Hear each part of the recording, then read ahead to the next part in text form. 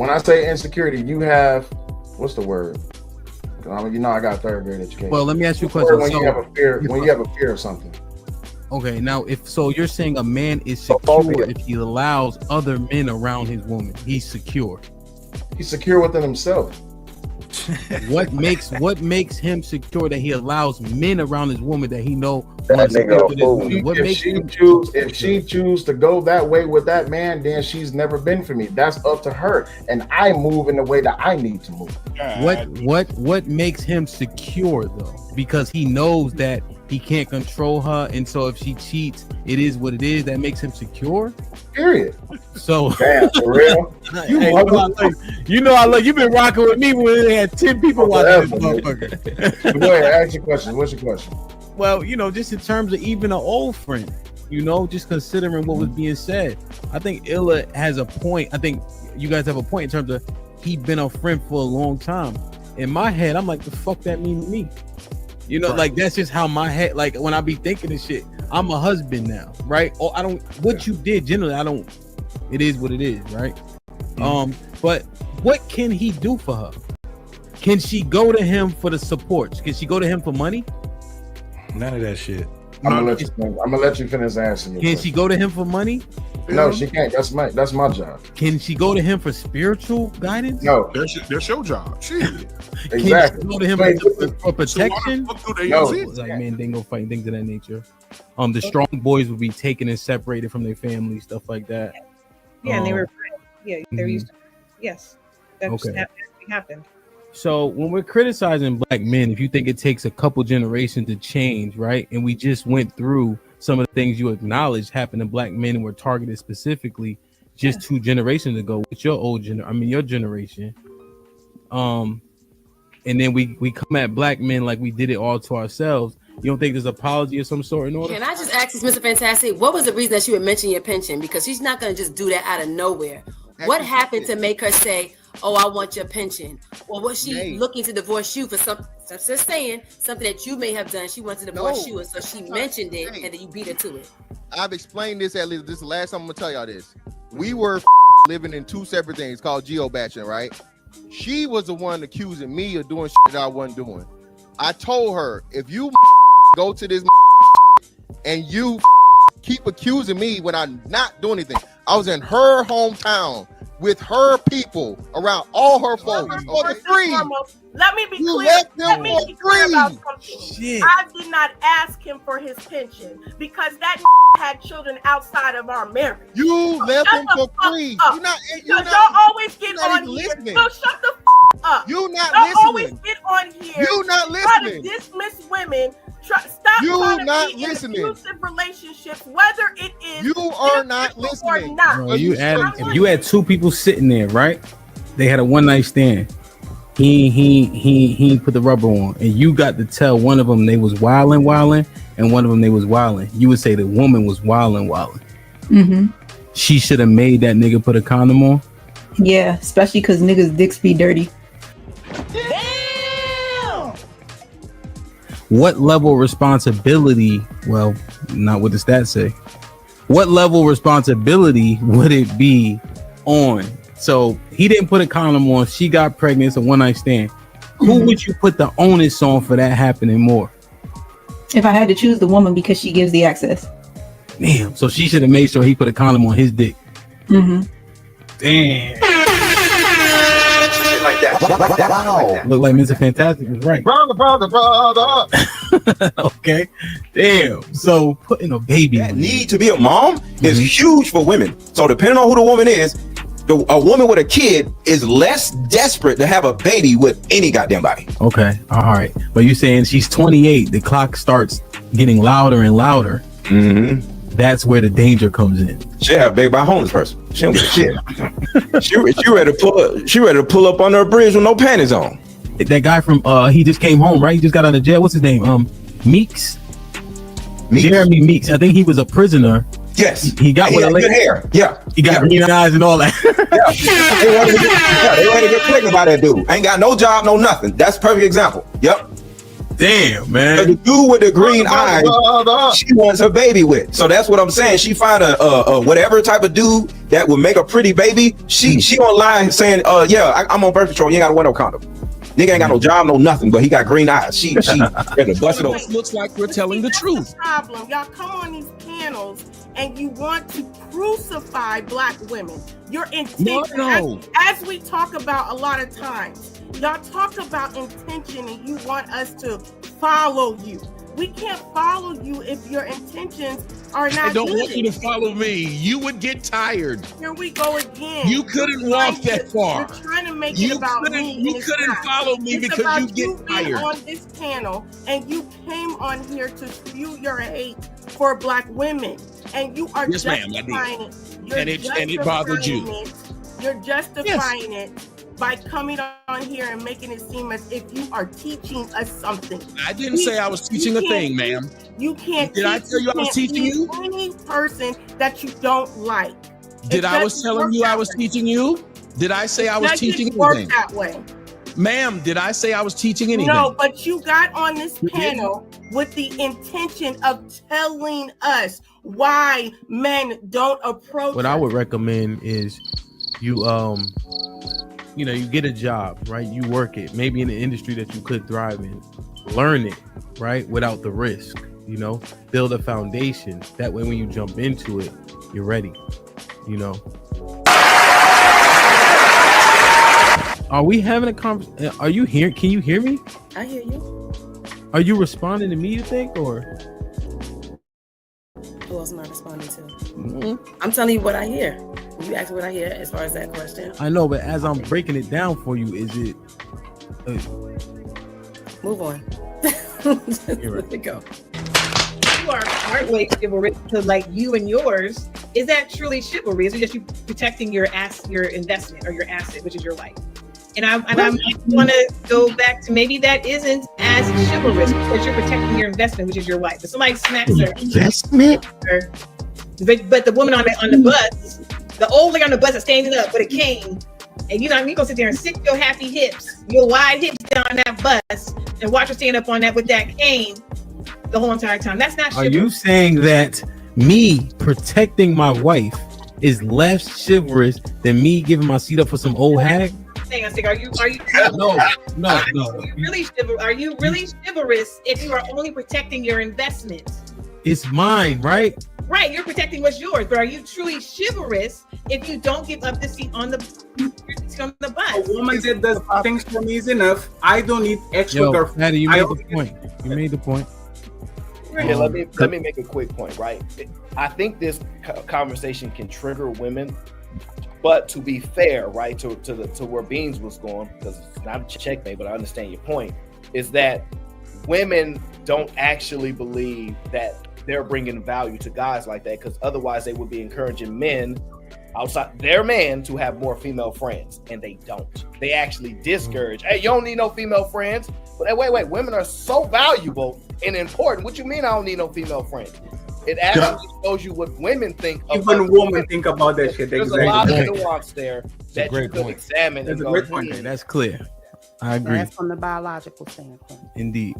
Now they try to change that culturally into women don't have a definition. There's nothing that actually defines it. What ended up happening was this, though. The advent of feminism actually took away what femininity was by saying it was antiquated, it was old school, it was slavery, it was oppressive. But then they turned women into fake men. So everything that a woman do valuable is what men do. She go out work, she go out and make money, she go out and get a degree, she go out and get education, she go out and buy things, she go out and she can afford things. These are all the things that men have been using to measure themselves and whether or not they've been successful or valuable or things of that nature. Women had a different set of things. Been only pursuing so much for the attention of women. This is all, it sounds so new to me when I'm hearing it, but maybe I didn't have this perspective before. Calvin was good. Be Love, what's up? but it's just like why we do things. Where does our moral code actually come from? How far are we willing to go to stand on it? Does your moral code have contingencies? You know, I have the clips queued up, but I'm just thinking through it. You know, the double standards. How long can we? I thought they just were a thing, but I guess they have like there's a reason for it.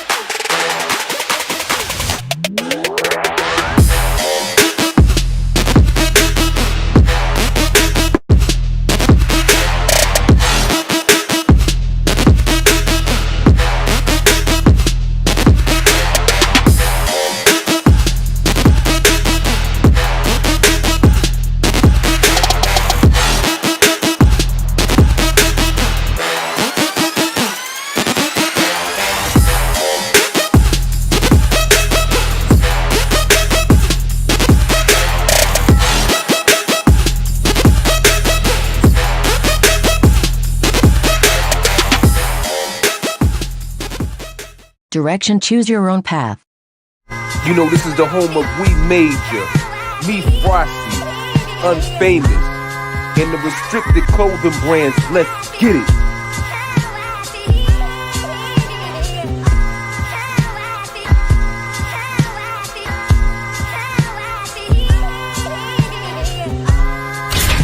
The message is always in the cloth, the colors, the designs, the fit.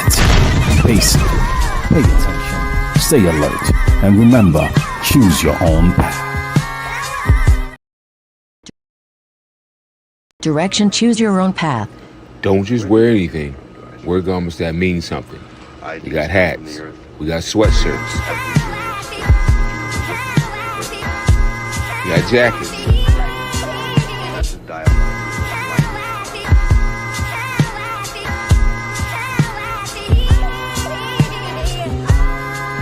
We even got hoodies.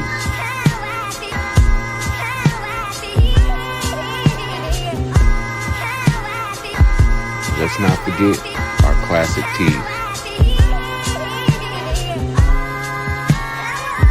Direction, choose your own path.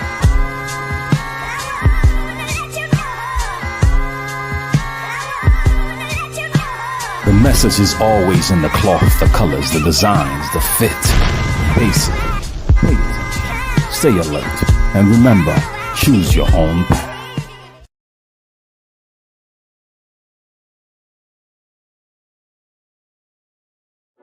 This Might Be Risky sponsorship package is here.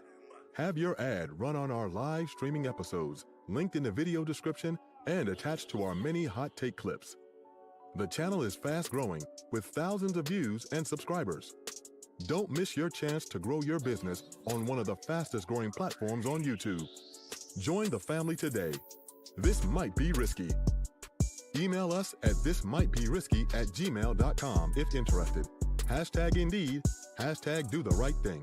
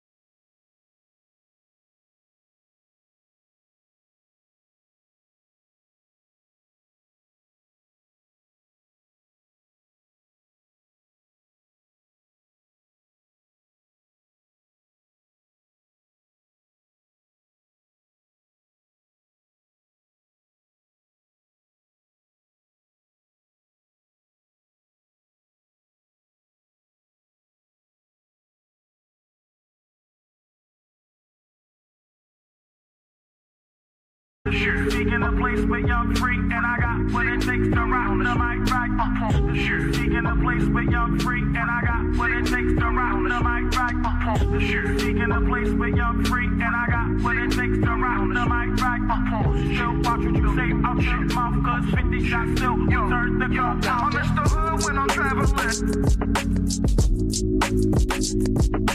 Hood when I'm traveling. When I'm traveling, when I'm traveling, get that when I'm traveling, six pack when I'm traveling, when I'm traveling, when I'm traveling, when I'm traveling, when I'm traveling, get that when I'm traveling, six pack when I'm traveling. Speaking a place with young free, and I got what it takes to rock the mic right up on the shoot. Speaking a place with young free, and I got what it takes to rock the mic right up on the shoot. Speaking a place with young free, and I got what it takes to rock the mic right up on the shoot. Watch what you say out your mouth, cause 50 shots still turn the gun out. I'm Mr. Hood when I'm traveling. Hood when I'm traveling. When I'm traveling, when I'm traveling, get that when I'm traveling, six pack when I'm traveling, when I'm traveling, when I'm traveling, when I'm traveling, when I'm traveling, get that when I'm traveling, six pack when I'm traveling. When I'm traveling,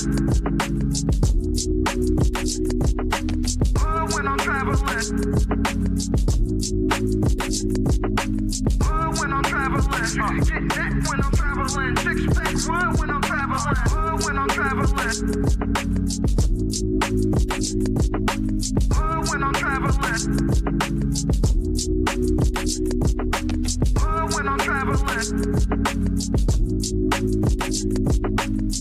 When I'm traveling, when I'm traveling, get that when I'm traveling, six pack when I'm traveling. Speaking a place with young free, and I got what it takes to rock the mic right up on the shoot. Speaking a place with young free, and I got what it takes to rock the mic right up on the shoot. Speaking a place with young free, and I got what it takes to rock the mic right up on the shoot. Watch what you say out your mouth, cause 50 shots still turn the gun out. I'm Mr. Hood when I'm traveling. When I'm traveling, when I'm traveling, when I'm traveling, get that when I'm traveling, six pack when I'm traveling, when I'm traveling, when I'm traveling, when I'm traveling. When I'm traveling, get that when I'm traveling, six pack when I'm traveling. Speaking a place with young free, and I got what it takes to rock the mic right up on the shoot. Speaking a place with young free, and I got what it takes to rock the mic right up on the shoot. But Ish, what can't be fleeting?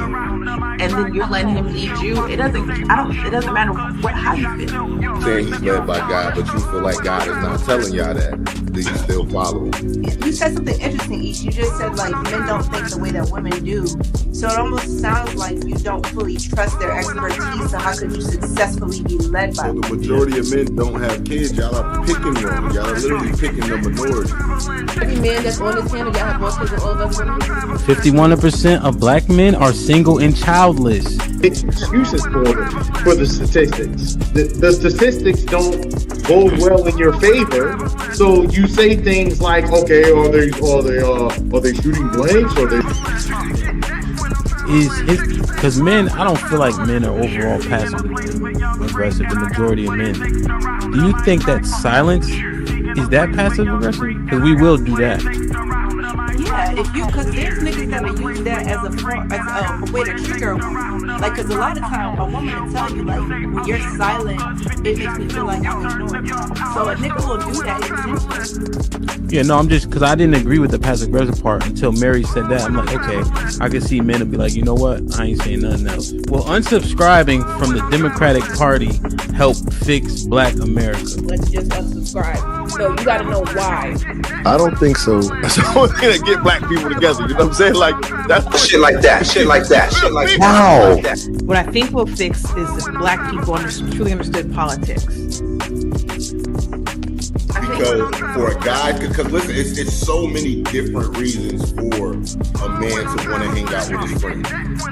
Adrian, I'm not gonna let that slide. I heard you.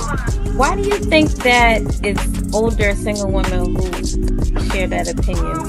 Sometimes that's the case. There has to be balance. What White History Month is? It's honoring the achievements of the greatest ethnic group in human history. Wow.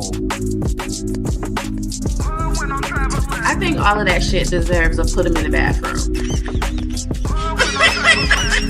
Would you rather have a whore of a daughter or a gay son? Let's see here. Bruh. Because if she's a hoe, that ain't my problem. She just be a hoe. The whore. Definitely. Like, what I was going to college a waste of time. That's a fucking It's ridiculous. Hey, can I just piggyback on that? Read this for me, Q. Okay, $5 super chat from Omega Green. Depends. Go for STEM, medical or law. However, if you go for BS degrees like communications, is that supposed to be policies? Or Poli-sci, political science. Poli-sci, or criminal justice, it's wasted time. Final thought. When you take a man's time, it's like taking his money. When you take a man's money, it's like taking his time. Simply put, we want something for it. If you're not interested, don't go out. Sis, hit me up. Let's put it down. Do women, should they still be covered by men? Do women need to understand what it takes for men to feel like they should be covered by men? Yeah, absolutely. Like, women don't value men anymore, and it's evident. For women to admit that they're not equal to their men, women have to come to that conclusion that you are not equal to your man. Are you for spanking? Let's go around the room, yes or no. Q, you for spanking? Absolutely. Some big kids don't get spanking? You gotta fight them. There's no difference between divorced women and single mothers. The man will, in both circumstances, suffer comparably with no benefit to himself. The benefits don't outweigh the cost. But it's still better to go with someone who hasn't gone through that. It's still better to not choose. Have men been getting over on household duties all this time? But I don't touch the trash bag. So let me ask you, could you and your wife switch roles and what you do versus what for that person hold y'all back or let y'all go? Physically, can't nobody hold me back. Ain't no such thing as a fair fight. But Ish, what can't be fleeting? When I'm traveling.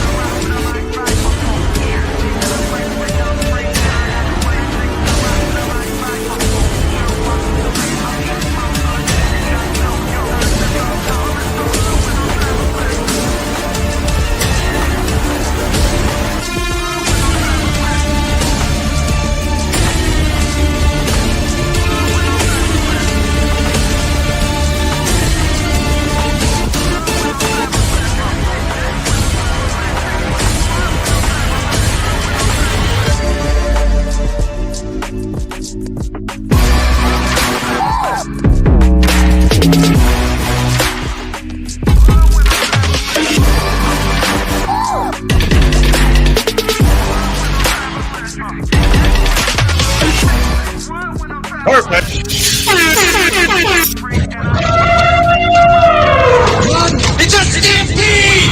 DJ Ham the Stampede. DJ Ham the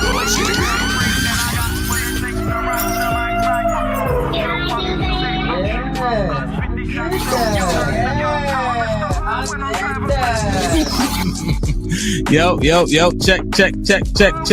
Like, share, subscribe, tell a friend, hit that like button right now if you can. That helps the channel the most.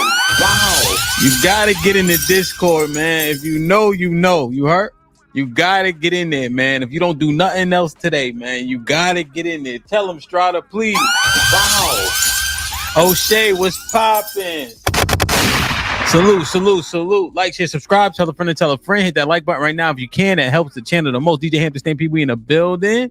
You know what I mean? Let's get it, man. Bro, be here in a minute. This topic should be uberly amazing. Salute to the almost 100 people in the building so far. I apologize for the wait. Let's get it popping. We got 40 likes. Let's get the likes up. Let's make sure the likes match the viewership. We have a goal today in the next 3 hours to get at least 50 supers. I got a discount code for DC, I think, on deck. Let's get it, man. Like, share, subscribe, tell a friend. Hit that like button right now if you can. That helps the channel the most. Let me put this poll up real quick. Pause. Let me see. Did you hit the like button? Let's do it, man. How y'all feeling? Put a 1 in the chat if you feeling all right. Let's get it, man. Salute. Mel, you already know what's popping. E-Dub in the building. Salute, my G. Mr. Williams. Almond Eyes in the building. CJ was popping. Robert Smith. Salute, my G. D Majesty in the building. Rock Solid was good. Wow. Oh, wrong one. My bad, man. Like, share, subscribe. J Wills was popping. Good to see you, kid. I got Rock already. Let me see. Pure, what up, though? What's popping? Salute. Yeah, man. Hopefully. Impressed, putting in work, of course. Let's do it, man. Like, share, subscribe, tell a friend. Hit that like button right now if you can. That helps the channel the most. Definitely support. All the love is welcome. Chris Stowe, what's popping? Did I see you yesterday? Chill, baby. We ain't even start yet. Like, share, subscribe, man. And Ren, Shalom, Salute. Miss Bell's in the building. I like it. Pumps, what's goody? Hope all is well. Hope everything. Griff the God, salute. I never seen the name. Welcome. I apologize for the little bit of the late startup. You know what I'm saying? Sozan was popping, kid. Free JDC in a building was popping. Fishing. Miss Jilly, make sure y'all say what's up to Miss Jilly in the chat. Perfect. You know what I'm saying? Shy Steve was popping. Good to see you. See the Nathaniel was popping. Good to see you. I like it. Like, share, subscribe. Tell a friend to tell a friend. O'Shea, what up? What's goody? Salute. Big Bad Bull in the building. Perfect. That's a fact, though. CJ, salute. Zero in the building. Like, share, subscribe. Brandon, what up, my G? What up? What's popping? Nas, what's goody? I see you yesterday. Hope all is well. Roy, where you been at, kid? Good to see you. Ron O was popping. Miss Life, I like it, man. Salute. Hey,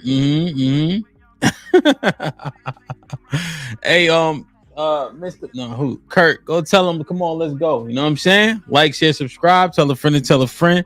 Hit that like button right now if you can. That helps the channel the most. They're gonna make me, you know what? That's what I'm gonna do, Kurt. You know what I'm saying? Oh, right. I'm gonna get him 5 minutes and then I'm gonna have to take it into my own hands. You know what I mean? Quincy was good.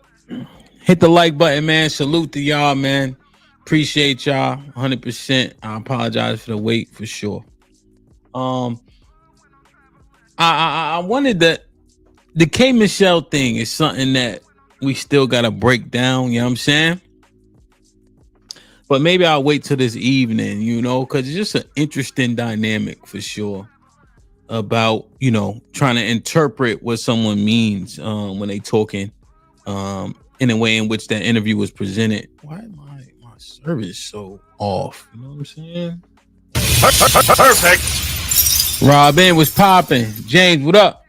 Yeah, man. The weekend is gonna be amazing, bro. Amazing. Chris, salute, my G. Perfect. Hey, Shice, do you think black men were really triggered by K Michelle? What? I don't know if she has a triggering, like, what you think make it so triggering? Like, what? Break it down for me, man, before I get into the main topic. What do y'all think was so triggering about it? Like, I don't know. It just, cause I'm looking at her, right? You know, once she started talking about dating white men and whatever, like, you know. And then she's what, 45 or something? Like, she up there. Only reason why I'm watching it is because, you know, as a football fan, I'm looking at you know, Cam. I'm seeing him doing his thing, so you know you tune in. And then as a content creator, I didn't even see it till Miss Fantastic sent it to me. But I don't know, like, what was so triggering about it. It was just a discussion. You know? Like, I don't know. It doesn't seem like what you think, like, was the hold accountable stuff? Okay. Yeah. Dallas was popping. Dr. G set the Discord on fire in 6 minutes. Yeah. So let me see. Talking about fatherhood. Well, no, I don't, and that's the thing, Shiesty, right? If you take this walk with me, it wasn't about fatherhood, right? Because remember, she separated fatherhood from building a family. You know what I'm saying? She separated fatherhood from building a family. So it wasn't about fatherhood, right? It was more so about the relationships between black men and black women. You know what I'm saying? That's what I think her key emphasis point was. Like, we don't have families. We don't have a community because a community is a group of families. But it wasn't about fatherhood specifically. You know? Which was an interesting way to put it. Because remember, towards the end, she was like, no, taking care of your kids is different from building a family or a home, I think she said. You know? Oh. Yo, yeah. But I think, you know, to the overarching point when I was trying to parse through it and help, you know, to understand it, I think that families are uberly important, and that does involve a man and a woman, husband and wife, and then the kids and shit like that. You know what I'm saying? So it was just interesting. I guess I just wanted to hear her say, what man was she talking about? You know, like what man? Because she was like, successful men. She kept saying successful, and Cam was the example. So was she talking about the top 5% earners? Was she talking about the millionaires? You know? I don't know. Yeah, did y'all see that video I posted this morning? The dude going back and forth with his girl. She gave him herpes, or they got herpes together. They cheating back and forth. They got married when he was in prison, and he ended up killing her. You know what I'm saying? And then he ended up killing himself. You know what I'm saying?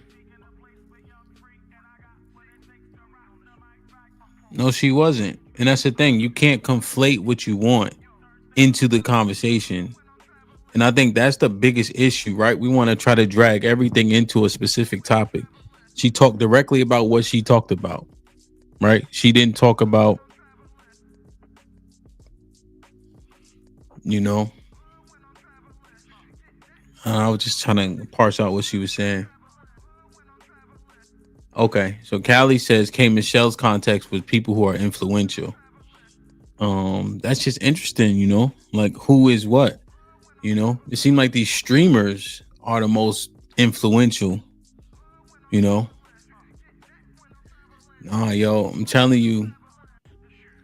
Yeah, I'll drop the link in the chat. But the dude, that shit was crazy. Like, he's talking about, I did my thing, she did her thing, I cheated, she cheated, you know, and just steadily going back and forth, bro. That shit was, and like trying to find that clip, man.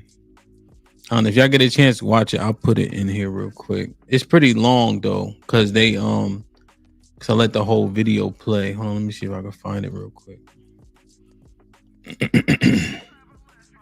So this one right here. So this video, if you want to go look and watch it, you know. So put a 1 in the chat. Let me ask you a question, man. I'm kind of like tiptoeing around it because I want to talk more about it this evening.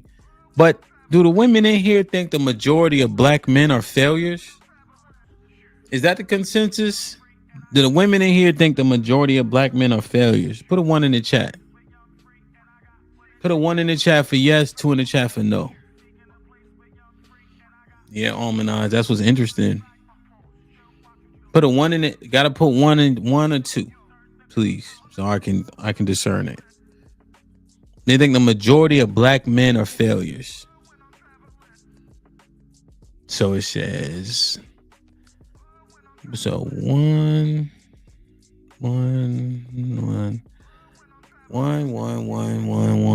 2. Okay, let me see. This looks like a 1, 2, 1, 2. Or excuse me, 1, 2, 1. Oh, same people. 2, 2. Okay.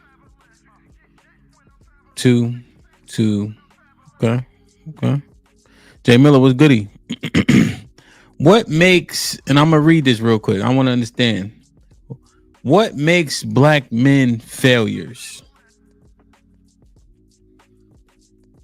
It's not the lack of marriage, right? So I think I know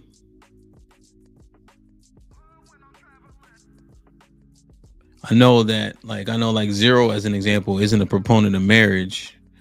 So what makes black men failures? I want to understand. I'm looking at the chat. What makes black men failures? Just so I can understand. Okay. Income level, education. What else? What does the etc. mean? Just so we can understand it. Okay. Income level, education.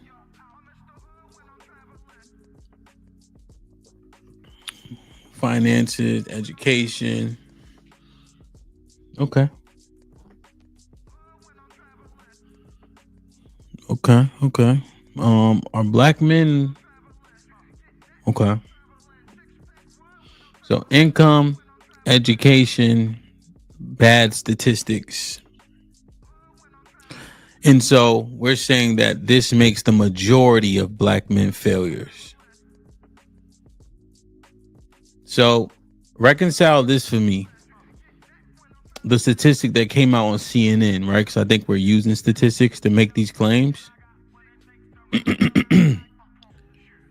When it said 65% of black men are in the middle class, what does that mean to us? Or is that a fake statistic? Yeah, CJ, I did 315 last week.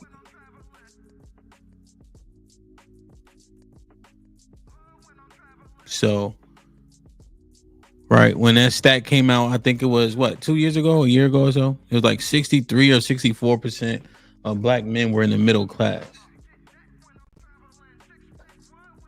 Okay, but combined income with the women or with their families?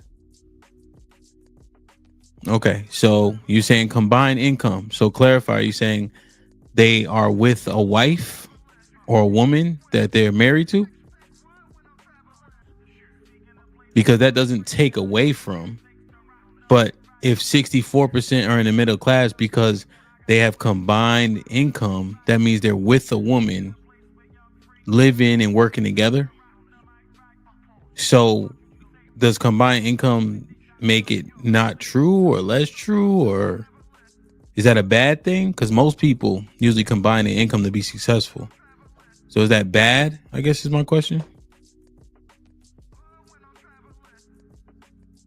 Because if it's 64% and you agree, but it's combined income, and that's 64%, which is in the majority, would you say that those men are family oriented? Like, because like you said, you gotta correlate and reconcile it. So I just want to understand.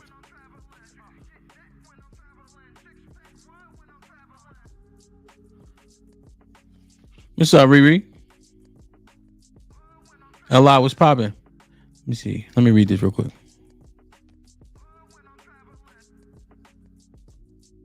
Okay. Where'd you get this one from, Rainbow? So only 20% of never married black men in U.S. are considered middle class or higher. Okay. So did it drop? What up, Calvin? What's popping? DJ Riff in the building. Salute. Okay. So it's just the things, right? The lack of education, the earnings. Well, I think you're right, but I also think the inverse is true as well, right? So if they're combining income, it doesn't mean your family oriented. It also doesn't mean that they're not. You see, that's how it works. So you have to give credence to both sides if you can't make a determination. You know, because when we parsed out the stats with women on the panel, we came to a number about 33% of kids don't actually have a father in their life. You know, and I know that a lot of people aren't a proponent of marriage. So I know marriage isn't the determining factor to know if the father's there or not. You know, so that's why it's interesting. So, Robin, I guess you would have to agree that you have to give credence to both sides based on your statement. Because if you can't say they are, you can't say they aren't. It's just speculation. And then when we're talking about majority, when we talk about crime, does it matter? Yeah, no, free JDC. I think that's a very important thing. When I looked at the CNN report, It didn't go. Sorry, the CNN broadcast. It didn't even go into why. It just said it. You know, so it was misleading even just from the CNN report, and I wonder why they purported it as such.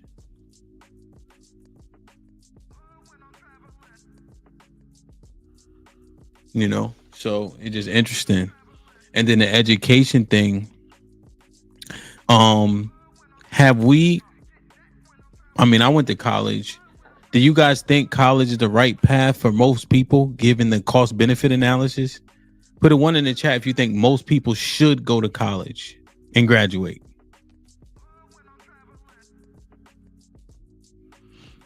Do you think most people should go to college and graduate? You think that is the path for most people? 1, 2, 2, 1, 1, 2, 2. Okay, Miss Life said no. 2, 2, 2, 1, 1. Okay. And so if it makes black men a failure because the education, but we almost 60-40 split, like Dr. G literally has a PhD, she's saying too. Does that make a person a failure automatically because they didn't go to school? If we have mixed opinions about it, I don't think that would emphatically then make a person a failure because they didn't go to school. Big draws, what's popping? Right. So I'm just trying to see what's the substance of it. Okay, so this is a different statement, Shice. If this is a statement, okay, this is different. I don't know if I agree, but this is different from not being quote unquote educated. You know? Yeah, and so okay, so when we say lack of education, then we can't emphatically say that makes him a failure. Depending on, because that's a good point, Robin, depending on what he want to do with his life.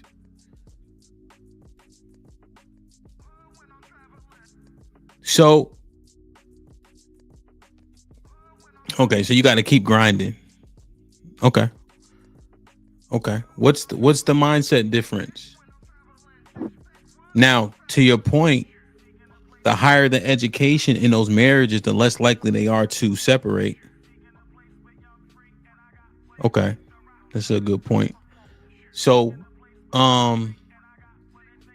what do you guys think, right, about the crime statistics? Okay, so Robin's point is, yeah, you don't have to go to school, right? But you have to pursue something that's going to elevate you, right? So you can go to trade school, you can go to trucking, you know? Okay, so I can understand that. What is the percentage of black men that are in trades? Now, let me ask a question. What about the crime stuff?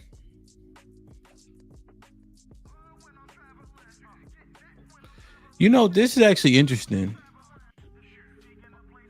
So, like, as an example, my wife sets all the appointments for everybody, including me, right? She'll say, hey, make sure you do this or do that, whatever the case is.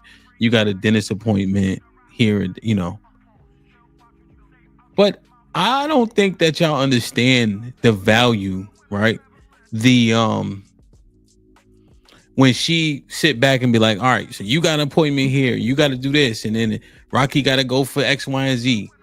She gets like a level of solace out of that shit too, right? Because before I was married, like, you just do those things. I don't know. She maybe had like an old school mindset, you know? But what about the crime stuff? What about the crime stuff? When you look at the crime statistics, because you're looking at arrests, right? When we look at the FBI, if it's 10,000 men out of 20,000, 20 million, what do we say? Is that the mindset of most men? Most black men, sorry? Yeah, no, 100%, right? So we lead in homicides. but it was 10,000 men, 10,000 black men that committed those homicides. So are you saying you take that and extrapolate it to 20 million black men and saying this defines you? Like does that define the majority of black men? If 10,000 men did all the murdering? Like, is that how it works? I'm asking, is that how it works?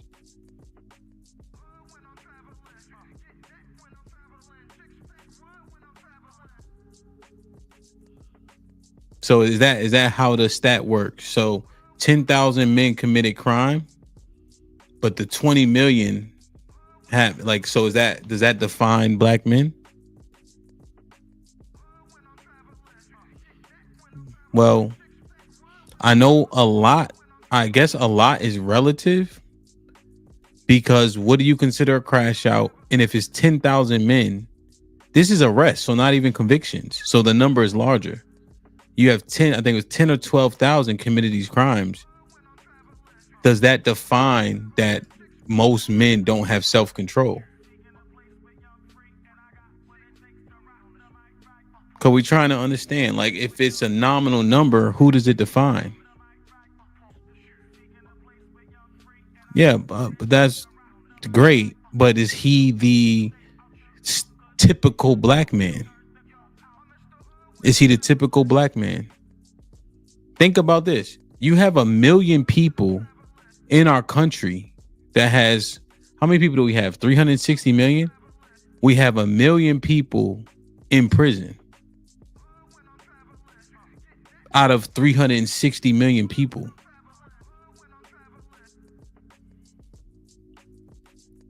But see, this is a little bit of a pivot of a goalpost, right?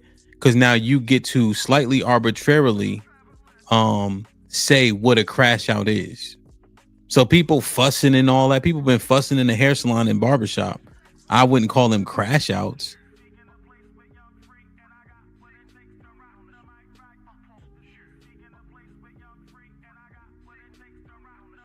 So I'm trying to think, are we casting unnecessary aspersion in jacket? You know, what makes them so terrible? I think most of it is correlated to how much money people are bringing in. And that's generally what we judging off.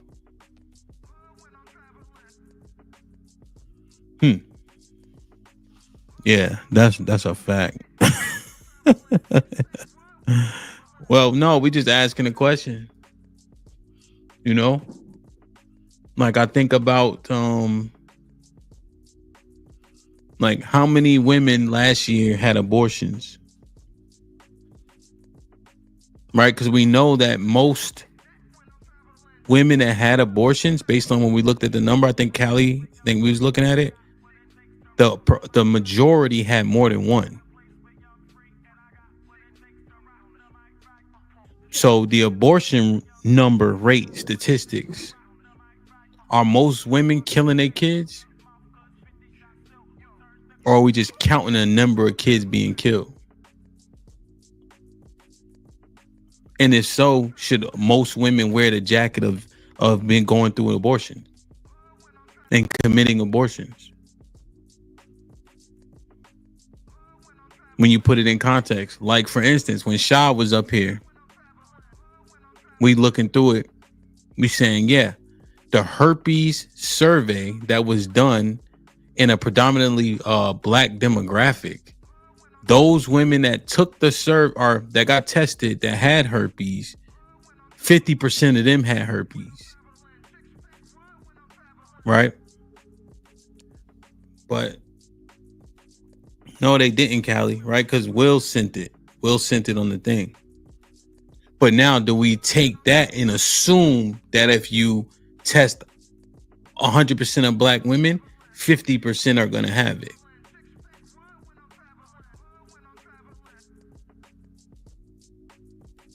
Right? What percentage point do you extrapolate? So Chase, that's an interesting question. Like, what number percentage point are you able to extrapolate to the larger populace? So in that given study, 50% had herpes, can I take that and assume upwards of 50% of black women have herpes? It sounds pretty disingenuous unless we're saying the behavior is all the same. What's up, EP? Are we saying that the behavior is all the same?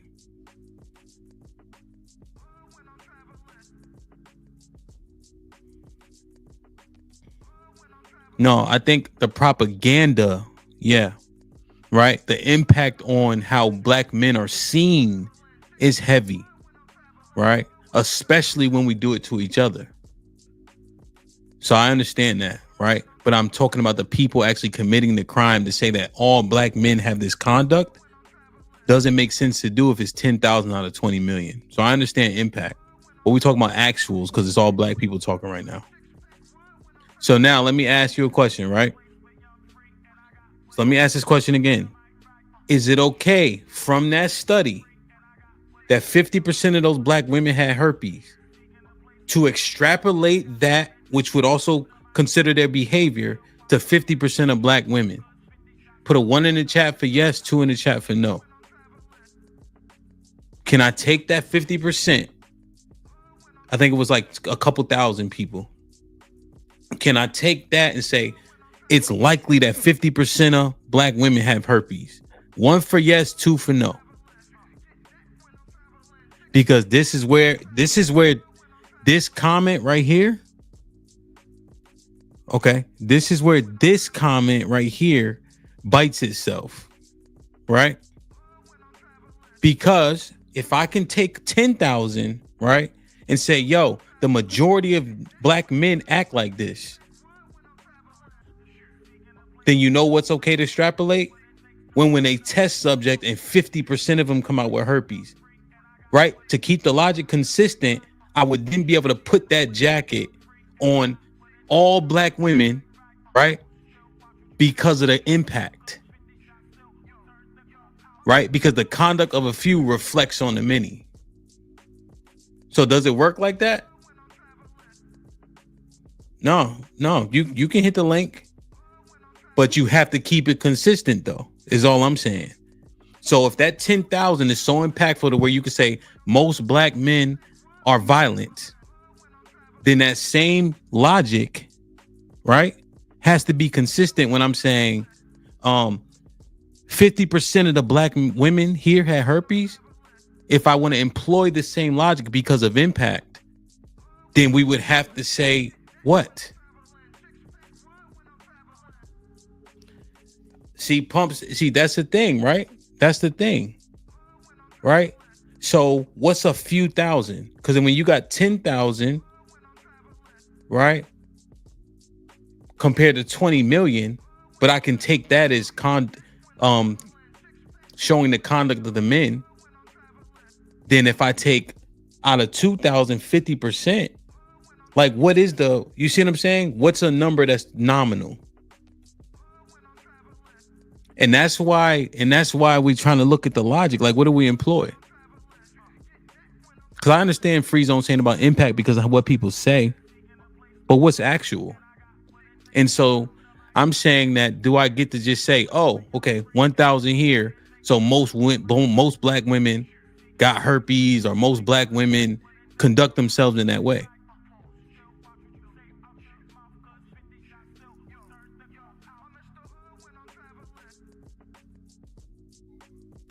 So I'm just talking about this, the consistency and the logic. You know what I mean? Because it's just interesting. Like, and I think that was like what Robin was actually saying. She was saying, yo, the stats, what was being said doesn't have context, right? How do we apply it? If you apply it consistently, right, and genuinely, what happens? Right. And so I'm just saying, like, if we want to employ that when it comes to these crime statistics, now you open the door for that to be employed in terms of logic because of impact to everything. And so now when the stat is introduced and it's saying y'all got herpes because we're talking about potential impact, we got to accept it? Or do we use the real numbers? Interesting. Perfect. But that was fun though. I appreciate y'all. Like, share, subscribe, tell a friend to tell a friend. Hit that like button right now if you can. That helps the channel the most. Dan Lee was popping shit like that. Shit like that. He said that Discord be fire. Join the membership. That's a fact though. Aaron with the $2 says these black people ain't been around black people they talk about. DC Slim with the $2 says Mr. Charlie teach us to hate each other. Maybe so, bro. Maybe so. Yeah, no, 100%. I think there's better correlations for sure. You know. Yeah, no, 100%. Right. It happens a lot, Free Zone. And I'm just thinking, like, is that problematic? You know what I'm saying? Like, is it problematic? You know, the fact that we can take a number, right, and then say, let's just apply it. You know, and quite literally, right. On this show, when Mr. Fantastic had introduced a particular stat without context, right? It was mined through on the show a few different times, you know. But I know that those things aren't as you can't keep the lie alive if you acknowledge them. You know what I'm saying? But it's interesting, man, for sure. So I was kind of trying to wait for Sherelle, so I appreciate y'all humoring me for that little exercise, you know. Yeah, no, Pump, this is interesting, right? Because do you really think like the non-caught factor is a large percentage? Because I've heard that before. You know what I'm saying? I heard that before for sure, man. You know? No, I'm not being sarcastic. I'm just saying.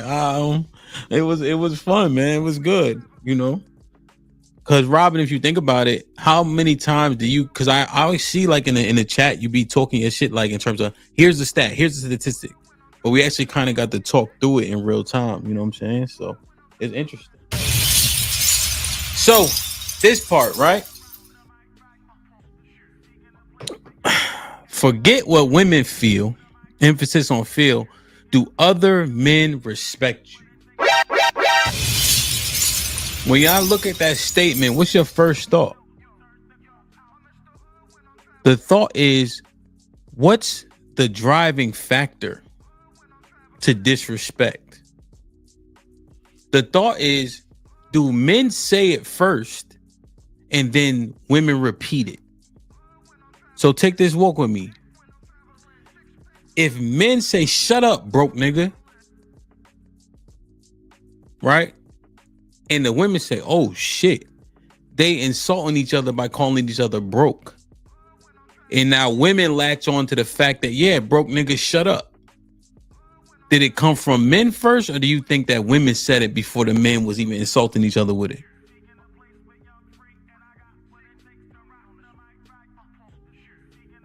You know?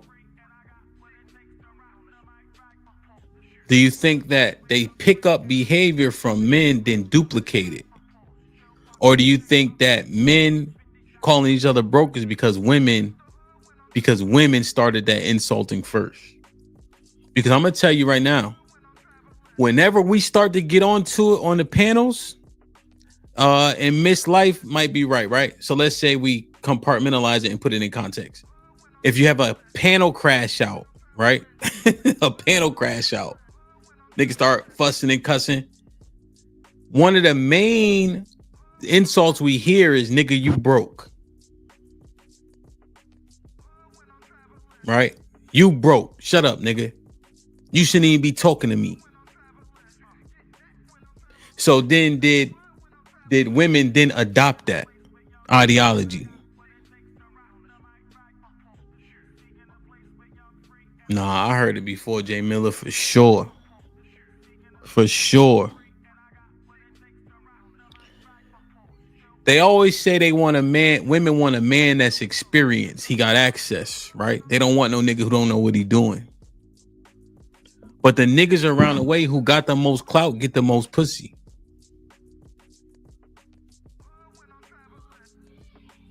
So I'm wondering where does the ideology come from? Does it start with women? Or excuse me, does it start with men, then the women adopt it? And then when she said it really hurt, maybe hurt worse or hurt more because you want the different type of attention from her. Samuel Shalawam was popping. What y'all think? Do women disrespect him because other men don't respect him? She don't respect you because he don't respect you. Is there a correlation? I mean, she don't respect you because he don't respect you. Your peers don't respect you. So if men don't respect you, there's no way she going to. Or is it separate? Hey, Jai, if you don't mind, what you think though? Majority of cases or minority of cases?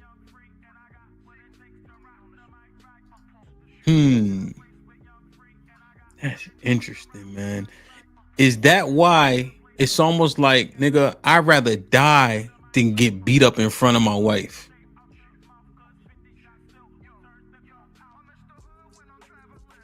Is that why you can't lose a fight in front of your wife? If other men dominate you, don't respect you, you know what I mean, disrespect you, is it more likely that she gonna do it too?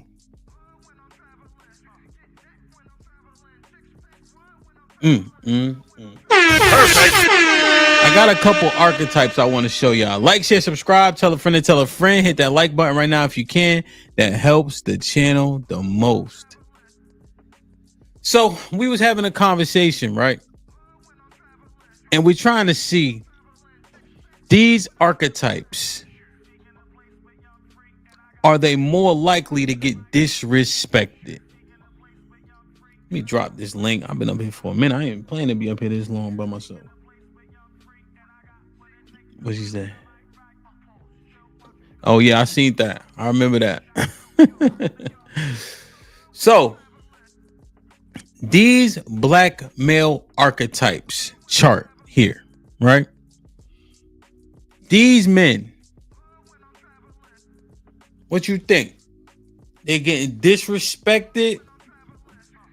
Or not disrespect? Do other men respect these archetypes of men? The controller, domineering, possessive, punishes disobedience, fear of powerlessness, instills fear or obedience. I don't know if other men don't respect or disrespect this man. Callie, put your damn glasses on. Do other men disrespect this man? DC Slim, salute.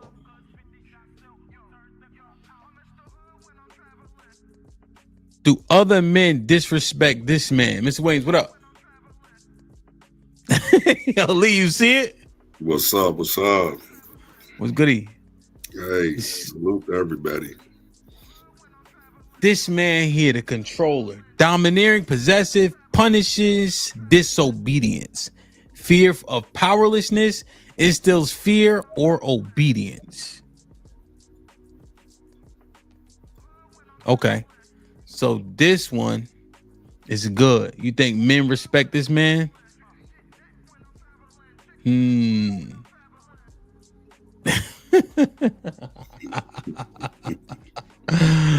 I think when I think of this man here, right? I could see and it's not a black dude, but y'all ever seen Bronx Tale? Yeah. It's one of my Sonny. favorite. Yeah. Marcus was popping. Sonny in Bronx Tale is who I think about right there, right here. Yeah, he led by fear. And he asked him, he'd rather be feared than loved. Okay, so number the controller gets respect. The performer, flashy, clout driven, validation addict, low self-worth, overcompensation, image, social media, praise. Damn. See this one right here. He get respect too, right? Yeah. From women and men. Well, firstly, Zero, we talking about, are these male archetypes respected by other men? So overcompensation, image, social media praise, right? He got clout, he flashy. I've been seeing money phones for the last 20 years on Instagram. Do men respect that man because it looks like he get into it? I would say yes. Poppy. I would say yes. Exactly. This is a good one. Niggas idolize Cam. Niggas idolize Cam. The pink Range Rover. The pink mink coat. I would say yeah. They definitely respect him. The majority. Big Lee was popping. Pac-Man, what up? Okay, so Anton said he's silly. Okay, Omega was goody. Okay. He's silly. All right. But I think most, if you hating on him though, Bino, is that just jealousy? Like, does jealousy mean disrespect? Zero, I don't know if he's gay. I think he's flashy. Yeah, Jimmy's still flashy. AC, what up? Yeah, I think people like Cam. I think you're right. Because Cam don't come across like a punk. He just him in that way. You know what I'm saying? Now this nigga, the ghost.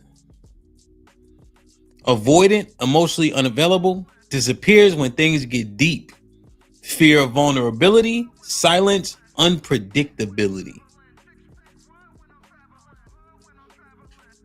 Do they respect the ghost? Yeah, Curtis, I agree. So the ghost, no, go ahead. You got it. Kind of rough, that's rough. Why? Well, with the silence and wait a minute. Yeah, with the silence and unpredictability, it could be an asset, but the rest of it, Yeah, I see the ghost. He's standoffish. You know what I'm saying? He not gonna go too deep into his story, man. He ain't gonna tell you too much. Right. You know what I'm saying? He ain't gonna be super vulnerable. He gonna be chill, laid back. You know what I'm saying? And you don't know if he ready to rock or not. I guess you got to see it when it comes. I don't think the ghost is getting disrespected. No. You know what I'm saying? I don't know if they have uber respect for the ghost, but I don't think he getting disrespected. God damn. Ooh. Ooh. Oh, shit. See, Will, that's the thing, right? When I read it, I don't think he running away, but he not going too deep into his issues and problems when it says when things get deep. I think that's intentional. He handles it when he needs to. Yeah, like, you know what I'm saying? Kind of. I think the standoffish thing, Yeah, that's why So what about the victim? Damn. Oh shit. Blames women or the system for all his problems. Lack of accountability, sympathy, outrage. Damn, I know a lot of them. I do. You know a lot of them? I know a lot of them. Yes. And what you think about this man? I think that's a narcissistic person for real. That's the one that will blame a woman for everything that he does. and doesn't take accountability, he'll switch it on them. Now, wait.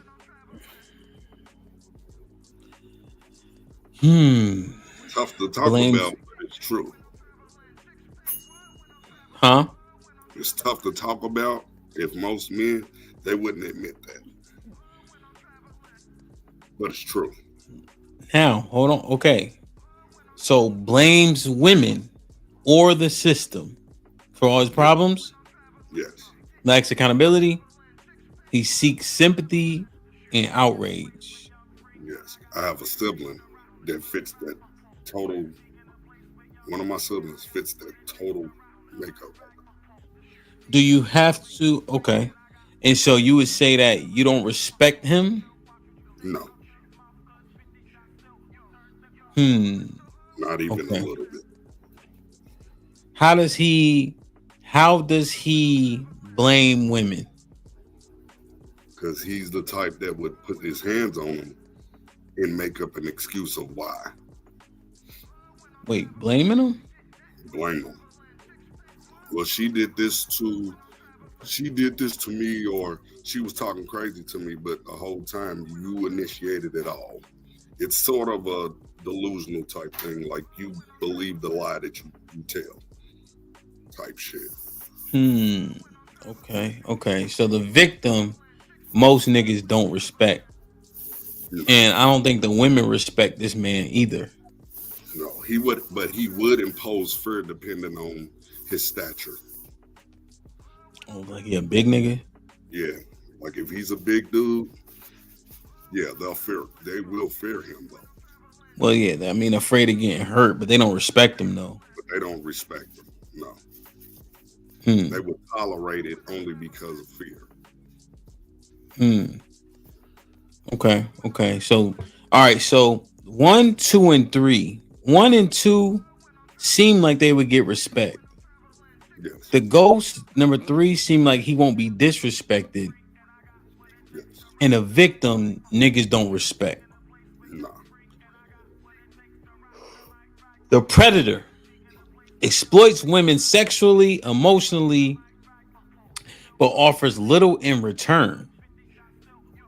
Wait, yeah. Exploits women sexually / emotionally, manipulates without remorse. Root issue, misogyny, entitlement, how he seeks respect, dominance over women.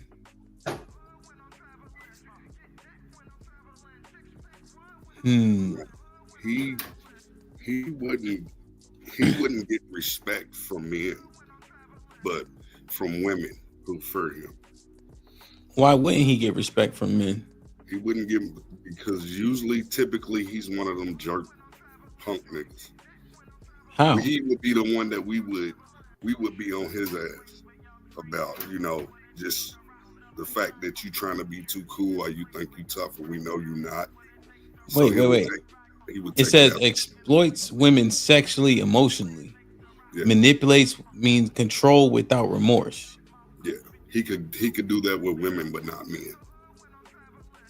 No, but I'm saying though, if we see him operating, just smashing chicks, right? Yeah. Having them do what he want them to do. Mm-hmm. He really don't care for them. And he got access to women. I think men respect this. You don't think so? It would be only if once we had an altercation. So if he had an altercation with men, typically he'd probably back down.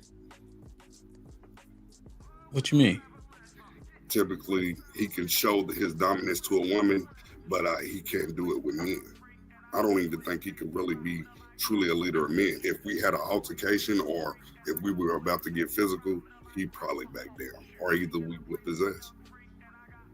Well, but Miss, I'm saying he got access to women though. Doesn't matter about the access to women. But men respect when men have access to women. Not all. All don't mean all. What are you talking about, Mr. Williams?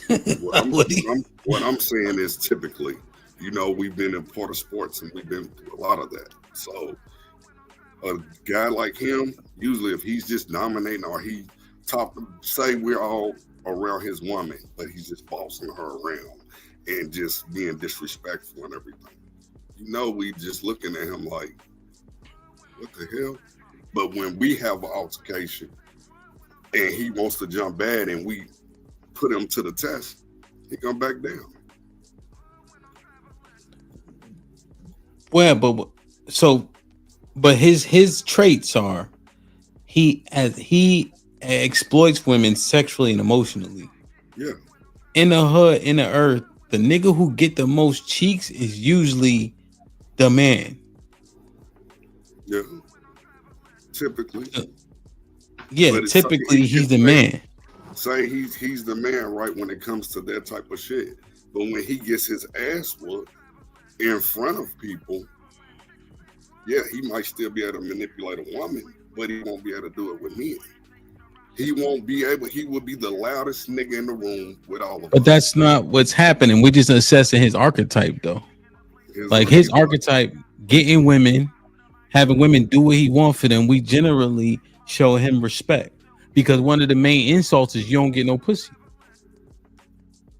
True, but I mean, it could be the quality of women as well. Like if you got a bunch of booger wolves that you bossing around and shit, like, you know, we're gonna look at that too. Most men don't get, but based on the statistics, most men ain't getting no pussy. For real. That's what they saying, but it is a lot of, even the goofy dudes are smashing, man. Well, I'm just saying, the man who can have women do what he wants for them, generally men respect them. Yeah, generally, I will say it's a vast majority. Yeah. Now, here's the thing: do women respect it? They wouldn't respect it. Why? Because for one, they would be the first one to say, "Girl, I would not go through that." But they go through it though. Talk to me that way. You know how women are; they got a click. Girl, my man wouldn't talk to me that way. Don't matter though, because hear what you say. They don't want a nigga who don't know what he doing. True. And generally speaking, the sentiment or the stereotype is that women want what other women have. True. But I also look at the fact that you have to look at where are the women at? Like what is their status? Are they just a bunch of hood chicks? Are they in the projects? It kind of plays a part too.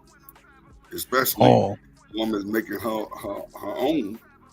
She may not put up with that. Put up with what? The fact that he would be one of those guys that call you at 2 or 3 o'clock in the morning, right? And be like, "Hey, what you doing? Hey, big head, would you sleep?" Another woman like that, she got to go to work in the morning. She ain't gonna answer that call. Are you saying because she gotta go? They all pick up the phone. It shit don't matter. They like it's the archetype. Because if you're able to do, the key here is exploit women sexually and emotionally, manipulates without remorse. You see? Yeah. And the thing is, they participating in it. I'm just wondering. And see, I'm trying not to go strictly off of what I see out here in the earth. So I'm just trying to, even when I'm thinking about social media and what men go through, but the complaints and stuff I heard from women and what women really want. Because I feed through all the bullshit when it comes to certain things. Especially when I see women actually begging for a certain type of man. And I'm saying begging. I'm not even being full of shit. I'm saying begging. But what I'm looking at is the correlation between these archetypes that men respect and do women respect it also.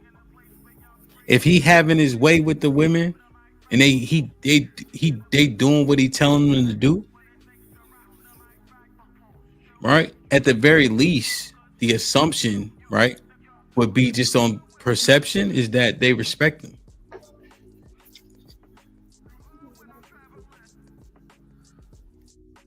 And they give him access, right? If he getting access and men respect men who got access, and then the women are giving him access, there's a correlation there. The leech depends on others financially or emotionally, but offers little in return. Learn helplessness, immaturity, being kept or pacified. The leech is not respected. No. OTKP, I don't know if you can separate the two. I don't know if you can separate it.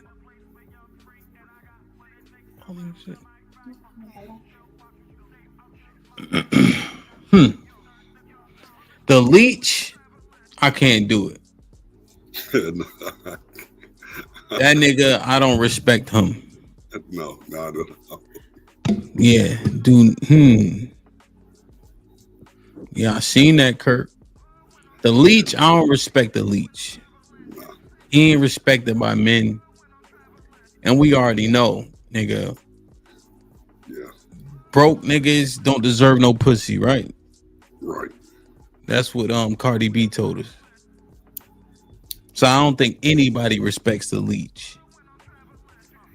So I'm just wondering, there's a pretty stark correlation thus far. If men accept it, I'm not saying that women 100% like the quote unquote predator, right? But he gets access. Yeah. I don't even know if that can clearly say they respect him, but he's getting access repeatedly because he's able to manipulate and control. That would look like respect. The leech, nobody fucking with the leech, women included. But men don't respect him. Yeah, he's a pillar to post guy. So I'm seeing a correlation so far. But who's the driving force or catalyst behind this shit? Right? Is it the men and then the women follow? I think it's us. I think we, because all in all, we will lead certain things, and that's one of them. They listen to how we treat each other, and then eventually, the more comfortable they get with you, they choose whether or not to try to disrespect you the same way we do. And that's when you have to break it down like, no, y'all not us. That's so skewed now that, you know, women can be comfortable just coming out and talking crazy to us because they learned it from us. So they see us talking crazy to each other, so they talk. So then they talk crazy. They take liberties to talk crazy. Yeah, especially if we make them comfortable. When women get too comfortable, sometimes that's when they get out of pocket. And then you have to be like, hey, hold on now. Okay. Hold on. Damn. Hold on. Like, share, subscribe, tell a friend and tell a friend. Hit that like button right now if you can. That helps the channel the most. Hold on. Okay. 1 second. My bad. So does that essentially open the door for disrespect? So if they see us talking crazy, then they start talking crazy. Yeah. Okay. So who's in control of the landscape in the marketplace then? Us. It's always been that way. Okay, because you know one of the mantras is that women can really control the sexual marketplace. Do they? When we can talk them out of it? What you mean? Just the fact that we can have any type of conversation with them. And we use the playbook for it because we'll have them tell us everything they want in a man. And next thing you know, hey, I'm a character in a movie. You're a movie. You gave me the script. Oh, you need a girlfriend, man. Guess what? I take my grandmother to church every Sunday. Oh. You know, that's That's the chameleon. The chameleon shape shift based on what's around him. No strong identity. Insecurity, fear of rejection, approval from peers or women. So they literally play into the game plan. Yeah. So they have a conversation, being a friend, right? She'll reveal the things that she missing or needs, and that person will instantly start playing into that. Yeah, that's the fake brother, HAMP. That's the brother that he'll wait 10 years. Oh, he broke your heart. Oh. And try to push her head down. Yeah. No, man. Yeah, I tend to agree, right? Even when I was having an argument about do women control access to sex, right? It's largely predicated on desire, you know? And I just know, like, once a woman ends up desiring a man for whatever it is, you know, the majority of women tend to want to please, especially in the early stages, in the onset. Yeah. You know? But it was often said that, you know, even though you approach her, you the Uber driver, so she giving all the directions. Yeah. You know, but men cannot. The mantra of cannot not be men being not shit can't exist unless men were in control. Yeah. To get to that point, in my estimation. Yeah. And then think about it, how we can do the same thing. Ain't no good women out here. My last girlfriend, she hurt. I'll never hurt you, baby. So then you got her doing everything for you because now she's trying to prove to you she's not like the other women that you know told her about. What you mean? Ronnie said consider the man saying that. What you mean? Yeah, he disagrees with me. Orbiting for 10 years is crazy. But no, it's just interesting, man. Cause I guess I just wonder, like, who actually laid the landscape or allowed the landscape to be as such to where it seems like we had a deficit. But when we walk through all these things, if men respect it, for the most part, I think that the women do also. I'm just simply trying to break down what came first, the cart or the horse. You know what I'm saying? We set the tone and then they ran with it. We set the tone and they just ran with it. How did a woman really learn how to cheat? She's seen us do it. What you mean? They learn how to cheat from us because usually a woman, especially back in those times, if you got a virgin, she's gonna follow what you do. And typically, in my opinion, women only want one good dick. That's it. If I can hit the bottom, give them the big O and everything, that's all they want. They gone. Anything I ask her to do. Mm-hmm.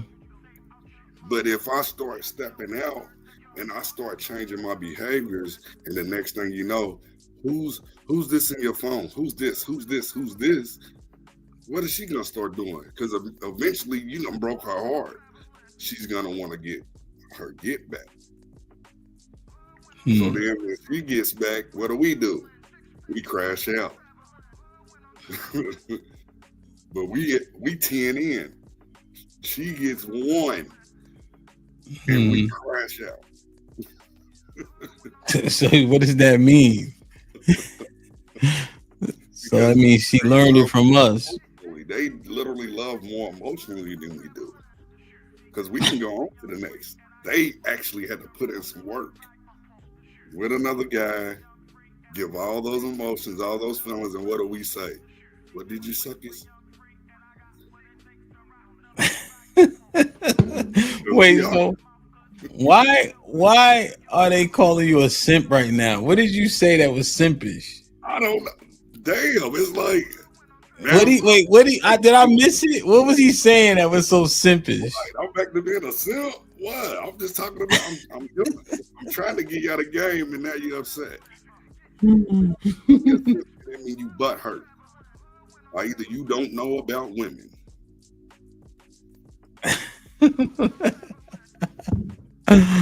Yo, why they on your top like that? It'll be on my top. They ain't seen me in a minute anyway. So hey, I still love y'all. Well, I'm trying to think. What did you say that was so simpish though just now? Like, damn. I'm telling the truth. Black America say he about to pull over. Damn, Rob, but what did he say? DJ Smokes women can't do no wrong. Who said that? Nobody said that. Oh, they going by the fact that she got her lick back. Okay, so what he said was nigga cheat 5, 6, 10 times, and then she'll get a lick back, and niggas would go for the gusto. So what was the simp shit? Oh, you saying because he blamed the nigga for doing it, and now she following his lead?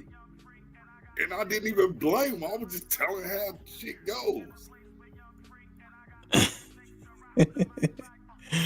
Thomas said you 95%. Okay, so you opened up with they learn how to cheat from us. Okay.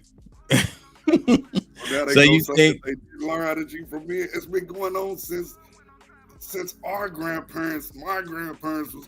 That's what it was. All right, it's okay. Be upset. It's okay. Damn. Okay, that's the part. So they saying women been cheating on their own before they learn it from any dude. You disagree with them? Hell yeah, I disagree with them. Come up on the panel. Pull up then. Prove me wrong. That's what I want to see. Prove me wrong. I don't mind. So how do you explain Eve? She was just an idiot. She listened to somebody and did what they told her to do. Don't worry about it. What's wrong? Some dude.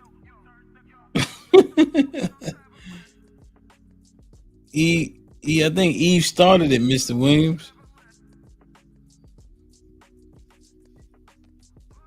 I think Eve might have started it. You know what I'm saying? Eve started it, but why did we go through everything? Because Adam didn't take accountability. Why? Because God told him what? I catch your drift, but I thought it was because like just who started it though. That's the point, right? If they learned cheating from us, right? But way back when, Eve kind of pushed that button. Yeah. She started it. Yeah, but Adam should have led with a heavier hand. Okay. But in terms of starting it, though, is the key when you're talking about they learned cheating from us. And then that nigga bit it too.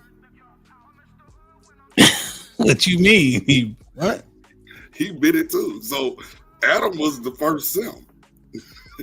Because he bit the apple too. So you agree that Adam was a simp? Yeah. Got us kicked out of the garden. We could have been walking around naked and shit. Yeah. You know. Aaron with the $2 says, and most men don't respect men who don't get pussy. That's the cycle. DC Slim with the $2 says, great conversation. Aaron with the $2 says, women logic, cute and or funny versus ugly and or creepy. Fat boy, salute. Fat boy, man. Salute the fat boy who had a son, bro. That's what's up, B. We proud of you, man. Congratulations. Good luck and all that, man. Fatherhood is beautiful, but it's no joke, man. Salute the fat boy, man. Damn, that's what's up. Healthy baby, too, man. I'm saying almost 7 pounds, 21 inches. That's good, man. Damn. He's starting from boy. No. Oof. Clips for the files. The Discord will be a bit risky. Ellipsis. Everybody gets a rated today, and flyers will absolutely follow. Get ready. This might be risky. Pound Black Man archetype chart. The clips, man. Dre with the $5. It's like polling. They mimic the demographics and different criteria for the whole population and the people who are sampled. Herpes stats may be right. Nika with the 2000. I'm definitely a ghost, if not martyr. I did enough. Aaron with the 2000s. OG St. Williams. You know, girls love choo-choos. What? You talked them into it. Like, come on, y'all. T leads with the 10 ounces. If God was a man, Windmill Williams would blame him too. What you mean? T leaves gone with that, man. Like you definitely don't know. You got a lot to learn, dude. What you mean? Why you say that? Stop following other men's ideology that led you down a wrong path when it comes to your ideology, man. Like that's the whole problem. I'm not windmilling at all. Wait, why is this? Why is this not a? What you was talking about with content creators, they hold a lot of weight, and I've been saying this for a while, and they'll lead them down a rabbit hole when it comes to certain things. So, what are you saying? You saying T Leaves' ideology came somewhere else, or did he? Oh yeah. What if he? I'm not gonna name names because you know you don't do that here, and I'm not even trying to do it. But I have been around enough to see who was led where and why. Well, I guess my question is, where do you get information from? Yeah, you get it from content creators. You get it from word of mouth. But you got to understand when something's common sense or when someone just wants to have a narrative. And people love to do narratives, especially when they're negative. And a lot of young folk follow those negative stereotypes. So let me ask you, what ideology you think T Leaves has overwhelmingly adopted? What do you think his mantra is? Because you say he got a lot to learn. So what does that mean? Red pill.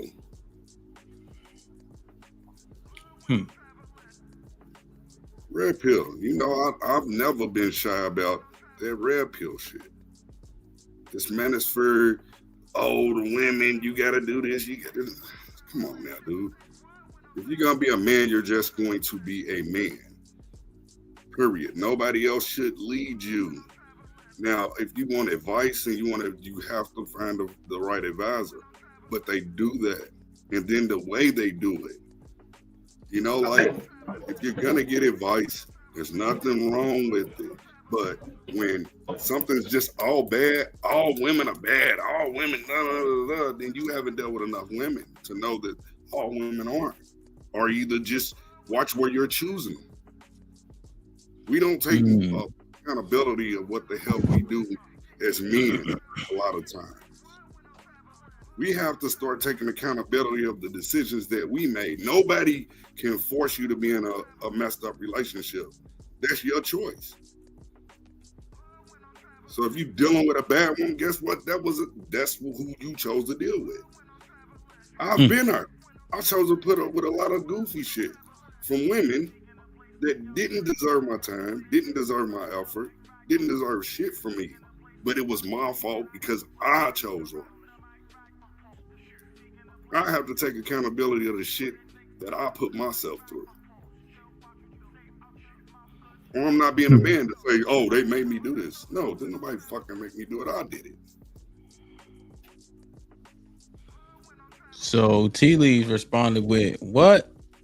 He said, Ninja, I got my money, my hobbies, my fitness has gotten better. He said, shut up. Okay, good job. Congratulations. The hell they got to do with me? We can agree to disagree. He's saying he learned a lot of this from the manosphere. Well, that's good. If it's working for you, that's what it is. But there's a lot of young folk, I would not lead them down that path. But I know how you get your woman and all of that. Y'all had a whole soap opera on YouTube, nigga. And you still got back with her. So when everybody was telling you not to deal with her, you seen what it was when I said, what? If she's a good woman, it doesn't matter. What'd you do? You ran back to that good woman. Like America was popping. Hello, good afternoon. Mr. Williams. I know you came up. Mr. Williams. Now listen, you old enough to be my little brother, but you making us older niggas look bad, man. Because you have lived enough life. I got a question for you, and I know you're gonna get married and all of that. Have you ever hit another man's woman? Yeah. Nigga, so you are the one that talked her into it. It don't have nothing to do with him cheating. That's you and her trifling ass.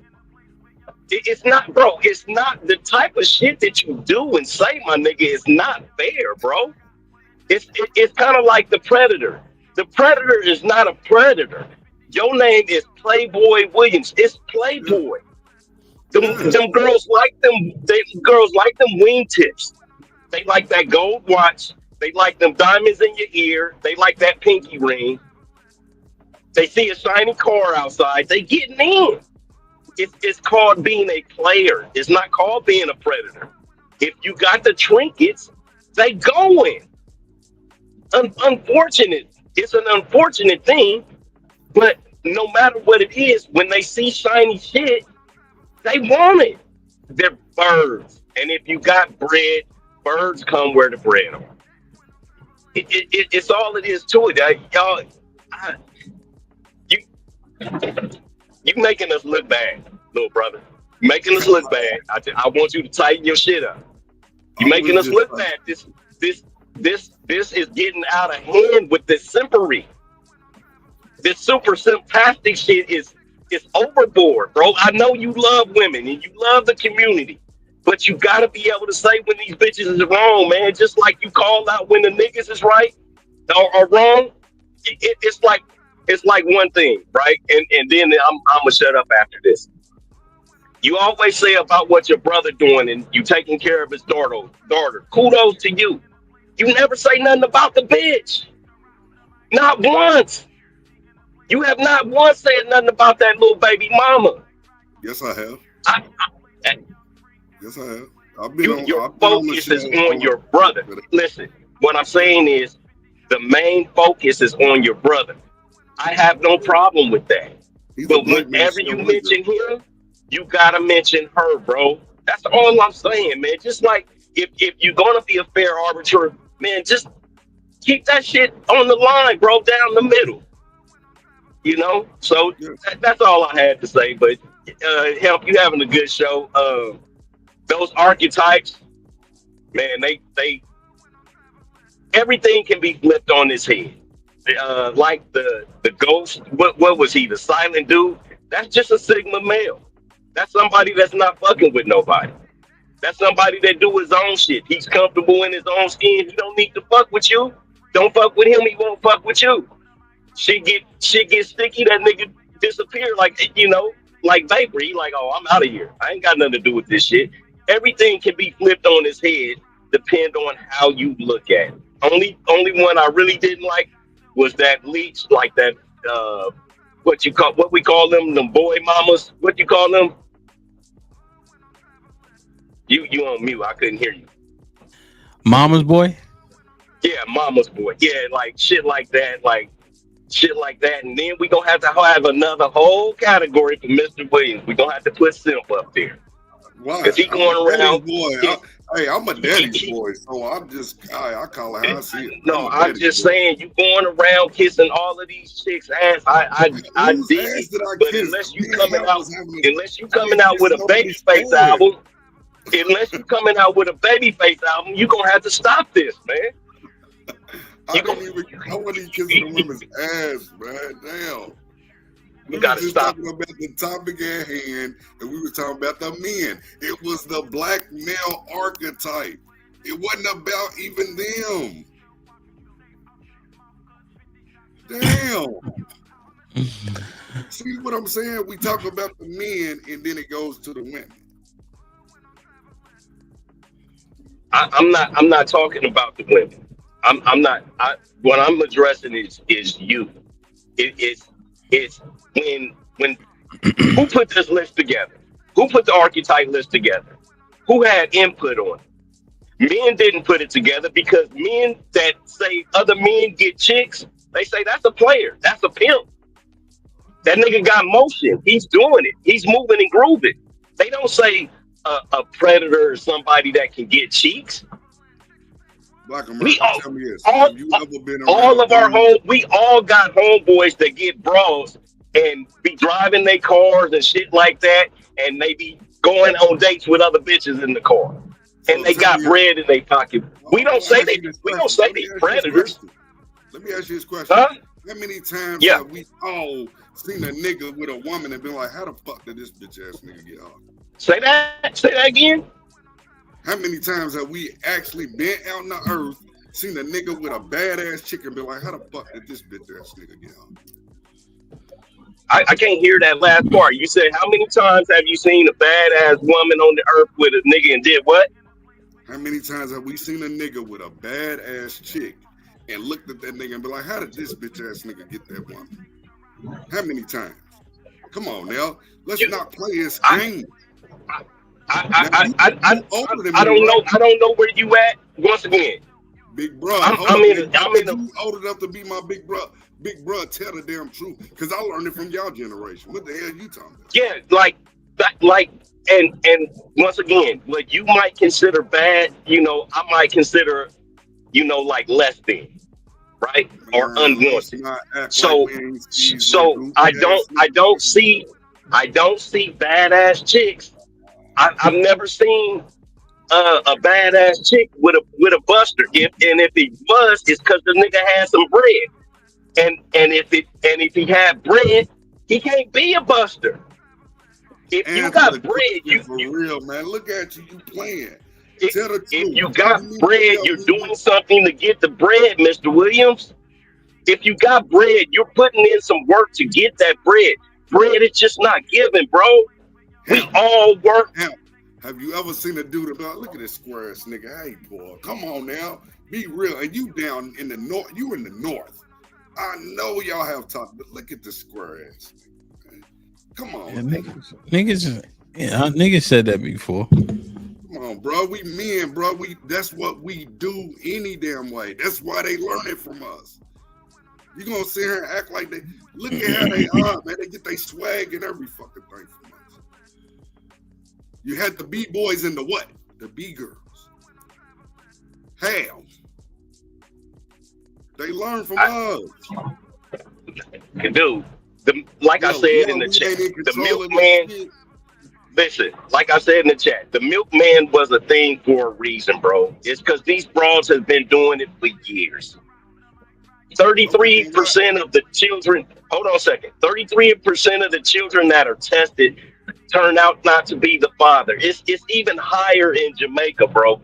Like, these women, you can't tell me all these men are cheating because all these men don't have access, Mr. Williams. That's what I'm trying to tell you. All niggas can't get cheeks, bro. But you mentioned the milkman. Didn't Pawpaw have another family on the other side of the Not my granddad. Everybody didn't either, but I'm just saying we act like it wasn't true. Well, then it wasn't a myth. So that's my point exactly. That's my point exactly. If yours didn't either and mine didn't, why are we continuing to follow this narrative that every grandpa had a side bitch? They didn't, but my great uncles did. That's not your grandpa though. That's not your grandpa though. Your great uncle was a player. But it had to be seen, Black America. That's all I'm saying. It had to be seen. It had to be seen. Come on now. The mailman, the milkman, what was everybody else doing, man? Come on, man. Let's not act like it's just something that was made up. Because it wasn't. Listen. This is it. If women are allowing these men access to their body, it is not the man's fault. Just like I love when him say. I never said that. Anyway, I didn't say all men. I didn't even say all. I never even gave a majority or minority when me and HAMP was going over it. I was just talking about the archetype of men and what they do and how they do it. Because I've been around those. I had them in my family. Some were part of my circle. They're no longer part of my circle because of that type of shit. Right. I dig it, but you are I'm just talking about the lens that you are looking through. It's not full man lens. How's it not? It's not. I look at it all. Huh? I look at it all. I have never just looked at it one side. Have you ever been to jail? My life that way. Let me ask you a question. Have you ever been to jail? Not prison or nothing, but so you done been to jail. So if your broad has never been to jail, right? How can your broad tell you anything about jail when you done been there? She can. This is what I'm saying. Listen to her ass, and she don't know shit about it. Exactly, and this is what I'm saying. You see both sides. You see it from the male and the female perspective. Yeah.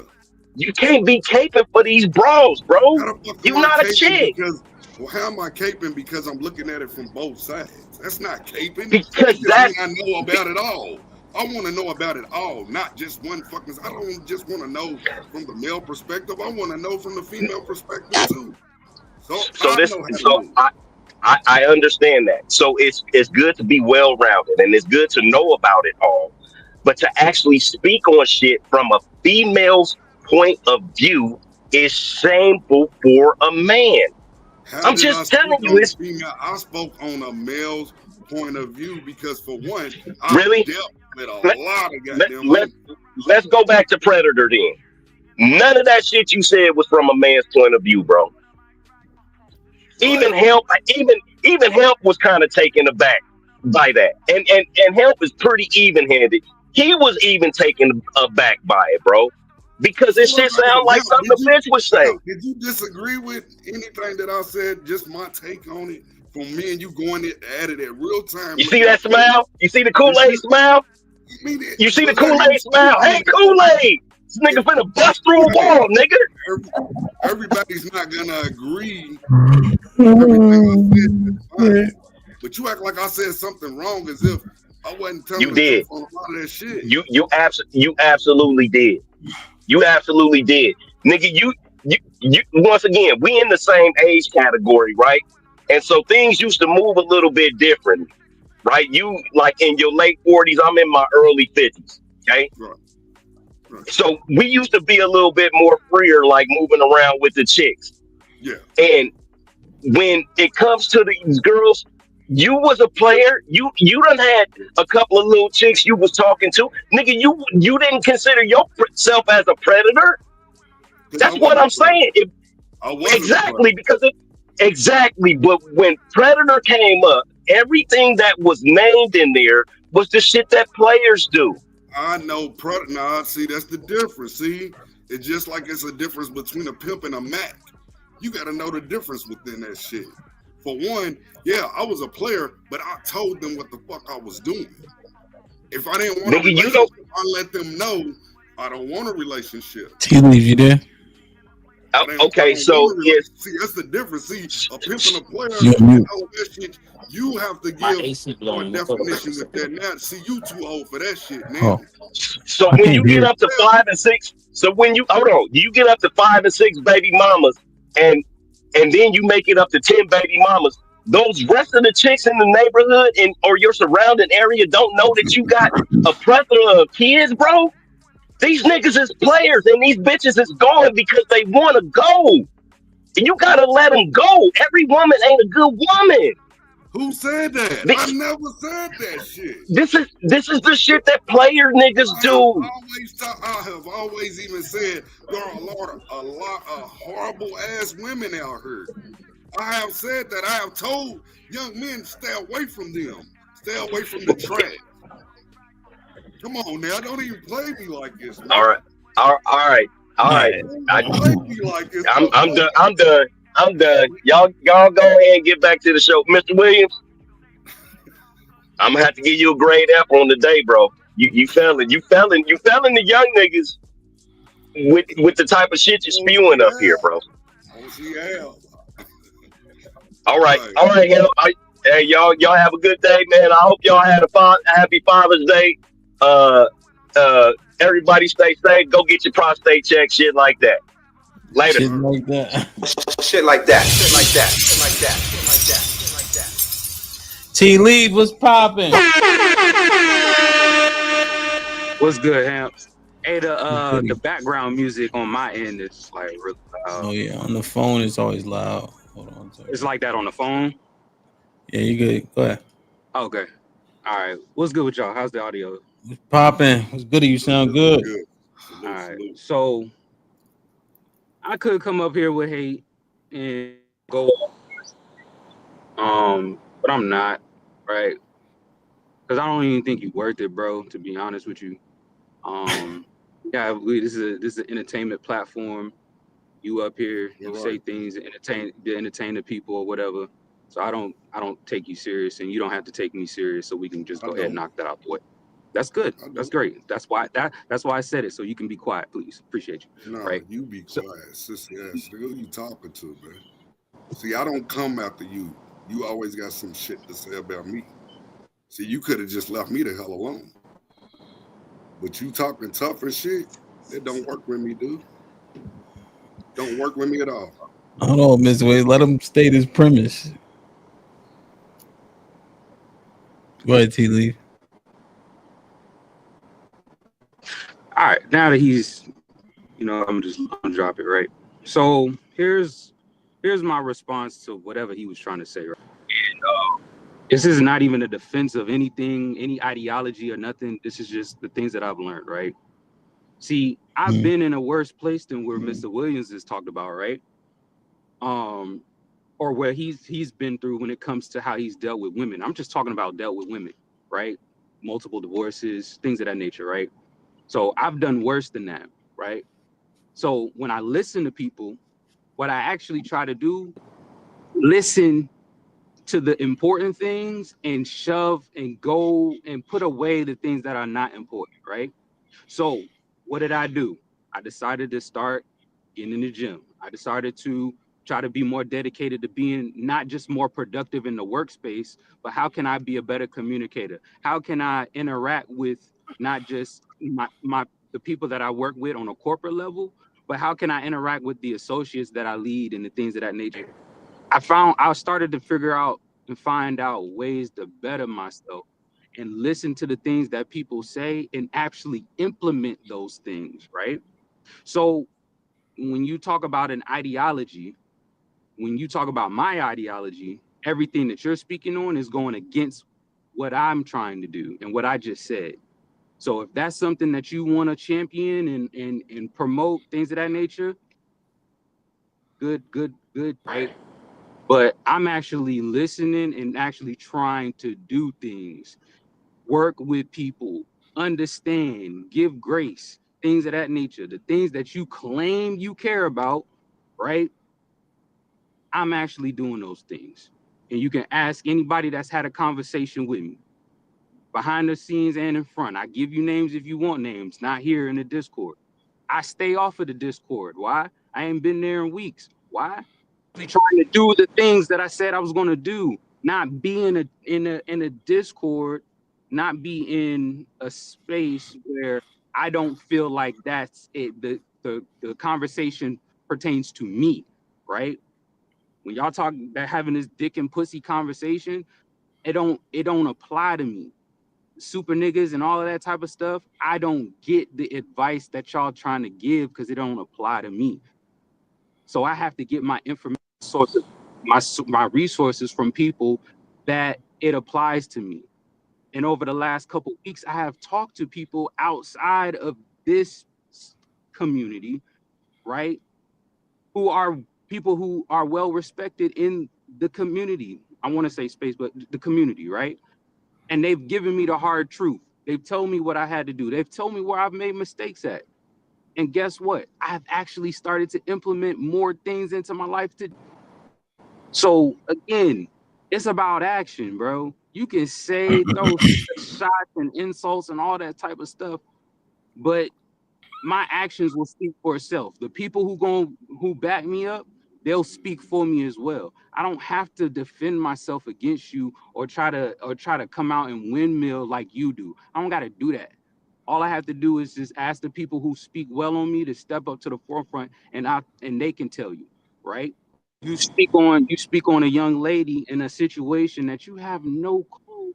You have no clue what people go through, what It's people good are that you talking all experiencing. this shit. It's good that you talking all Ain't this shit, nobody, but you come came on, bro. you came for me. I'm not even. These ain't You even fighting you gonna words. talk Like, way longer than me, chill, but you came bro. at me. You been coming at me for months Yo. and months. I don't say shit to you or about you. You came for me, and you do that. Have I Don't said throw the anything? rock Have I and said hide your anything? hand like Have I said started this anything whole shit personally with about you? Have I You said have, anything motherfucker. You personally? just came up here and did it. What? Name the other time. What did I say? You had What did I say? merges. You had all of this shit. What did You I? What came did for I? me, What did I dude. compare it You to? fired What the did I? shots. What did I You compare it fired the to? shots. Don't do If that. you don't like Don't be something about me, emotional. guess Answer, what? You threw the what did I insult. compare it to? Answer the question. You Answer threw the question. the insult. You've Answer the been doing it question. for months in What the did I chats, compare it dude. to? What did I? What Come did I? on now. I ain't What did never I came compare it for to? you. You always came for me. I give you the answer, right? I give you the answer because you want to go back and I forth. don't want I to hear that compared it bullshit. to. Don't I act said like my I situation came was at you. worse than yours. Did I not say that? Yes or no? Did I not say Doesn't my matter, but situation you're was not going to worse? sit there and think I you're going to did. keep on insulting me, I though. absolutely did. So Like, if you taking disagree, on you something that disagree. you taking it as a shot, and it's not Nah, a shot. it is a shot. Come on, dude. Come on, bro. I don't do that goofy ass respectfully shit because you're being disrespectful. I'm not Bro, one I'm of being them. direct with you. What is disrespectful about it? It ain't direct. We having a conversation. Okay, We you having know a conversation. What? For one, I don't simp for shit because I ain't never been in no female's DM in this community ever. For one, bro, you did no the one, shaming dude. shit, bro. No, I called you the one Windmill that wanted to Williams, and shame. now You should have I'm a just kept it sissy. moving and left me alone. That's your problem. Sometimes y'all don't know, That's but what's it's not. wrong with y'all. That's what's wrong. That's why there's a disconnect between people like me and people like you. You take disrespect as if there's no levels to disrespect, bro. Everything doesn't require everything does not require. I don't go by levels. It's either you disrespectful or you not. If you don't like me, guess what? You ain't gotta say shit to me. So let me ask you a question. So if somebody says something that's disrespectful to you, right? There's no levels to it. So you get the right to punch somebody in their face, no matter the level of disrespect. Right. You goddamn right. It's just like if you pinch me and I knock your weak ass out, guess what? You can't tell me how to get my lick back. Look at what you just compared it to. Me saying something with words and me touching you. Dude. If I touch you, if I you call me out of my name, I have the right to call you any damn so thing. If I call you Windmill Williams, you have every right to punch me in the face. I should. What you mean you should? That's a yes or no question. All you gotta do is call me William. All you gotta do is just say Will. So that's me testing your testing your logic, and your logic falls apart, bro. Yeah, my logic comes from the old school, and you goddamn right. I don't bullshit around. But it falls apart. It falls. Nobody want to. If I got a problem with tea leaves, guess what I'm gonna say? Tea leaves. I have an issue. I disagree with you. I don't have to call you out of your name. I know. When you start this shit with me, niggas up. Come on, for anybody, bro. Nigga. Everybody get these means. jokes. Don't get your panties in a bunch because you get the jokes too. You gotta put your ass back on trial for being sensitive now. Don't act like nigga, you just gonna come up here and be disrespectful and do the lighthearted shit. Fuck all that weird shit. All right. Well, HAMP, let me have a conversation with you then. I don't want to talk to him because he don't want to. Here's what I would say, right?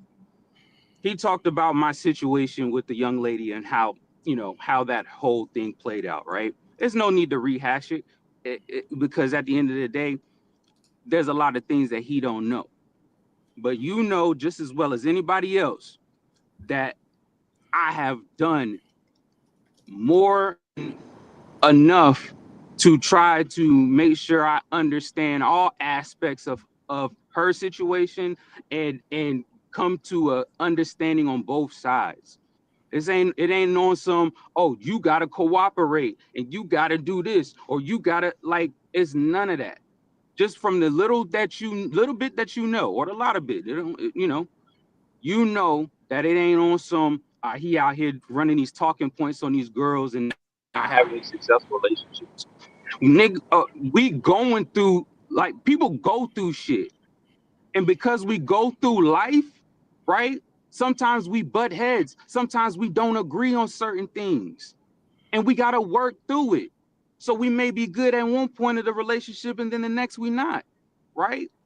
But as we continue to communicate and talk and get things out, that especially misunderstandings and things that we may have not understood, we could come to a mutual understanding. And me and her are good friends, great friends, actually, right? And I do anything for her, and she'll do anything for me. So all of that bullshit you talking about, I don't want to hear it, bro, because you're just using that as a scapegoat to try to take a shot at me. And you don't know the things that I've been through with this said woman to make sure that she good. Don't lie on me, dude. I didn't take a shot at you. In Chump, I was congratulating your ass. The fuck are you talking about? What? That's how I know you just want to have an issue with me, you idiot. Man, nobody. That's crazy. All right, that man. Weird shit. That nigga, weird you shit. Weird. Even when I found out that I got in a relationship, I did congratulate both of y'all. In the fucking Discord and on the panel. You fucking dummy. That's cool. So that don't make me a dummy. That you just want to that doesn't have anything to do with what we're talking about. On your relationship, I congratulate. That don't have nothing to do with nothing. Asshole. That don't have nothing to do with nothing. Look, dude, you ain't gotta like me. It's cool. You don't have to respect and I don't. me. Just don't disrespect me, or I'ma fucking go at your head. I didn't. That's it. I know niggas that disrespected you way worse, and you handled them with kid gloves. But you coming at me, because I called you Windmill Williams. Okay, so T. Lee, you're simply saying that you were able to parse through the information that you received, apply what you could apply, and then the rest you were able to throw away. Hence, if you can apply the talking point, if you would, you will, right? If the talking point is relevant to the woman, you'll at the very least keep it, in your mind, right? But you're not walking around like a doofus, literally saying, I'll get you out of McDonald's if you're pretty enough, right?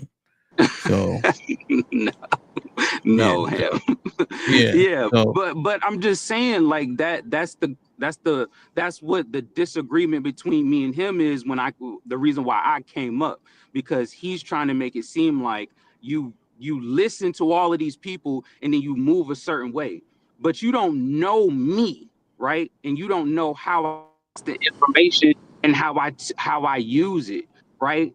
The people who have had conversations with me personally, which is people who are connected to this channel, they know that I am not that guy, not the person that you are trying to paint. And you're doing it because it's an easy target to you.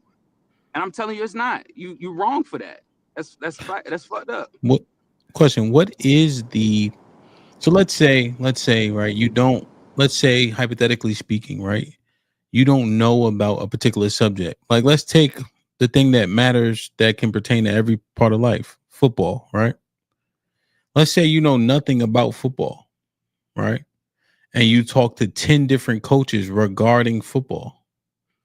You're going to formulate your ideology based on those 10 coaches, right? So if none of those 10 coaches run a 3-3-5 and they say that 3-3-5 isn't a good defense, it only worked for West Virginia for a couple years, but the guys are too small to really stop the run, you're going to have a negative outlook on the 3-3-5, and you're going to adopt whatever they told you, those 10 coaches, right? Is that an issue? Right? Like, is that an issue? You see? Like, is it? So I guess what I'm likening it to, like, let's say because I remember you said you were blue pill, essentially, right? Just to surmise what you said. Then when you went to the red pill or the manosphere, there were so many lessons that you didn't get taught to you directly, because, just your upbringing, whatever the construct was, right, didn't lend itself to being privy to a lot of things, a lot of different information.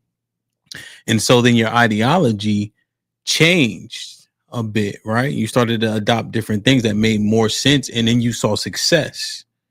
So now, Right. when you push forward, right, you also reiterate and would teach those things to the next man because you benefited from them.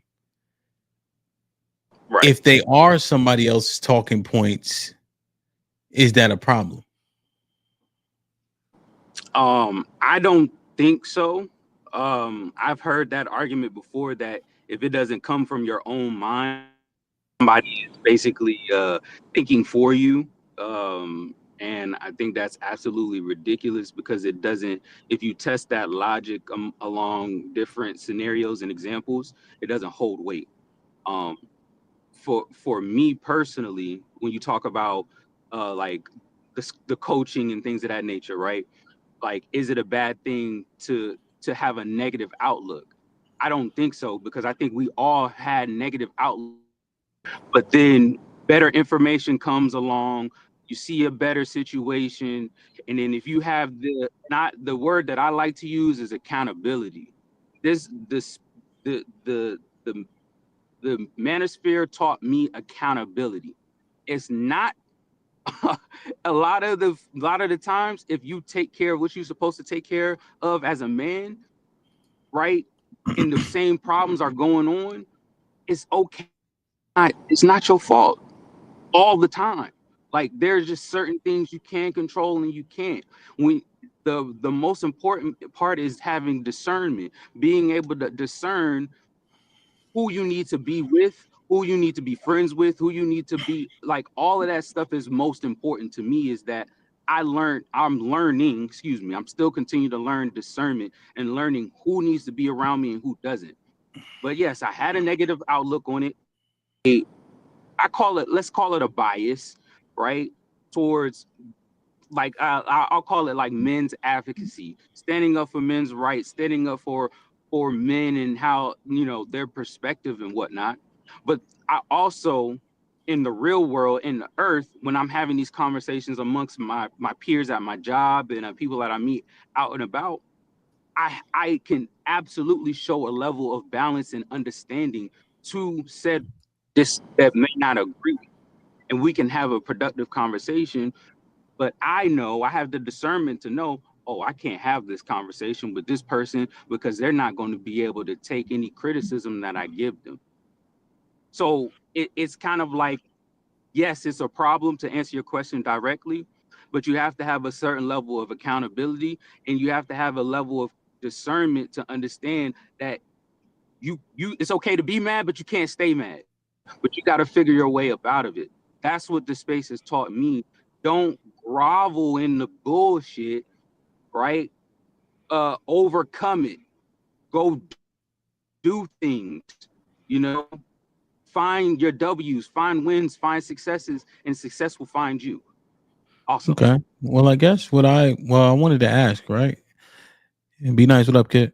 So, I'm just trying to think, because here's what it would be said, right? So I know the instant retort to this, right?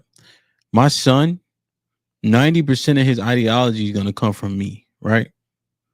I'm going to instill certain things. Now, here's the instant retort, but that's your son. It's not some nigga on the internet, right? But if I can learn from some nigga on the internet, and then I apply what I taught from some nigga on it, but I was taught by some nigga on the internet, and then it benefits me, shouldn't it be okay to perpetuate the thing that I had success with, even though I learned it from some nigga on the internet? So I guess when I hear, so Mr. Williams, because I've heard that said a couple different times. So what do you mean by nigga, all you do is regurgitate what you heard? What does that mean when you say it? Well, when I said it, for one, when they come at me because of I don't view red pill, blue pill, and all of those type of things, when they come at me of how I look at things because of their ideology, that's what I attack. Oh, I see. You're saying just because I don't agree with the same nigga you agree with on the internet that you learned it from and you didn't originate it, now I'm a simp. But nigga, you the one getting all your talking points from somebody else. Yes, and that's all the smoke that they've ever had from me. That's why. That's why he's never agreed with me on certain things, and he's always taking shots. So I'm gonna go at your head. So Ham to like counter me. hit Don't to have counter to like me on the internet. I told him that he don't have to respect me. Just don't disrespect me, and we'll get along. I can agree with a lot of. Hey, I don't have to get along with everybody because you can't like everybody in life. But you're not gonna fuck with me and think I'm not gonna keep going. Nah, fuck that. He done did that damn near every show that we've been on, that I have been on the panels on. He's got something to do. You won't sneak this. Fuck that. No. You don't like me, that's cool. But don't say some shit to me and think I'm not going to respond. After a while, I'm going to say something. They think that shit's cute. Hey, So I'm just going to be the old nigga that they disagree with, and I'm cool with that. So to counter that, Ham, right? Yes, so sir. to counter that, my example would be, I'll use you as an example, right? What's up, when you were talking about religion. When you're talking about religion, I am not knowledgeable on it. When you speak and I hear it, I'm like, yo, okay. Then some of the things that you've talked about when it comes to what we've gone over, discussed, what you see in the earth, what you see in the book, things of that nature, right? And I believe it's the same framework, right? Anybody could take what you say and what your perspective is and turn it negative or interpret it a different way. But you have to go on to test it, right? And you have to know thyself and all, you have to do all of that stuff. So I to counter his point and to say that that's a bad argument is to say, what about religion? What about learning how to do something? The YouTube school or whatever the heck they call it, where you can learn stuff on YouTube, right? These are random niggas on the internet, but you learning how to do something. How you apply it in the earth, and you got to go and test it and see if that works for you. I'll land there. I can't stand when y'all use the Bible because, for one, most people can misconstrue the Bible. They pretty much will go by what they think instead of what they read. That's why I don't go by when people say, what I heard. Tell me what you read. But when you say some shit about me or you disagree with me, say what the fuck I said, not what you think I said. If you got a disagreement with me, say what the hell I said that you disagree with, not what you think or how you feel. Because my shit is strictly to the point. If I dislike something, I dislike it. But don't try to tell me, well, what he think, what he thought, or what he felt, or this is what he's trying to. That's why I know when you motherfuckers take up for each other and all of that, that's what y'all do. Well, what he was trying to say, I don't need you to tell me what the next motherfucker was trying to say. Tell me your shit. Tell me how you truly thinking. Tell me what moves you and what makes you feel, not what the next person told you to feel or told you to think. That's part of y'all problem. That's when I know that y'all not grown. What be nice if you looking puzzled. It was simple. Yeah, I'm very puzzled. You're saying not to listen. Good morning. Oh, sorry. Hey everybody, good afternoon. Hope we're having a great day. Talk your shit. Hey Hamp, how you doing? Regular. Yeah. So the problem I have with it is you can't say like listen. I can say whatever I want. Okay, you can say what you want to say. Yeah, you're right, but you're just wrong about what you're saying. You're saying that you shouldn't repeat things that you've heard. You should repeat things that you've read. But there's no difference between. Hold on. I was referencing the Bible, to be honest. And the Bible is. And when people read the Bible, do they actually go by what the sentence was, what the scripture was, or do they take their own idea about it instead of just talking about and quoting what was stated to them? Who so the problem with what you're That saying wasn't is my argument. the problem with what you're saying I'm is not who even worried wrote about you because neither one of y'all, let's just get this understood. Neither one of y'all are not gonna get it or understand because you don't want to. Let's just make this plain as put as possible. Nigga, you Y'all ain't not better gonna than give a nobody, fuck. bro. Why you trying to Man, prop fuck yourself what up you like you talking better about, than dude. anybody, bro? You're not better than Nobody said I nobody. was. See, that's the whole thing. I Stop never trying even to said I'm stop better trying to than say anybody. we not gonna get shit. Go talk You to some not. other nigga like that. You You're don't not gonna get that shit off on me. Stop it. Get what off on you? Just keep going. The fact that you have no We not common gonna sense. get shit and talk about your motherfucking point and stop trying to say all this extra y'all have shit. no common Just say sense. what you That's gotta my say. point. Just say what you gotta say so we can have the I have no common conversation. sense. Stop I all that just said extra it. shit, bro. Okay, so first of all, I'm not tea leaves. I don't know who you're talking to. I understand what you're saying. You're saying that when someone writes something, that changes versus you heard it. Yet everything in the Bible was heard and then written. So Dude, see what I'm what are saying, you dude? saying? Look, I you don't lost the whole understand how. goddamn point. Look, you lost the whole goddamn point already anyway. Damn. Okay, so reiterate it, please. You run with it, dude. Like I No, said, reiterate use it. Reiterate common it. sense. When I was just using that as an example, but the whole thing is even now, you look so goddamn puzzled because you just wanted to have an issue. Because I have an issue with somebody you cool with. It's all right. You don't like me, cool. It's like move that. on, bro. Just Be nice. We Be got nice. way Do past you the know goddamn me? show. I don't got this We nigga got way number. past the goddamn What the show fuck? anyway. This Shut wasn't supposed up. to be focused on me. Shut up. It was about the archetype of what the fuck we was reading in the first damn place. That's what it was about. Hi, Relly. God damn. Okay. Hello, how y'all doing? Sorry for my Well, tardy.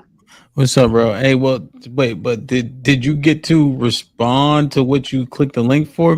Be nice. The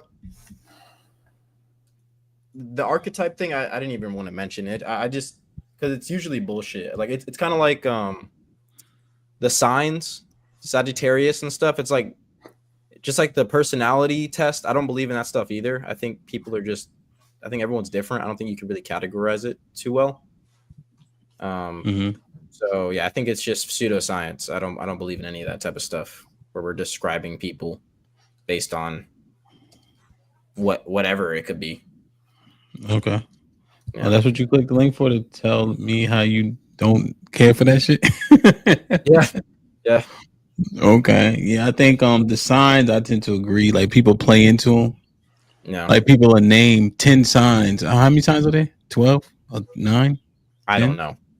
And then they be like, I knew it was that one. Well, nigga, that was your 9th guess. Exactly. You know what I'm saying? Yeah. Yeah. So I see that. I catch your drift, man. Damn, Yeah. man. Okay. All right, Tea Leaves and Mr. Williams, y'all done? Y'all good? I'm about to dip, bro. So look, this what's gonna be, right? He ain't gonna do nothing to me. He ain't gonna do nothing to Sway. So don't nobody give a fuck what he talking about. All right, that's just how you get these jokes. I'm gonna call you out. I'm gonna say what I gotta say, and I'm gonna keep it a buck like that. Fuck him and fuck all that shit he got going on. I'm out. Y'all out. You sissy ass nigga. Who you think you talking to, dude? Sherelle, what's popping? Woo! You know, I guess before we get back on topic, y'all was just proving why I felt like we needed to have the show. Right? Tell us why. Men don't respect each other, right? You say women should respect Talk men. your shit. You got the floor. You just do Right? your brain dump. Women are supposed to be respecting men because of the threat of violence. Until we see y'all talk to each other crazy and nothing ever happens, right? So it's easy to pick up that we can talk to y'all crazy and nothing's not going to happen. And matter of fact, even if y'all actually go at it and hit each other, there's not going to be any consequences. So If you're not even going to get consequences for hitting the man that disrespects you, and you know you're going to get consequences for hitting a woman, 9 times out of 10, you're probably not going to hit us, right? But you are the leaders. Men are the leaders. As much as we want to say we live in a gynocracy and men are the leaders. Just sometimes y'all are leading people astray, leading people to negativity, leading women to feel like we don't need to respect y'all. Y'all don't respect yourselves. So I've been listening to the show. The archetypes is twisty-turny on which y'all respect and which y'all don't respect. But y'all are expecting women to respect y'all when y'all are setting the standards for not to even respect y'all. Right? So we don't talk about the simp, right? So y'all don't respect the simp. Y'all don't respect the man that may lean more towards trying to accommodate women. So y'all feel like he can be disrespected. Y'all don't respect the lame man, right? Maybe he doesn't get enough women, right? Because that's the difference. Like, y'all definitely respect the men who can get a lot of women, whether he's manipulating it or not. The one y'all don't respect is the man who can't get a lot of women. So actually, y'all are encouraging the behavior, right? And then the standards change because depending on the area that you live in, men have a different ball game. So we're gonna talk about the women who say, "Oh, I need a roughneck. I need a man that's a killer. I need a man that's in the streets." But when you go to the hood, those are the men that are propped up, and those are the men who get respect in those neighborhoods. The killer, the boss, the hit boy, the one robbing, the one who's selling the drugs. In his neighborhood, he is king. Who props him up? Other men. Other men respect him. Other men flock to him. Teaching the women, this is what it is. When you come out into dominant society, the lawyers, the doctors, the men that y'all respect, whatever y'all respect as men, that's what women follow. Y'all are actually setting these standards for us. So a lot of times men can get up here and you feel like, oh, these women are so disrespectful. The men don't respect you. The men think you're a poo-put. The men pick on you. We watch men pick on you. We watch you continuously be the butt of the joke. When women get with you, men are gonna laugh at her. It's the same way as if you the new guy in town and you decide to wife up Brittany and all the men know we all bust down Brittany. What you think they do? Respect you? Or are they looking at you like, why are you with? That says a lot about you. So when we choose, as women, when we choose to be with the men that are not respected by other men, men look down on us. You got a simp. You got a lame nigga. You got a dumb nigga. You got a trick nigga. You got a this. They look down on us. So in our psyche, we go, okay, we have to learn how to separate it because y'all have separated it. It's the same argument y'all was having in Discord. Y'all can't get on one accord to tell the women what to do or how to respect y'all or how to behave because y'all can't get on one accord with each other. Because to be honest, they may pick on Mr. Williams, but they also pick on you, Be Nice. They also pick on Tea Leaves. Y'all are not the men of respect that are just dominantly just getting respect. Yet, even y'all argue.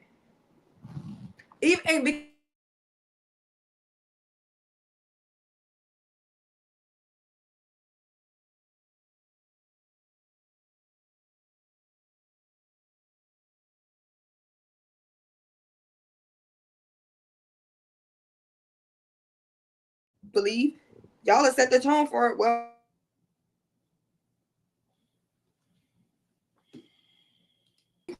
Was that Texas outage? What happened? Yeah, my shit froze for a second. Oh yeah, that's some bullshit. Go ahead, bro. Jalen fixed the internet for him. Jalen ain't here. She run the internet. She runs energy in Texas. Oh yeah. But yeah, like just even within that, and then now what I think the real issue is that since we've come into dominant society, the rule books of white men and the standards that they create are totally different Totally different. The same way when you look at public office, when you look at the presidents, when you look at almost all of the great leaders, you can find an anomaly in there. Those men are married. Those men are respected because that's what it looks like. Oh, they married. They take care of their kids. They're a family man. We can trust them. Now that we're blending into dominant society, now we're trying to hold black men to those standards. Black men don't want to be held to those standards. Not standards of dominant society. Because every time we go into a new arena, there's another group of men setting requirements, setting standards, and it's only a problem when we can't live up to them. Y'all are fitting into these archetypes. How are y'all going to get women together? Y'all can't even get yourself together. And should women even respect the men that other men don't respect? If you can't even get your own peers, your men, your ex-wires, you can't get them to respect you or deem you as a man that needs to be listened to, heard, respected, needs to be a leader. If they put you in the back of the bus and say, sit your ass down somewhere, nigga, we don't care about what you talking about. If that's you, why should just groups of women respect you? We're supposed to breed out the weak. We're designed to follow the dominant. That's who we are. Dominant. We're going to chase the dominance. The dominant, they're supposed to be crushing the recessive niggas. So all I'm saying is a lot of times when we hearing the complaining and we hearing the talk, it's a bunch of recessive niggas talking. Trying to talk to women who are looking for dominance. And since we hadn't changed the game and switched the game up so much, there's so much recessiveness just running around. So much recessiveness just running around. That is sickening. We're in a recessive. Okay. This ain't a recession. This is a recessive. It will lead all the way to even women's behavior and how we're allowed to be so out of control. The ones who are marching hand in hand with the stupidity of shit that women do, the recessive niggas. Because too bad, you recessive niggas is just like retarded kids. Y'all have some extra strength. Intellect, no. But as long as you big and dumb, you just run around flapping your jaws. Okay, so can I respond to the shot that was about 30 minutes ago? What? Yeah, 30 minutes Nigga that don't know shot, other niggas honestly. respect? Sure. I don't know what you mean. So first of all, I'm only friends with HAMP. That's it. HAMP's not your friend. Out of everyone here. So HAMP is not your friend. So personally, I don't care about the respect of any of the men in here except for HAMP because he's the one that I know the best. That's just how it is. So I honestly don't care what the public perception of things are, because what really is what's important. And since women are so materialistic and stuck inside the look of everything, then you won't actually be able to see under the veil that the people that are so domineering and dominant are the ones that got us in these situations to begin with. So why we're complaining. These are the ones that actually allow, they don't stand on standards. They're so dominant, but they don't have standards. But that's what you like, because on the outside it's dominant, but in the relationship it's free. You're free to do whatever you want. That's how it is for them. So I'm just not, I don't understand where you're going with it. Like, the more intelligent people aren't usually the ones talking the most. So if you're just listening to the people talking the most and not actually listening to what people are saying, then of course you're going to think that the people that are recessive or hold themselves away from certain situations are dumb ones, or the people that don't deserve respect. But in different arenas that are more global than just maybe the hood, people actually care about people that are intelligent, have their own mind, can explain themselves, can actually argue respectfully and pass their opinion onto other people without it being an argument. So these things it just doesn't make any sense. And you're married to a guy on the internet, so that's it.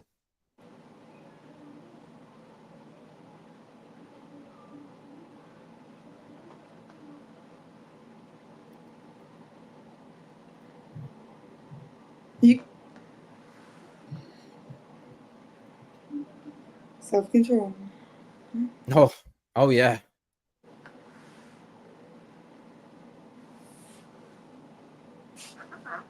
Do you have anything else to say, Mr. Will? I'm gonna show him how men get treated who don't get respected.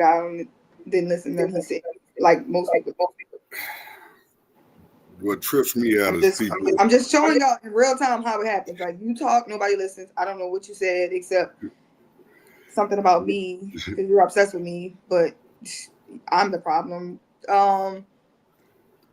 That's exactly what I'm talking about. This whole idea that everybody feels like I don't want to fit in. Stop. Please stop. Please stop. There's 8 billion people on the planet. Please. Most people want to be accepted by the group. 95% of people want to be accepted by the group. Sorry to break the news. And then when you become an outcast, it's a bunch of nerd niggas or lame niggas or unaccepted niggas, disrespected niggas, poop putt niggas. Y'all find a group and they be like, we don't need to be accepted because you know what? They're stupid jocks. So the point, and you're still the poop putt nigga. So the person, and there's a guy named Steve Jobs. People are gonna look at and be like, ew. And then when you do find a woman, people are gonna look at her like, oh, she must have couldn't pull a better type of guy. Like you're still the kind of guy that if we was living in certain times, you would not be able to procreate. They would let you die off. You're a weak nigga. So you're saying vernacular that somehow we're supposed to think you're the most intelligent, but you haven't figured out why you're socially awkward, but you're gonna make it seem like, oh, guess what? I am socially awkward and I'm still cool because I don't need to be accepted by the group. Then you're not building fucking books. You're not coming up with cures for cancer. I love how y'all think y'all can read a book and be socially awkward, and then we're gonna boast y'all as the intelligent niggas. Intelligent I haven't read niggas a book in years. are innovative. What are you innovating? What are you creating? What are you doing that's so out of this world to the point where you get to be like, oh, because I'm socially awkward, I must be the intelligent one because I'm socially awkward and I speak with a certain vernacular and I look odd that, oh, I got to be better than the guys who fit in. Yeah, Einstein might have been a standout, but we can understand where his intelligence comes from. He created something. What is Be Nice creating? No, he you don't know what those things are. You wouldn't know because you don't know social about me. Where only one man respects you. One man respect me? It's a friend of mine. I look at HAMP as a literal mentor. That man don't know you. Okay. Y'all be getting attached to niggas online, and that man don't know you. You don't know that man. All right. Be nice. That Whatever man you say, man. Real name. We don't even know you. You're not his friend. Sure. You're a fan. Yeah, I'm a You're fan. a fan, and it's okay to be a fan. Do you know how I got here? Okay. Do you know how? Wait, Sherelle, I want to go back to the topic, but do you know how I made it to this? Beyonce. Do you know how I made it to this space? Do you know how I made it into this space, Sherelle? Being a fan. No, actually, no. I don't care about your story. What actually happened? No, I'm gonna tell you. No, hold on. Yeah, you don't care, but I'm gonna talk anyway, so that's okay. Everybody who you just keep on talking, y'all don't respect. Other men don't respect you, so why should I respect you? And you're comfortable with that. You're comfortable with other men not respecting you. Comfortable showing up to a place where a bunch of men don't respect you, or they look down on you, or they think that you're the weakest link. You're a pooper. You're a store. First of all, I'm one of the youngest people here. First of all, I'm one of the youngest people here. I didn't been here. I'm one of the youngest. I'm one of the youngest people here. I didn't been here with the youngest people. With Cheeky was the youngest before. They never treated him like how old is Cheeky? He was the youngest when he came here. Don't matter how I was here before. I was here before Cheeky. No, you wasn't on YouTube. Oh no, I wasn't. Oh no, I was. You don't know on anything. YouTube. You don't know this anything. Might be risky. You don't know anything. So yeah, you're not. It don't got nothing to do with What your are you age. talking You about right respect now? a lot of young people. You're What are just you not talking one. about though? You're not even the store runner. You're the guy. There's the guy who we send to the store, and then he has a friend, and then his friend has a little brother, and then his friend's little brother has a homeboy from school, and you're the homeboy from school.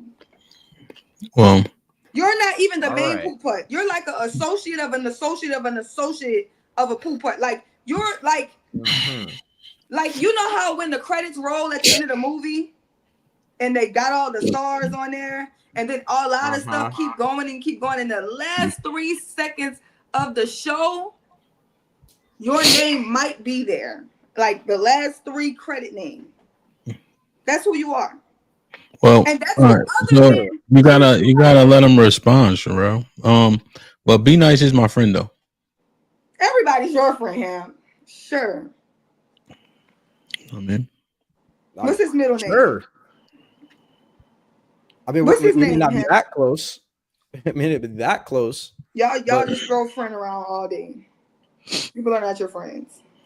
All right, sure. So anyway, the problem I'm having with everything you're saying is like, what is the majority of people? Are they successful or are they failing?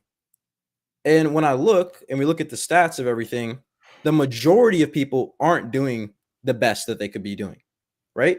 So why would I? Never mind, she's not even here. So let's just. Anyone else want to talk? Go ahead, say what you was gonna say. I mean, all I really wanted to say is like, it doesn't make sense to follow the people that are doing the majority of the things because their situation isn't any better than anyone else. And people that are, you know, maybe the nerdy ones or all these different things, Steve Jobs, all these different people, y'all wake up and are dreaming about using your phone. Yet if those people weren't sitting around doing the things that you say are so boring and so useless and so unrespected, then you wouldn't be waking up to look at a screen that someone else made.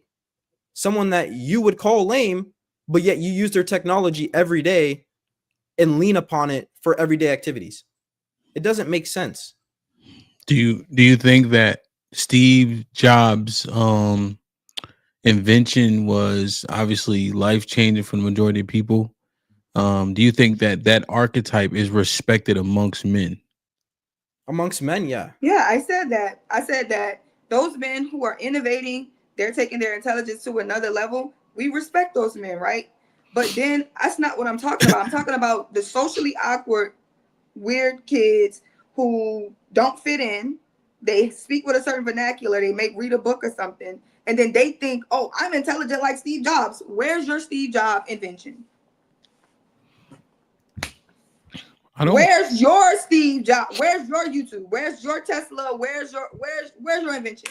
See, You're I not don't. inventing nothing. You're watching cartoons as a grown man and not doing anything, and you just don't fit in. So now you're trying to create this whole atmosphere to try to make it seem like, well, no, it's really the dumb jocks that are ruining the world. It's the dominant men who fit in. They're making everything bad.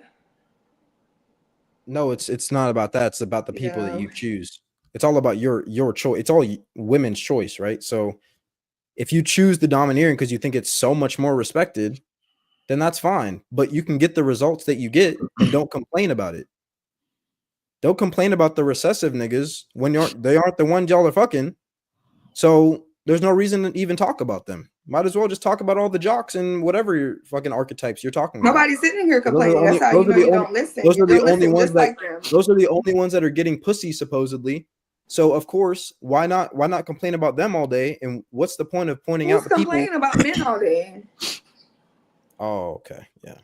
This is about other men not respecting you. Why don't the other men respect you? Because the thing is, that's what I said. Y'all always gonna punch down. You're gonna try to punch down. We're gonna punch down on the women because other men don't respect us. What is there to respect on the internet? I don't really understand getting They don't respect respect you on in the real life. internet. I mean, they haven't met me in real life, so. And that's why you don't come around in real life. Wait, You so don't what come is to the internet fantasy what to is be the real. respect? So like Elon Musk, I'm just thinking about it. I'm saying feel. I don't feel I have respect for Elon Musk. Like I don't much Yeah, me care neither. for him. Like, you know what I'm Yeah, saying? you Like, I may don't- not have a lot of respect for him, but in the group of his peers, he's respected. now, if it's peer, that changes the argument. Right? But that's what Because I no, it doesn't change the well, argument. wait. Well, this is what I think, and then you can correct it. So by cartoons, were you talking about anime? They watch more Because than anime. It's all type of cartoons. well, they make a differentiation. Like anime is Yeah. not cartoons. I think it's a That's cartoon. why I said cartoons, because anime, they don't just watch anime, they watch cartoons too. Well, so I'm looking at like the Boondocks. Is that a cartoon? Yeah, Boondocks is not anime. Boondocks is cartoon. But they make that, like I've seen that be okay. Like anime people, Samurai Jack. I don't know if that's anime or whatever, but I've seen them just come on real late at night. So I'm putting those in the category, right? If it's peer group, can I walk into the anime community and be respected in the same way the top anime connoisseur is? If it's peer group, because that wouldn't be my peer group. Yeah, they wouldn't disrespect you. So disrespect isn't automatic respect, but yeah, they wouldn't disrespect me perhaps because of my disposition, and like I'm not being disrespectful either, unless we like joking, you know what I'm saying? When I be talking about anime. But in that peer group, Be Nice would be more respected than I am. Not really. Why? Because they're not going to disrespect you, right? So let's say it's a group of your peers, it's jocks, right? It's jocks and Q dogs. What y'all would do with a Be Nice would never get done to you by a group of anime dudes, because you're still the most dominant. It's like when a bunch of hyenas attack the king lion, he's gonna just wash all of them. I'm dominant. It don't matter when it's me and I'm this. It don't matter how many of them are here, because I'm still a lion and y'all are sheep. It's like to be 1,000 sheep. I don't think 1,000 sheep would beat a lion.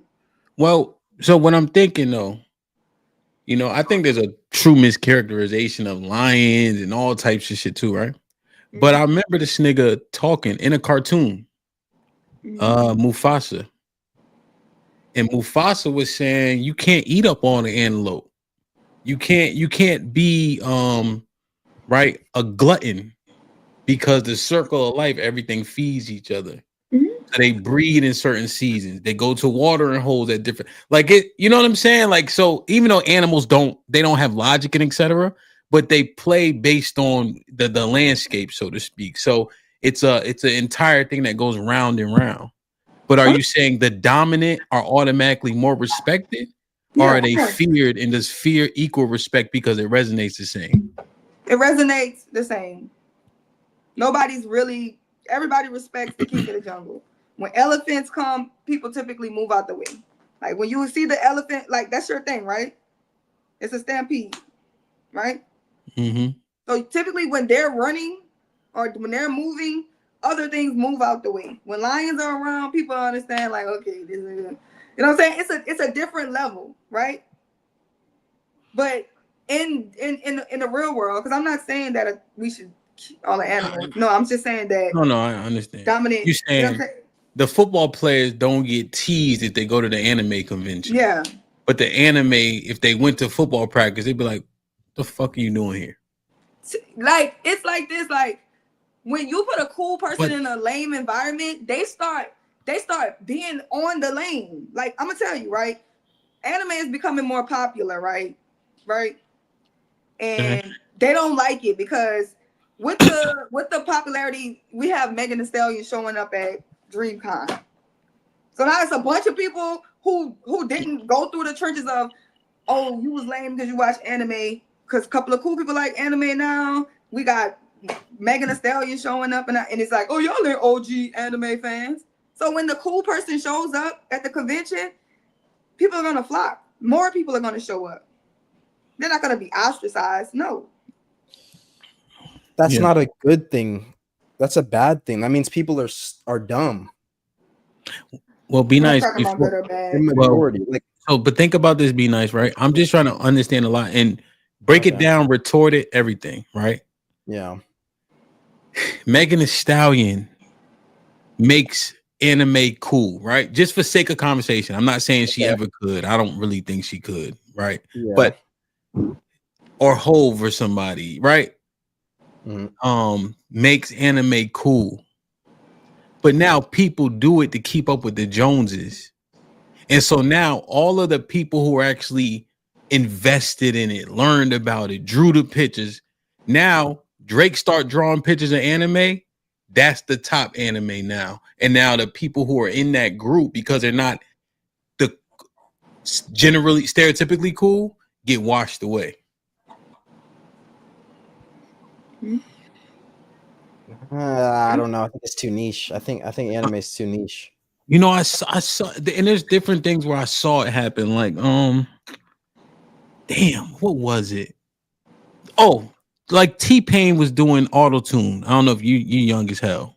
Yep. Right. Yep. Auto-tune. Yeah. And that shit was cool. It wasn't popular though back then. Yeah. And then Kanye did it though. Mm-hmm. And then they auto-tuned Lil Wayne for a whole album. You know what I mean? I don't know. It's like the originators, they don't get they just do if you insert people who the majority of people think cool in certain situations. Yeah. Yeah, 100%. It's just people don't look into things if it's not. They read the book by its cover and never get into the book. That's how the majority of people move. So that's why they find things late as hell. They may have loved this thing. It's maybe the most amazing thing ever. But bro, that came out 30 years ago. What were you doing then? Oh, I was running the streets. I was doing this. It's like, oh, but you could have been enjoying this thing that you just learned about because you thought it was so not cool. Like what, you know? So I guess, yeah, no, 100%. Because you know, my favorite anime is Akira. Great. That shit's like 1992, I think. 1990. Beautiful animation. Yeah, that's still my favorite one. I can't get into none of the other shit because I'm not into it. I just, when I was a kid, that shit was the motorcycle scene, just, you know what I mean? But so Sherelle, how does it work? Are you talking about universally respected or to respect it? Universally respected. So I said it's like anime guys, if they get a girl that like them, a girlfriend, even if she's not into anime, she gonna watch anime with them, right? Pretty much any anime guy will tell you that. If she's not into anime, she gonna still watch anime with them because she like them. So the idea is just bringing it back to the fold. This: who are the people who deemed anime guys weird or smart guys weird? Who are deeming what's socially awkward? It's other groups of men. Other groups of men are creating environments for nobody to respect you. If this group of men who are dominant, so the thing about it, the dominant group is until you beat them, they do get to make the rules.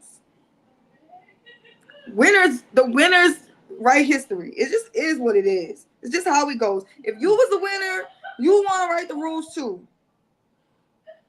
We all know what power does to men. Winner of what? Right? I just don't understand. So, like, what is this goal we're trying to achieve? I'm not talking to you, and you talk, and I'm not done talking. Okay, sorry. So it just gets to that point where other groups of men are literally creating environments for other men to be disrespected, and then it's like, oh shit, okay. Now we want to we're getting to this position where we want to blame women, right? Because nobody's gonna harp on that. He's not the only archetype. We have the dumb archetype, right? He may be handsome, he may be physically this, intellectually off. Who's calling them dumb the most? Challenging his intellect the most? Men. The men. Who wants to have the IQ test with them? Other groups of men. Other groups of men are showing that, oh, even if you're strong, even if you can fight, even if you're still a dummy, nigga, and I'm not gonna respect you for that because you're a dummy. So even if you have all these other attributes that we can find deemable, we'll just turn you into a court jester. You cool enough, but you so dumb, you'll just be the nigga that juggle for us. We don't really respect you. We wouldn't tell our daughters to date you. We ain't gonna hook you up with our sister. Right? But you can juggle for us. And at the same time, we'll be telling the women that we care about, make sure you stay away from niggas like him. Right? Because not only that, daddies to their daughters, creating another environment. Because whoever you, what the archetypes of men that your daddy don't respect, he gonna drill you into staying away from men like that from birth. What type? Your daughters know not to walk in with a certain man. They know I can't bring just any man to be my dad. So the point, what's up, Scam? I didn't see you. God damn. Oh, I'm bad, man. Okay.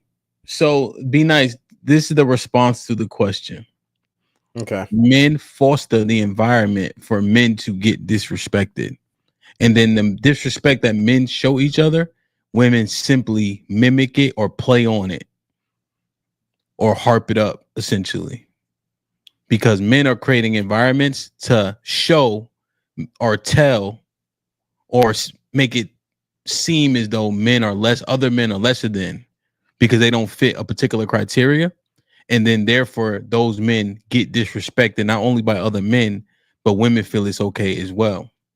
When men are pump faking and nothing actually happens with this underlying threat of violence, women know that we've been taught not to physically harm them. And then we see that we allow disrespect to one another and we don't physically harm each other either. So that underlevel threat of violence that has been touted for so long seems to be fictitious. So that's the premise in itself. I think I captured it decently well. Let me see what you think about that. Put him in the fucking bedroom. Get him out of here. Come on. Wait a minute. Whoa, my money here. Get the fuck out of here. Get him the fuck out of here. Put him in the bedroom.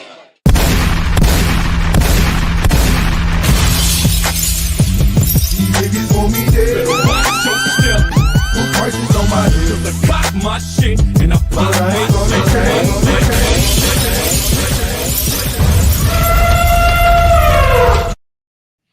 So what's up? Go ahead, be nice. You could talk your shit and then we get scammed, man. You know what I mean? Yeah, so I mean, I just fundamentally disagree with the fact that it's disrespect. I think what it is women don't understand accountability so much that when they see other men holding each other accountable, they think it's us disrespecting each other or losing respect for the man that we're talking to. So if a dude is, what is it, awkward, socially awkward, or nerdy or whatever, his friends are going to make fun of him, not because they don't like him as a person or not because they don't respect him. They're making fun of him because they hope that they're trying to give him a reason to be better. It's not supposed to be, oh yeah, I'm just going to shit on you for the rest of your life. It's, oh, you're fat. I'm not going to keep saying it once you lose the weight. So it's not like you're just completely disrespected. They're trying to help you by giving, accountability for the things and pitfalls that they may see in you. So I don't think on majority men they see a guy who's super strong and maybe a bonehead and they're like, oh, I don't like this guy. I don't respect him. No, they're just like, okay, he has the strength aspect of his life, but he's not the most intelligent type of person. That doesn't make you lose respect for anyone just because they're a little bit dumber than you in particular. Because there's no real litmus test for who's smart. Like, okay, the majority of people in one room may understand this certain topic, but if they're in a different room, then it may not be the same. So it just doesn't make any sense. I think that people hold each other accountable. So that's why it may look like disrespect. And just because we play with it and we're playful, it's all in jest. It's not actually a serious thing. So women don't pick up on that because they don't actually like their friends enough to tell them, hey, your fucking hair is fucked up, but I still love you though. They're like, nah, your hair's fucked up. Don't pull up with us. They're like they don't try to help them get to the next point. I don't see that. So I just don't believe that that's some type of disrespect because you're in one room and they're telling you stuff about yourself. It's just accountability for the room that you're in. Like, oh yeah, you should be this way in this area that we're in right now. But that's not every environment. So there's no reason for you to just change on a whim to fit your environment. So the insult to help him improve, do you think most men respond to that catalyst? Yes, absolutely. Yeah, I think most people who are fat kids and that aren't fat kids anymore. People are men. Oh, men. Yeah. Okay. Now, do women converse in the same way to motivate? Hell no. Mm-mm. When they hear you insult other men, do they discern that is motivational? No. Will they take it as an opportunity to display disrespect because they see it as disrespect? Yes. Like, I'll give you an example. We're playing flag football this season in my area with like me and a group of friends. Sure. The girl I'm talking to, she's not really like a sports person. She's more artistic. So when she gets held accountable, or like when people tell her, you know, oh, do this instead of this, she kind of takes it a little bit personal. Like, oh yeah, you should like go this way instead of this way, because that's not the way you're supposed to do it. She's like, it gets her a little in her head. But to all the dudes, if they're doing something wrong, they're like, oh, okay, now I can learn how to do it the right way. But I mean, not every girl, but majority of the time, girls have a wall before they look for the right answer. Like once they hit that first wall of adversity, it's very hard for them to go through it and go on to the next part without having some type of resentment for the person that's trying to push them through that wall. Scam, I saw you make a face when he mentioned the tough love kind of motivation. What was your thought when you scrunched your face up like that? That ain't motivation. Nah. There's one dude who don't like another dude, and he starts talking that stuff because he's disrespectful. He don't like the dude. It ain't, hey, I'd like to, hey, this is community service, and I'd like for you to improve your credit score. No, that's not why he called him broke. That's no, absolutely. And just hold them accountable and these standards. I still ain't seen a standard. I'm actually old, and I still have not seen a standard. Anybody, Sorrel, you seen any standards floating around here anywhere? Standards, women, men, even the white man in it. I ain't seen no standards. You're saying en masse, right? Yeah, there are no standards. I ain't seen that. You seen any HAMP standards? En masse, no, sir. Yeah, so hold them accountable to what? Well, one time, I think you said, I forget what you said. This was like a year ago. You told me something. I can't do something. I was too fat to do something. And I started, I think I started like running like every morning when you said that, or it helped me already push myself to work out a little harder. Isn't that what Be Nice is articulating? Majority, minority, your favorite words. Majority, when somebody's talking that stuff, they're talking that stuff to talk that stuff. Mm-hmm. But you probably know all the fat jokes and stuff. If somebody reached out to me offline and say, hey man, I'm trying to get this weight down, I would take 30, 45 minutes. I'd walk them through some stuff. Okay, start with black seed oil. She legit. Mm-hmm. Get your mind together. Why are you overweight in the first place? What is it that you're currently doing? Is it emotional eating? Is it like a motivation? I would go through that whole process. So it's different when somebody who actually would help somebody. And some of y'all know me. I don't take a lot of this, 97% of this serious. So I don't just crack on people just to be disrespectful. So maybe it's partially that. But the majority, and people are talking that stuff, they're talking that stuff to be disrespectful. And what I agree with what Sherelle said, because I had this argument, and of course the person just talked over me. If somebody from the Talking Point Mafia, I asked them, because they're complaining about the women, of course, as usual. Who's more disrespectful, men or women, to men? And they even agreed it was men.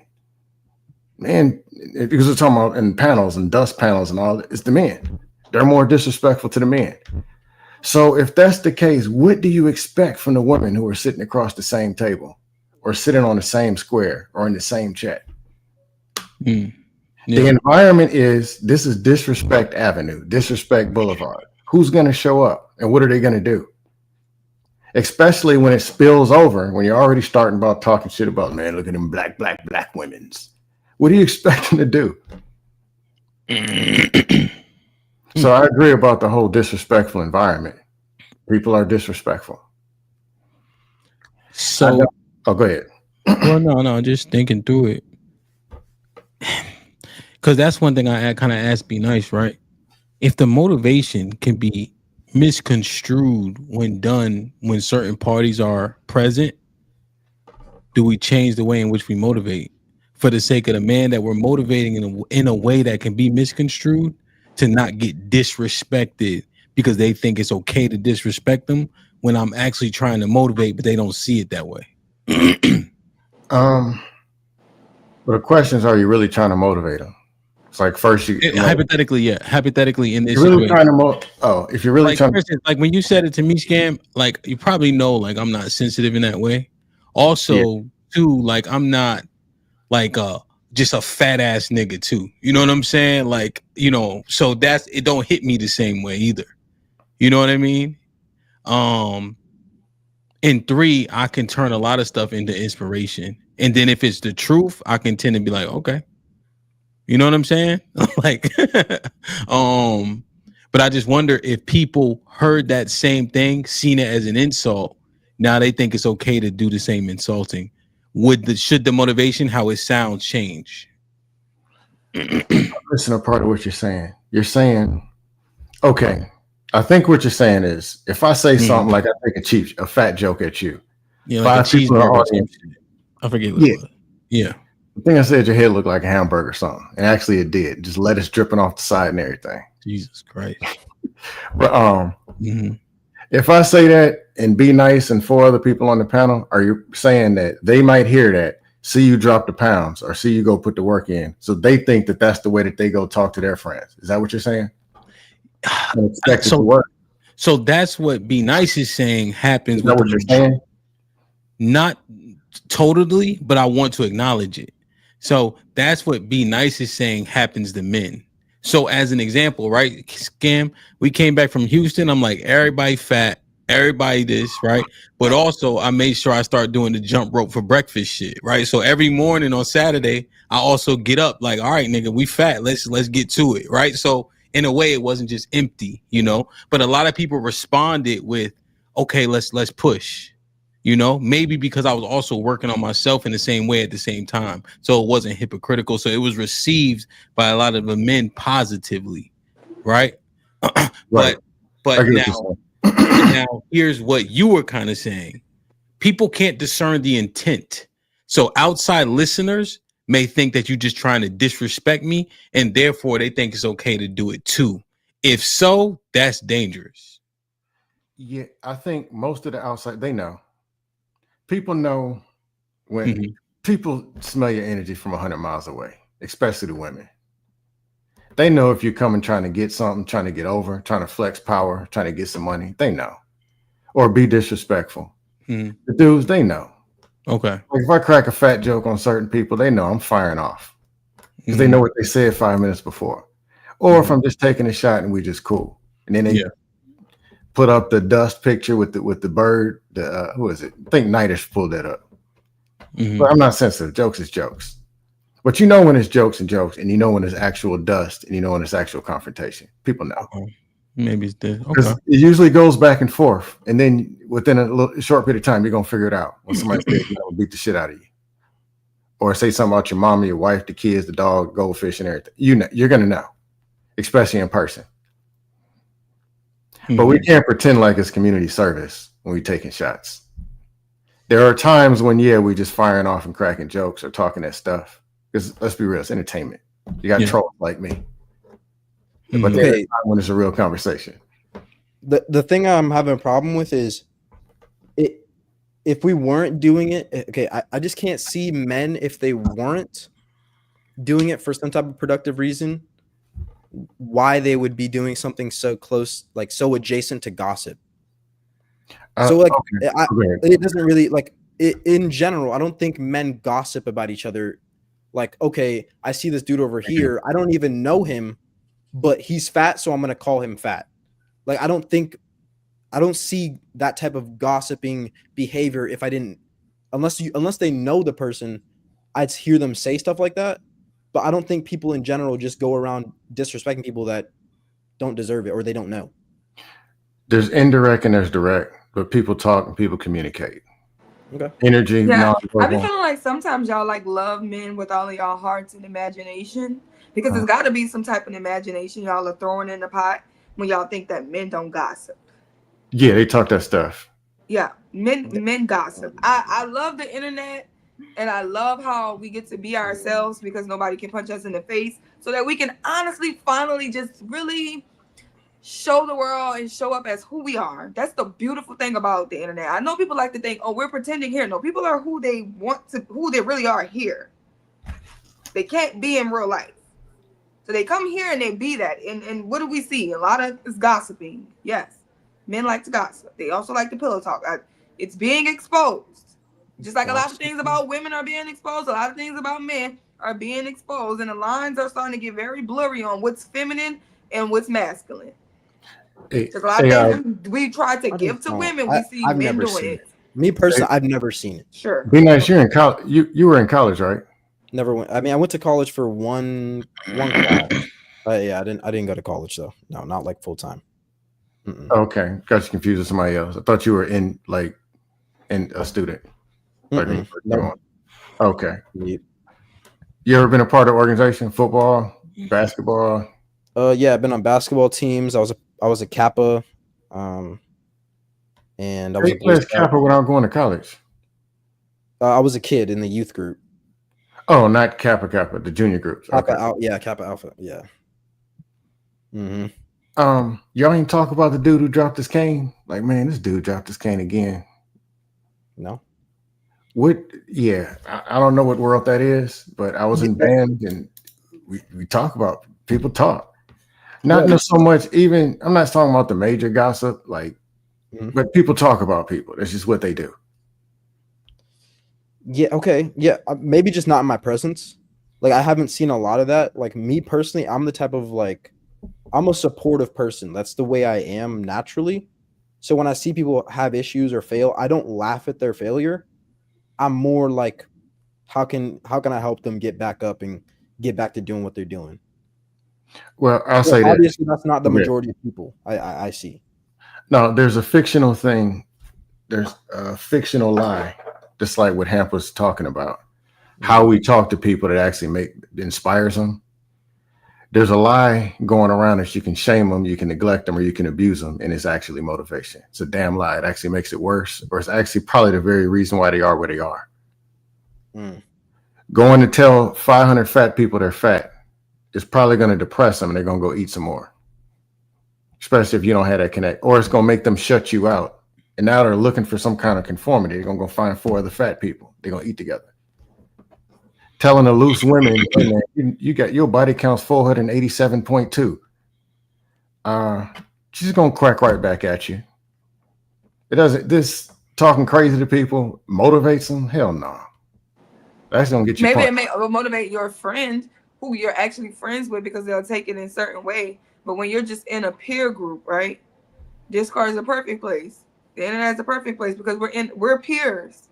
We come here, we're oftenly here with each other, we're peers at this point, right? Nobody's cracking jokes on you to make you better, right? Especially if they're not your friend. And we can't somehow live in our bubble and think, oh, well, it doesn't happen in my bubble, so it doesn't happen in the world. No, I agree with that. I agree with that. So getting offended because your archetype is talked about, even though we're talking about multiple archetypes, is not going to get y'all off the grid line of men are creating environments for men not to be respected. Because men don't respect men.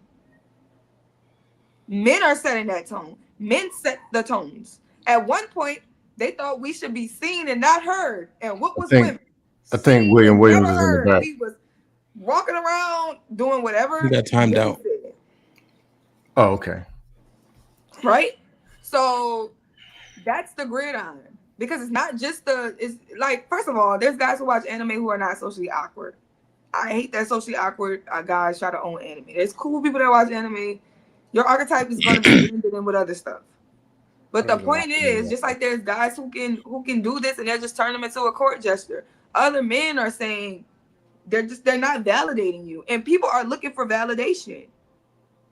So when men are lying and pretending to be something that they're not, or going out of their way to be accepted, they're doing that to be accepted, not by groups of women unless they're gay. That's the only type of man who goes out his way to be accepted by groups of women. Now, men may do different things to have sex with women, but they don't give a fuck about what women think. I disagree on that one. We don't care about what you think unless if we get the. I don't see that men care really much about the men who I see who have sex with women the most care about what women think the least. That's partially true. Yeah, that is They're not trying to be accepted by groups of women. Only gay dudes are trying to be, yes, girl, invited to every party with 10,000 women. You just said the opposite, though. Men don't want to go. You're talking about groups of women. I can understand that. Men don't want to go Just about women in general. Groups of women, unless they're having sex with them. They don't want to just be there. But now you're saying the opposite of what you were saying earlier. No, I'm not. Yeah, because you're saying. Sorry, I got feedback. You got to mute Brandon. Hey, Brandon, I'm gonna mute you for a second. All right, you just got a little feedback. Right? So. Well, wait. What do you think she's saying that's different? Because you're saying that the person that I guess is like, you're saying that the person who gets disrespected, or the way that we act in a situation of groups and peers is becoming of how they actually see each other. But I don't think that's true. I think people can be one way in one situation and then also treat each other completely different in another one, based on their experience with the people, if they know them or not. I don't think that's the same. I think you went and switched what you said.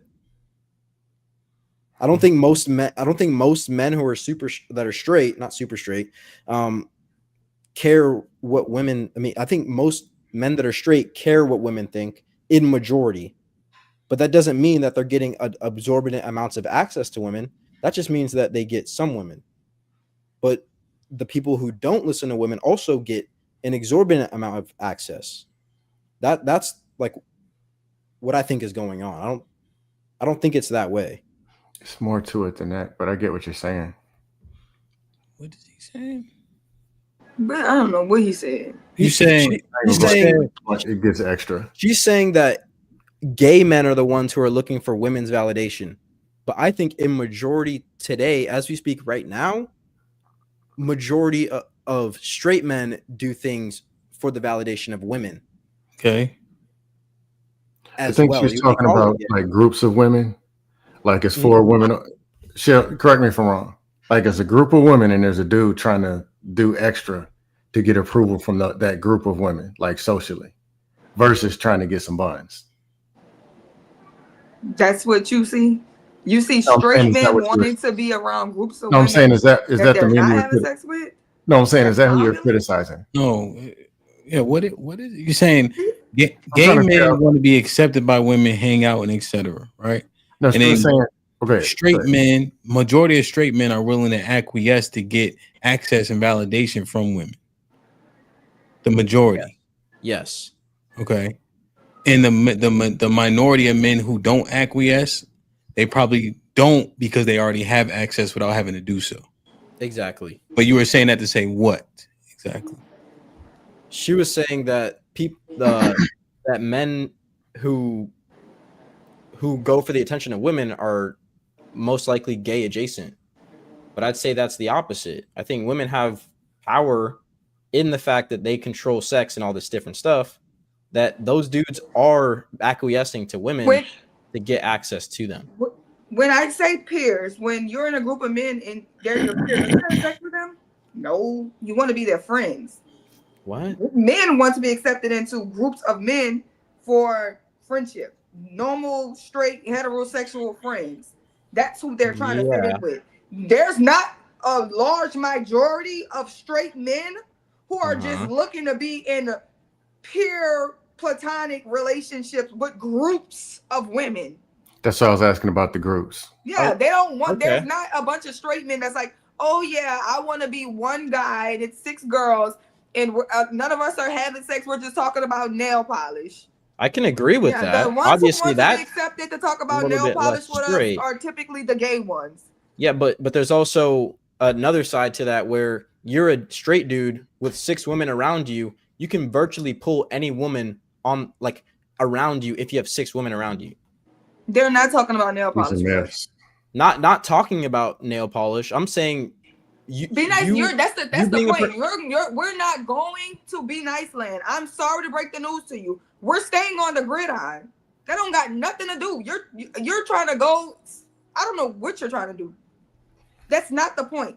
The point is men want approval of other men. That is the standard. Men are not seeking worldly approval from women. They're not. It's a standard, they but a fictional. They don't care about what bitches think like that unless these bitches is fucking. That is clear. Right. Maybe you think that. I see that. Maybe Okay. You care about bitches what bitches think. No, men do not care about what bitches think unless these bitches is fucking. And after they fuck them, they don't care about what they think no more. Because I'm already fucking. Okay, now I see. Okay, now I see where the rubber meets the road. Okay. These are actually fictional standards, though. We're back to the gridiron. Yeah, they're not.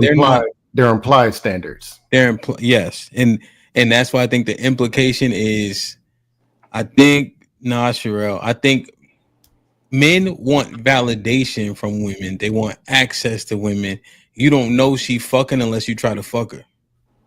So I don't know if I agree with that. I don't know. Man, I don't know if I agree with that part. Niggas, y'all think niggas get nice cars to get bitches. They know bitches come with nice cars, but they want to stunt on you. Cause you can say, hey, I got this V8 turbocharged bitch. You speaking Spanish to her. She don't know about no turbocharged. She don't know about none of that. Your homeboy do. Your homeboy know what that Rolex about. Your homeboy know all of this shit that y'all go macho. Look at my football stats. You think a bitch care about your football stats? No. Yeah. Talk about football stats but you to get validation from other men. Let me just say this, Kim. But it's compounded though, right? So for instance, she don't know that it's a V6 turbo engine, but she know it's a Hellcat. See, you can get a car that got a V6 turbo, but it ain't a Hellcat. So you get the Hellcat because she understands the aesthetic, right? Yeah. But the engine may be like, hey, bro, I got the big boy shit. You got that V6. So, but I think it's definitely. Yeah, I understand what you're saying, but you have to fold in what Be Nice is saying, though. And then after you finish, let's get Brandon in. Brandon, what's popping, kid? Okay. But it's my bad. Scam was going. I cut Scam off by accident. Yeah, I'll make it quick. Okay, Yeah. so that's what I'm saying. A lot of stuff men want to be accepted by groups of other men. If you're not accepted by your peers, if you're not respected by your peers, that's the problem. Because that's going to set the tone how people respect you in general. If other men ostracize you, you're ostracized. Even if it's a man that women can't stand, if other men respect him, it's a wrap. He's been accepted by them. I'll make it quick. A lot of people are seeking validation from any and everybody, starting with their parents. Actually, start from their own self. They look in the mirror and they want to see something that they like, or be a person that they want to be. A lot of them, they don't have it. They want to prove from their parents, people around them, their family. They want it from men and they want it from women. They just want to be that person. And a lot of them are not, or don't feel like they are, or don't believe in whatever it is, how they're moving, not that. So they end up spinning around in circles. Let's leave it at that. All right, let me do this. Like, share, subscribe, tell them. My bad, Cam. Go ahead. I was saying that's men and women. Okay. Like, share, subscribe, tell a friend, and tell a friend. Hit that like button right now if you can. That helps the channel the most. Salute, Brandon. I'm gonna get you in. Let me just read these super chats real quick. And post work was popping. Nas with the $10 says the rule might is right comes to mind. It aids and abets a hierarchy designed to punch down on those deemed quote unquote weaker. It should behoove someone to stand on their beliefs, even if you're one verse an army. The male feminist with the $2 said the true power is not caring about approval from anyone. I think there's power in that, but I think the majority of people want to be affirmed. Black Dawn with the $5 says, Sherelle, quote, men are not seeking approval, end quote. Nah, can't hang with you on this one, sis. They are, Black Dawn. They are. Black Dawn with the $5 says, Sherelle, there is some men who watch anime aren't gay and they're cool. Trying to walk some what? I never said that. People who watch you know his quote be his quote is a perversion of what you say. That's how he quotes. Reaper Rel with the $10 says there is more respect for a man who followed their passion and created an Akira or Cowboy Bebop than there is respect for the natural artists who played football to fit in high school and flopped. Maybe, but it has to be something that's game changing, right? Which I think kind of probably pushes her point forward more. Right? Because if you're something that people don't think is cool, you gotta fucking change the world for people to respect it. Uncut with the $5 says losers begging women for fairness is so weak. Reese with the $2 says with its black men, it's lions and tigers and bears. The male feminist with the $2 says we are humans living in society, not Serengeti. Not 100%. It's an analogy. Reese with the $2 says, so black men gotta be cavemen, brutes to be respected. Uncut with the $5 says, be nice went straight to who women are fucking to validate manhood, proving Sherelle's point. Melly Mel been a member for 14 months. Give respect to get respect. Reese with the $5 says, who's saying other men don't respect him? Nobody on here know him personally. Why would they disrespect him? Sherelle, and you looking cute, by the way. Yeah, I'm simping. Trevor Trev with the $2 says, let him talk, Sherelle. God damn. Male feminist with the $2 says, the group, quote unquote, is a bunch of miserable, lonely people. Thomas Ford with the $5 says, women are contradictory, but would have you believe that they are logical? Yet women complain about the dominant men. The male feminist with the $2 says prioritizing only dominance is a slippery slope. Yeah, I think there was a slight differentiation. Curtis with the $5 says, so women follow all the bad things we do, but none of the positive / good things. DC Slim with the $5 says the manosphere cornballs come here to complain and cry about women with no solutions. Hunting Wisdom was popping.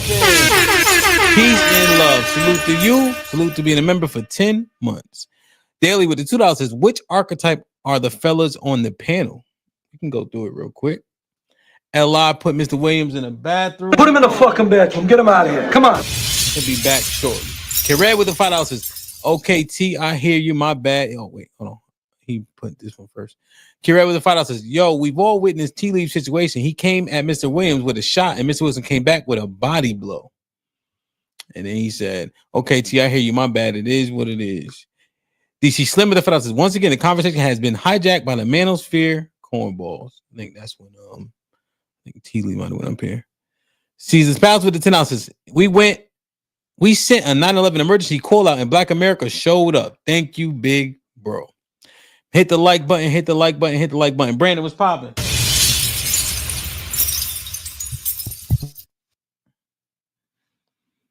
Yeah, there you go. What's up, Hamp? What's up, panel? Mm-hmm. So I was listening to y'all, how y'all was talking about the community, how the ones who's not getting the women and the man's the ones who's getting the women's and stuff like that. It's very getting tiresome sometimes. Really is. And the solution,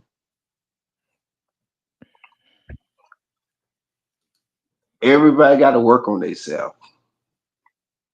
Everybody. Relationships, people just need to stop. Because it's not going to get nowhere. It's not helping nobody.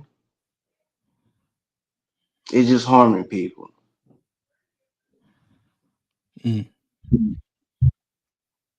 So if you really want to help, you got to go out there and do the work. What's the work look like, Brandon? See, for me, I know people. I walk around. I got family too. So some folks have their ups and downs with the relationship. But I tell them, hey, don't give up. Because there's somebody out there for you. But if you don't have a mindset in trying to put people together, you don't need to be doing nothing. You don't need to be talking. Because in my life, I put maybe about 6 people together. I'm not no pastor. Now, so, but those people, they got married. What does the work look like? How did you achieve this? How did you achieve this? What did you do? Yeah, I put it together.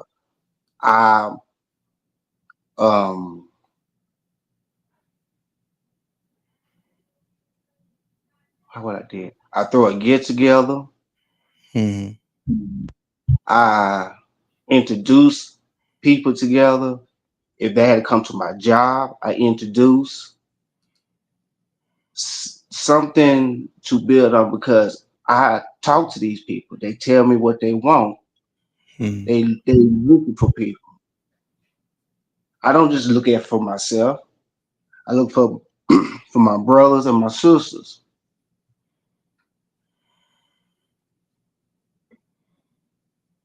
So this might be risky. All right, Brandon, just hold on a second. Kirk kicked you off for 10 minutes. Brandon will be back at 2:49. See what he got. Post work, what's popping? What you think about the topic, kid? All right. Scam. I want to talk to you. How do you expect people to get better if you can't tell them the truth?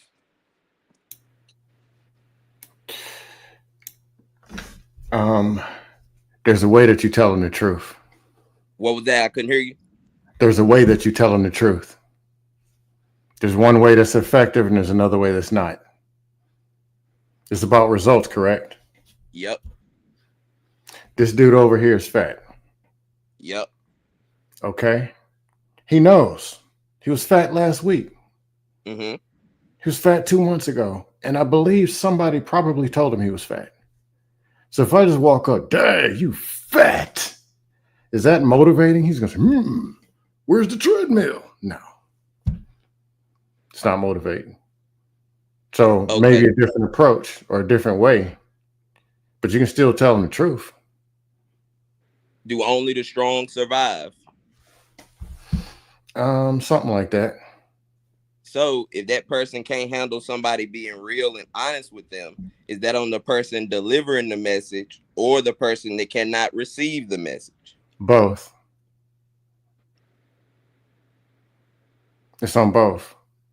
If you decided, I'm going to deliver a message to this person and my goal is to get this person motivated, and you didn't motivate them, then you failed delivering the message. You actually delivered a worse message that actually got them going in a.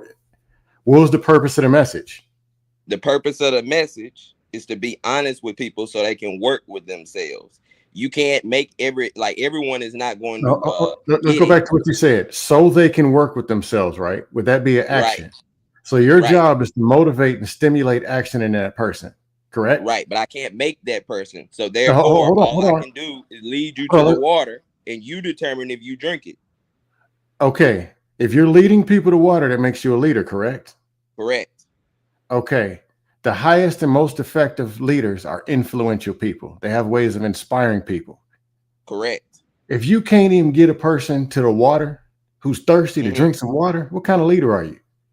You can't even get a thirsty person to drink water. Here's the thing. That's the leadership problem. If the leader has gotten other people to do it, but this person didn't do it, then how does that person say that? Would it not be on the person that's not improving? Okay, we're only talking about this person and that fat person, right? Or are we talking as a whole? Because your effectiveness is by your numbers. If you talk to 30 people and 24 receive it, your leadership efficiency rate is 80%. Okay, hold on. Now, if you talk to one and you get 0, and you talk to them like trash, you came and delivered a message to tell them they were fat and they already knew it. That's not motivating, inspiring. You didn't ask them why. You didn't ask them even if they wanted the message to begin with. Because, hey man, if it's somebody you know, hey, let's talk. I just came across something. I just dropped 15 pounds. Hey man, I used to run a mile in this. Now I can run a mile in 6:20. There's real talk. And I ran that 6:20 a few months ago. I was flying. But anyway, there's a way you can talk to somebody and it might get you somewhere. And then, yes, it's kind of on them. You might need to follow up with them. This is real. There are people in these spaces that I've talked to about fitness. I won't say any names. And a lot of them will be surprised who actually receive it. You'll be surprised the ones who do. And then there's people I talk to that push back on it and they know, but it's just what it is. I don't expect determine your leadership because those people push back. If we're looking at an 80% obesity rate and I can get 5 people to drop some pounds or hear something and change one thing, I'll start there. Thank you. Especially with people I don't even know. But all I'm saying is this. Hold on. Okay. So you used the 30 and 24 earlier. That was going to be my point. Because if you spoke to 30 people and 2 of them listened, you actually did your job because you helped people. You can't affect the other people that were determined they were going to live in their delusion. If someone gives you the information, it's on you to receive and accept the information. If you don't want to do that, that is your fault. That person is not supposed to say it in a nice way to help you feel it. The truth is the truth. If you don't want to accept it, that's your fault. No, here's the deal. If you talk to 30 people and 2 accept it, but 4 of them swing on you, 4 of them don't answer your calls, 1 takes their own life, and the other one are at the buffet, you're actually doing more harm than you are doing good. Well, that would be 4 dead people to what you said.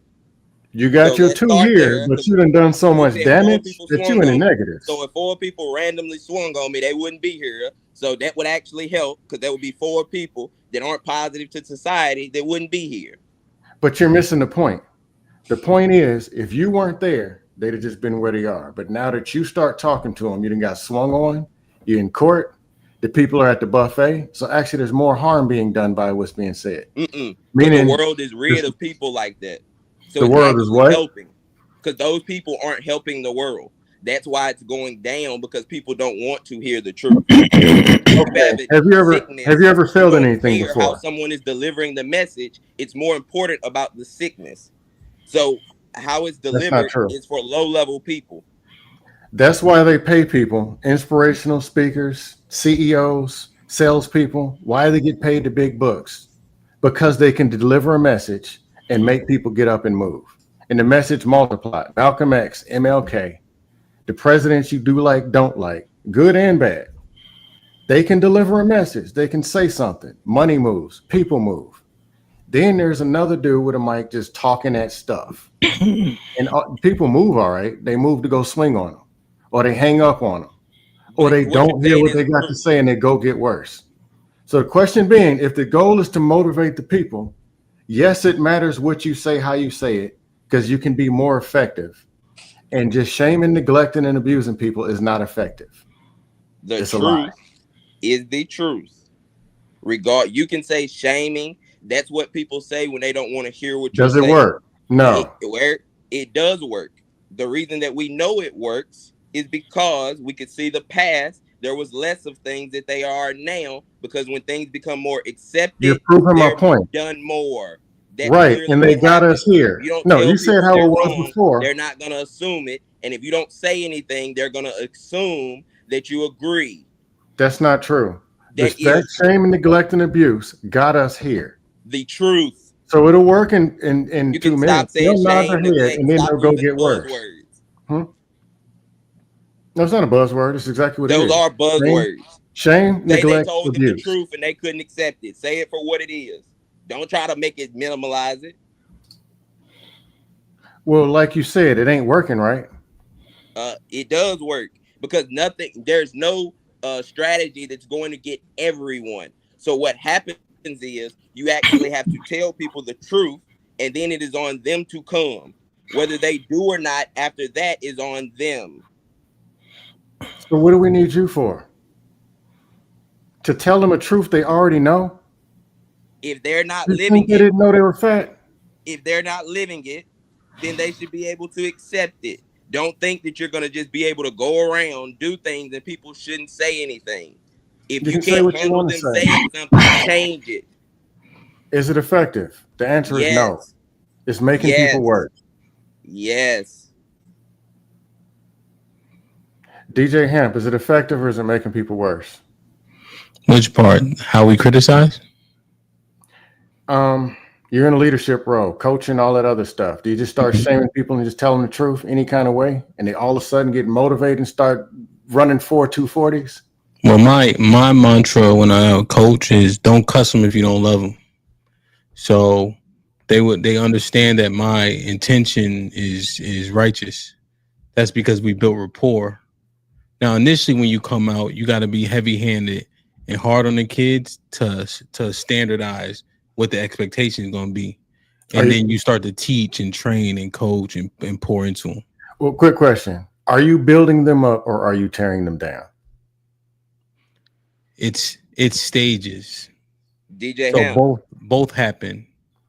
But you establish rapport and buy-in, correct? I establish with the kid, because I'm talking about, so just because we're going to be exact about it, Scam, just so it don't sound crazy. I'm talking about high school boys, in a demographic where it's 5,000 kids in the school, 99.9% black with all these influences. So I establish hierarchy and dominance instantly. So I'm pretty heavy-handed, right?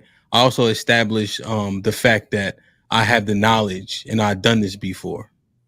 You know what I mean? So not only am I telling you I did it at a high level, and I know what I'm talking about, and I whoop your ass. You see? And when we go in the weight room, I max out my bench press so they know I'm not just saying anything. Right. There's multiple. And then once they understand who's in charge, now I can start to teach and we can start to joke a little bit, et cetera, et cetera. And now they like my kids, but I cuss them, boy. I got the old school method. I be headbutting them still, punching their helmets, all types of shit. But can't nobody else do it to them. And I give them all a ride home and pick them up and drop them off and buy McDonald's and we joke and laugh.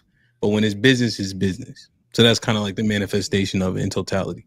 Well, I'll say this. One, just like I was Army. If you train in combat arms, it's different. You train in football, they getting hit. That's a little different. Yeah. That's why I wanted to make sure we had, you know what I mean? Like I'm talking about football specifically. Yeah.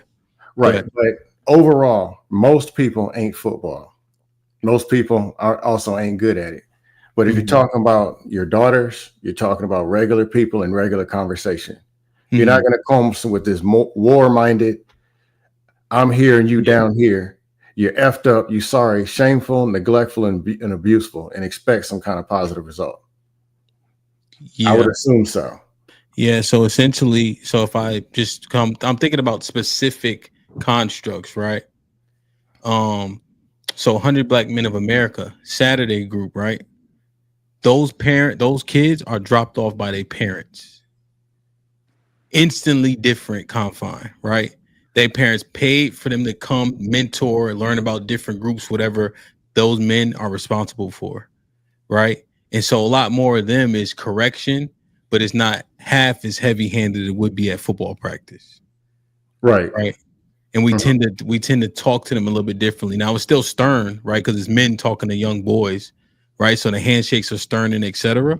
But generally speaking, we not shaming them. They're also brought there by a dad and a mom, most of you know what I mean? So it's a different demographics as well. But Yeah, I'm just trying to give you different things to see what you think. Yeah, I just wanted to make that clear because you're talking about football. Because there are times when, just like Army, just like combat arms, it's a different, but that's part of the environment. Yeah. Boxing, if you don't duck, you get hit. So yes, there's going to be some corporal punishment attached to it, but that's part of that game. But regular conversation, the other 90% of real life, all this hardcore talking crazy to people, that ain't helping nobody. It's actually what got them there in the first place. Yeah. Do you think, Scam, do you think more people go around telling people what you say, shaming or that language, or do you think more people go around telling people what they're doing is right and they're basically encouraging their bad behavior? What do you think actually happens more? Oh, that's manipulation. That ain't cool either. No. Just answer the question. Which one do you think happens more? Combo of both. Which one do you think happens more? Don't know. About the same. Assume, guess. If you're talking about direct conversation, more the coddling. Indirect, more the abuse. So now that you asked how we got here, you just answered your own question. Coddling. Wrong. You did. No, you just picked a part out of it. Now.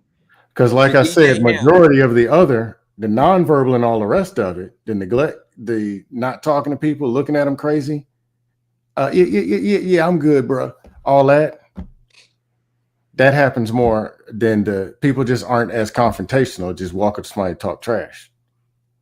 Well, but people know where they stand because of how they're to treated. Tell you what you're doing is wrong. Huh? Do I have to be confrontational to tell you that what you're doing is wrong? Well, what you're saying is talking about telling the truth. And right. The way that you're saying you're out of shape, you're fat. Is that confrontational? Well, you just walk up to somebody, hey man, you're out of shape, you're fat. Yes, confrontation. I don't see why you would go to a random person who's not included anything. Typically, things happen in conversation. So if someone mentions that their life is going a certain way and they're mentioning their issues, then that's when people typically reply with, this is what. People don't just typically walk around and just start saying things. That's not how the world works. What happens is people say things and then people try to give them advice, and that's how it gets delivered. Okay. What relationship do you have with the people that you're talking to?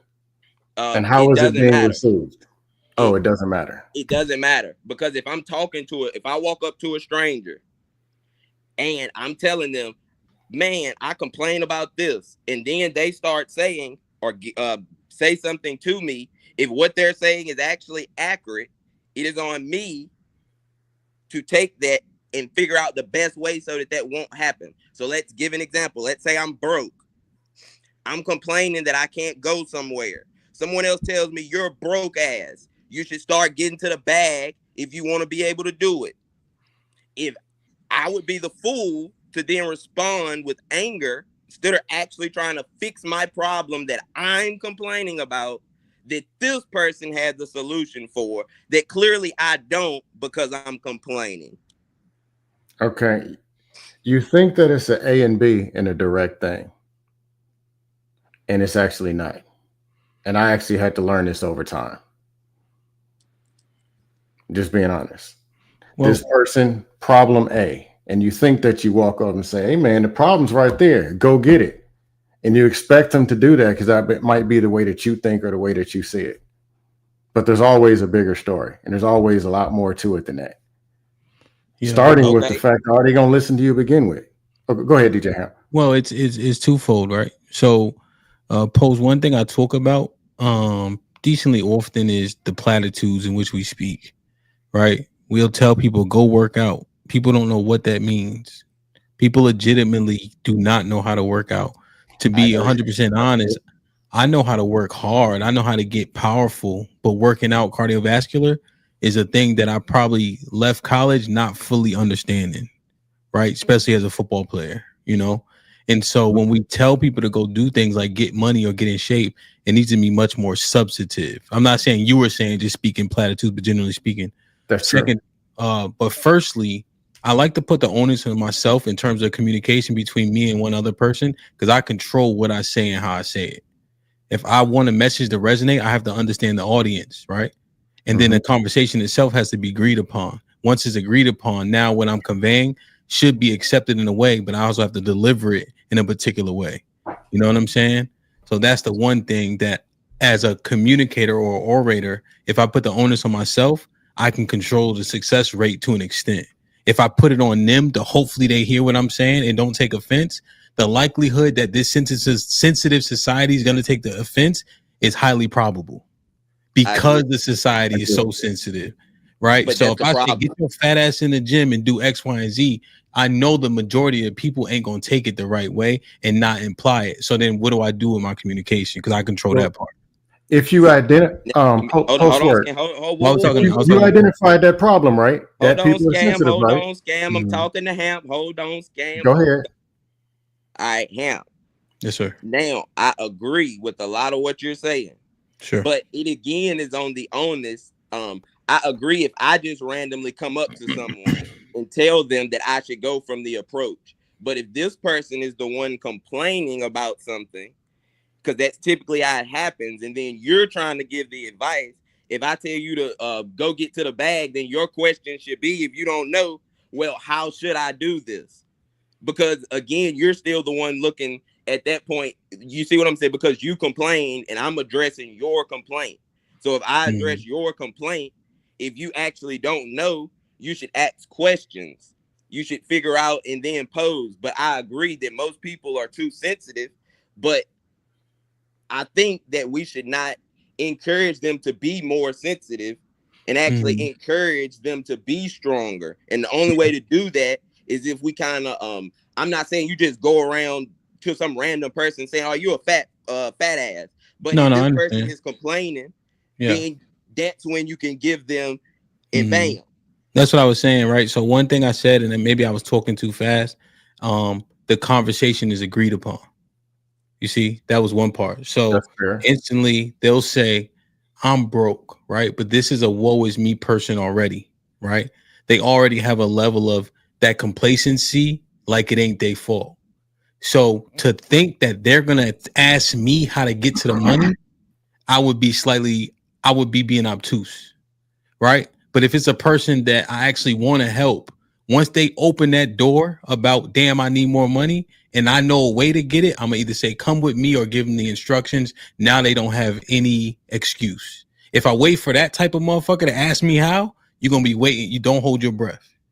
You know what I mean? So I just think about just being effective, I guess, you know? Yeah, two things. I agree, but I don't think that you can blame After he go, you can go. Yeah, go ahead. Because life is we do not necessarily always have a lot of time. So I'd rather the person at least give me the correct advice, even if they don't necessarily lead me to how, because I can go find that on my own. Even with, I could go to a different resource to possibly find that. But if this person doesn't actually change my mindset and let me realize that it's not everyone else's fault, it's my fault, then I'm going to always look at something as, well, this person ain't do enough, even if they gave me the information, because I'm going to always want to put it on someone else instead of putting it on myself. If I put everything that happened in my life on myself, I'm not going to have no choice but to either get better or basically accept where I'm at and like it. I'll say I understand your point. Go ahead, Scan. Two things. Number one, the message delivered always isn't the message received. I tell somebody, hey, you're fat. They didn't hear they're fat. They heard, I don't like the way you fucking look. That's what they heard. That's what they felt. That's what went in. Huh? Do you like the way that fat people look? No, hold up. If those words are the same, how do you expect somebody to respond to I don't like the way that you fucking look? That's the Two response things you're can gonna. be true. No, Whether hold they on. like Hear it or me not out. is irrelevant. Okay. And the other point is you said people are too sensitive. If you know that, just like you know that people are overweight, if you know they're also too sensitive, you can't just pick the overweight part and leave out the sensitive part. No, Because we're fixing expect the them to sensitive part respond. by telling them the No, you're truth. not. Yes, No, you you're are. not. No, you're not. You don't fix the sensitive part by telling them in a way that's not going to be received well. So you Their fix the response sensitive is by going to being more be an overweight, offended person who is sensitive. That's how they're going to respond because that's who they are.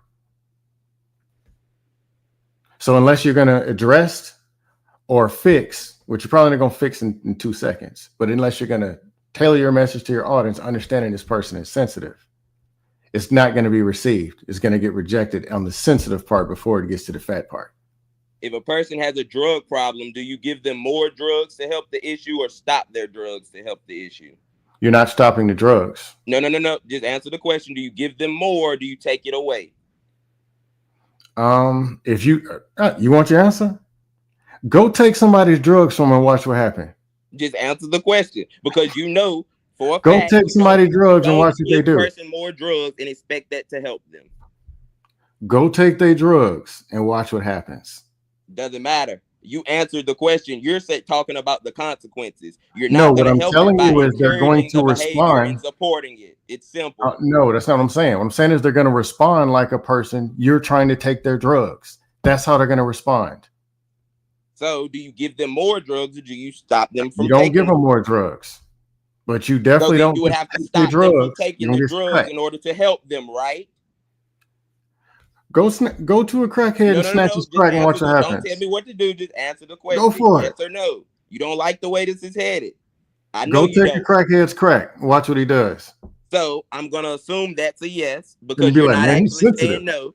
So therefore, you don't give them more drugs. So to help sensitivity, you don't be more sensitive. That's not going to help it. That's how they got in the place they were at because people were coddling them and being sensitive to them. You tailor your message to your audience. Go take a crackhead's crack and watch what happens. He's Give going him to more respond crack. like the Give him crackhead that more he crack already and is. see what happens. I don't agree with that either. You would have to either give him more or stop it. If you're giving him more, you can't say, I don't agree with not giving him more, but I also don't agree with stopping it. That doesn't make sense. Drugs, yeah.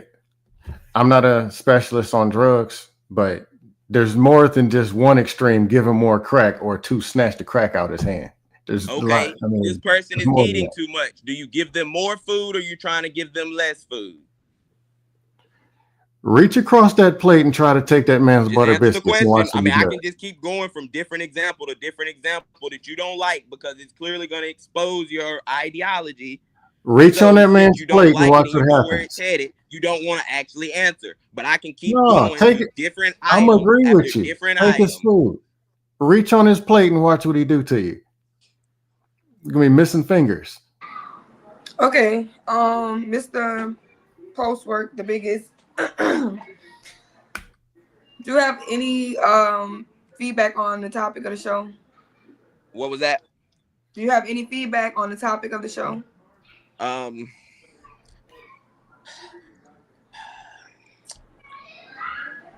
I agree, but I don't agree because I think that most women pick and choose the things that they want to take that men do to other men, but not all the things. So I agree that they do follow suit in some aspects, but it's only a picking and choosing of things. If you Minority get what I'm saying. aspects.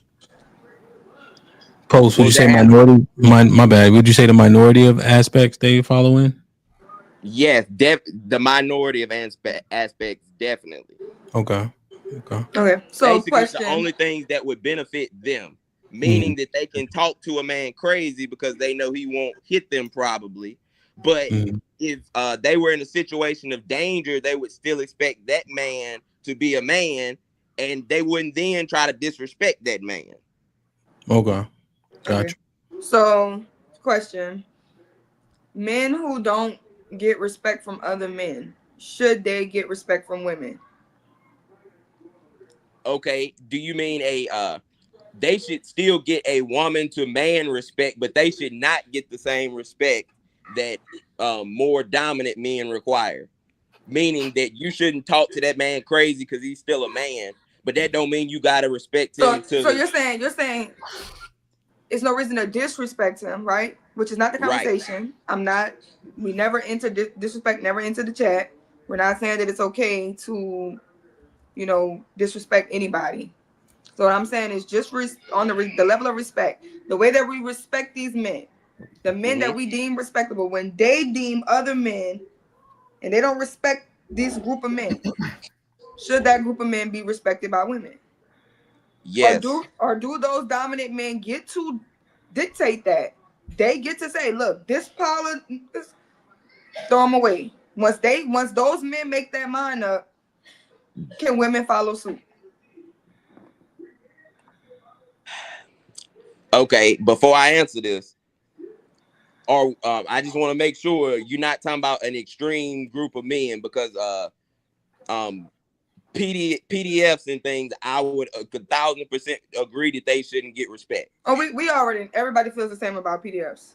Okay, so outside of things like that, I think that women should still respect those men, meaning you give them a healthy level of respect. You don't try to, you still would talk to him like you would talk to a dominant man, but that doesn't mean that you have to actually engage or be in a relationship or that form of respect with that man.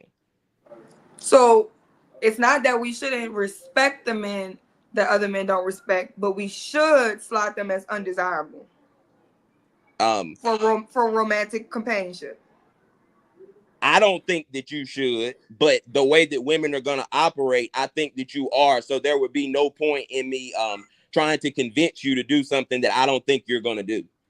Okay, so you feel like if it's a man, other groups of dominant groups of men don't really respect him. He's not a man of good character. He's just whatever. He's just a whatever type of man.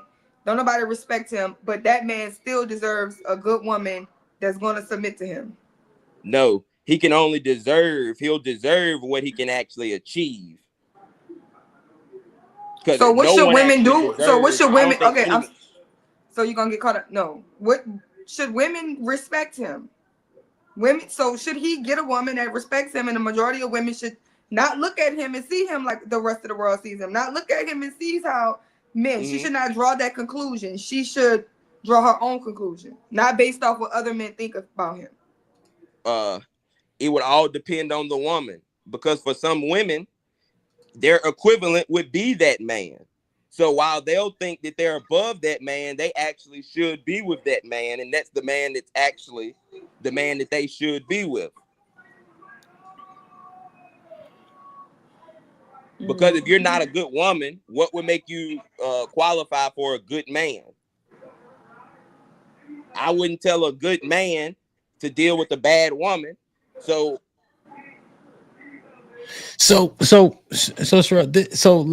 if we make it tangible, right? You were saying like be nice archetype, men don't respect,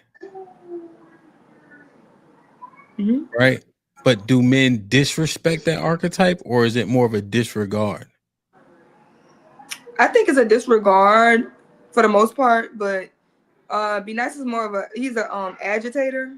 He's like a glutton for punishment, also part of his archetype. So he seeks the attention, even if it's like people are going to beat on him. You know what I'm saying? He'll still join the conversation to be beat on. So then it does turn into disrespect when it comes to be nice. Well, you're like, be nice, shut up. Like, like almost like a dismissive type of thing. Okay. They call him gay. They kind of go for filth when it comes to him. Okay. But but be nice, that's his, because he does it, he invokes it purposely. He invokes it, yeah, glutton for punishment. Right. Like he know what's gonna happen. He talk his shit too when he get in his, little bag or whatever. But that archetype maybe is like disregarded by men, not going out their way to disrespect, right? But so for a woman though, how he's treated by men should be inconsequential then. Yeah, but why would a woman want to be with the man? Because see, the thing about acceptance is, people think they don't want to be accepted, but when you're willing to be the butt of the joke or the picked on one or the glutton for punishment or the poo putt, you're the one that want to be accepted the most. Because you'll be here and take the scraps just to get some type of attention, right? Just to say, I'm here. I don't care if they're going to pick on me. I need to be here. Why would a woman deem that as something to be respected? Because he's being disregarded, right? You're saying how's she gonna view it? Yeah, like why should she view it as he's somebody to be respected when he just goes around and lets other men belittle him? Why would I want to? Because he's a man, he's supposed to be my leader, right? But when I put a man in charge of me and he's the leader of me, it's because of how he can operate against other men. But when my leader can just be picked around and pushed around by other men, why would I choose to follow him? Where's he going to lead me? But see, that's not his archetype, right? So his archetype is a slight disregard, but nobody go out of the way to disrespect him. People disrespect me nice all the time. But here's the where they don't is because he's an agitator per you. So Be Nice literally does it purposefully. Mm-hmm. So that's what makes it uberly different. When Be Nice just joins a conversation, he joins a conversation. When he want to start to get on people's nerves, he does it knowingly. Yeah, so that's the thing about people who are agitators. See, it's like trying to make the joke about yourself before you let somebody else make the joke. You know that Eminem thing? That's kind of what people with his personality type pick up. The Eminem thing where, yeah, I do live in a trailer with my mom and my friend did shoot himself, right? I'm going to tell a joke about myself before it. Now, it would always be disregard and disrespect. So he invites it to make himself feel like I'm in charge of this. I'm in charge of my fate. But you know, destiny is destiny. We're going to meet her regardless. You want to tell stories in your head to try to make it seem like you could avoid it. But there's no way around it. Well, that'd be slight speculation, though. I'm just saying, I don't know if a woman like you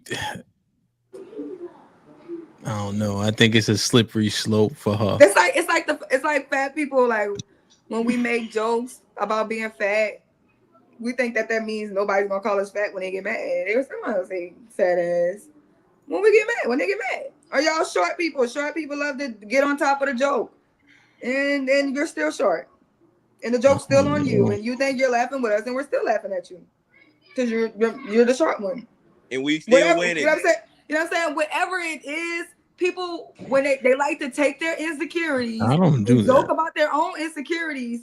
So that when somebody else fires their insecurity at them, that's just a defense mechanism. Everybody does it. I don't do that. I don't know. I don't know. God gave me a choice. Okay, Hamp.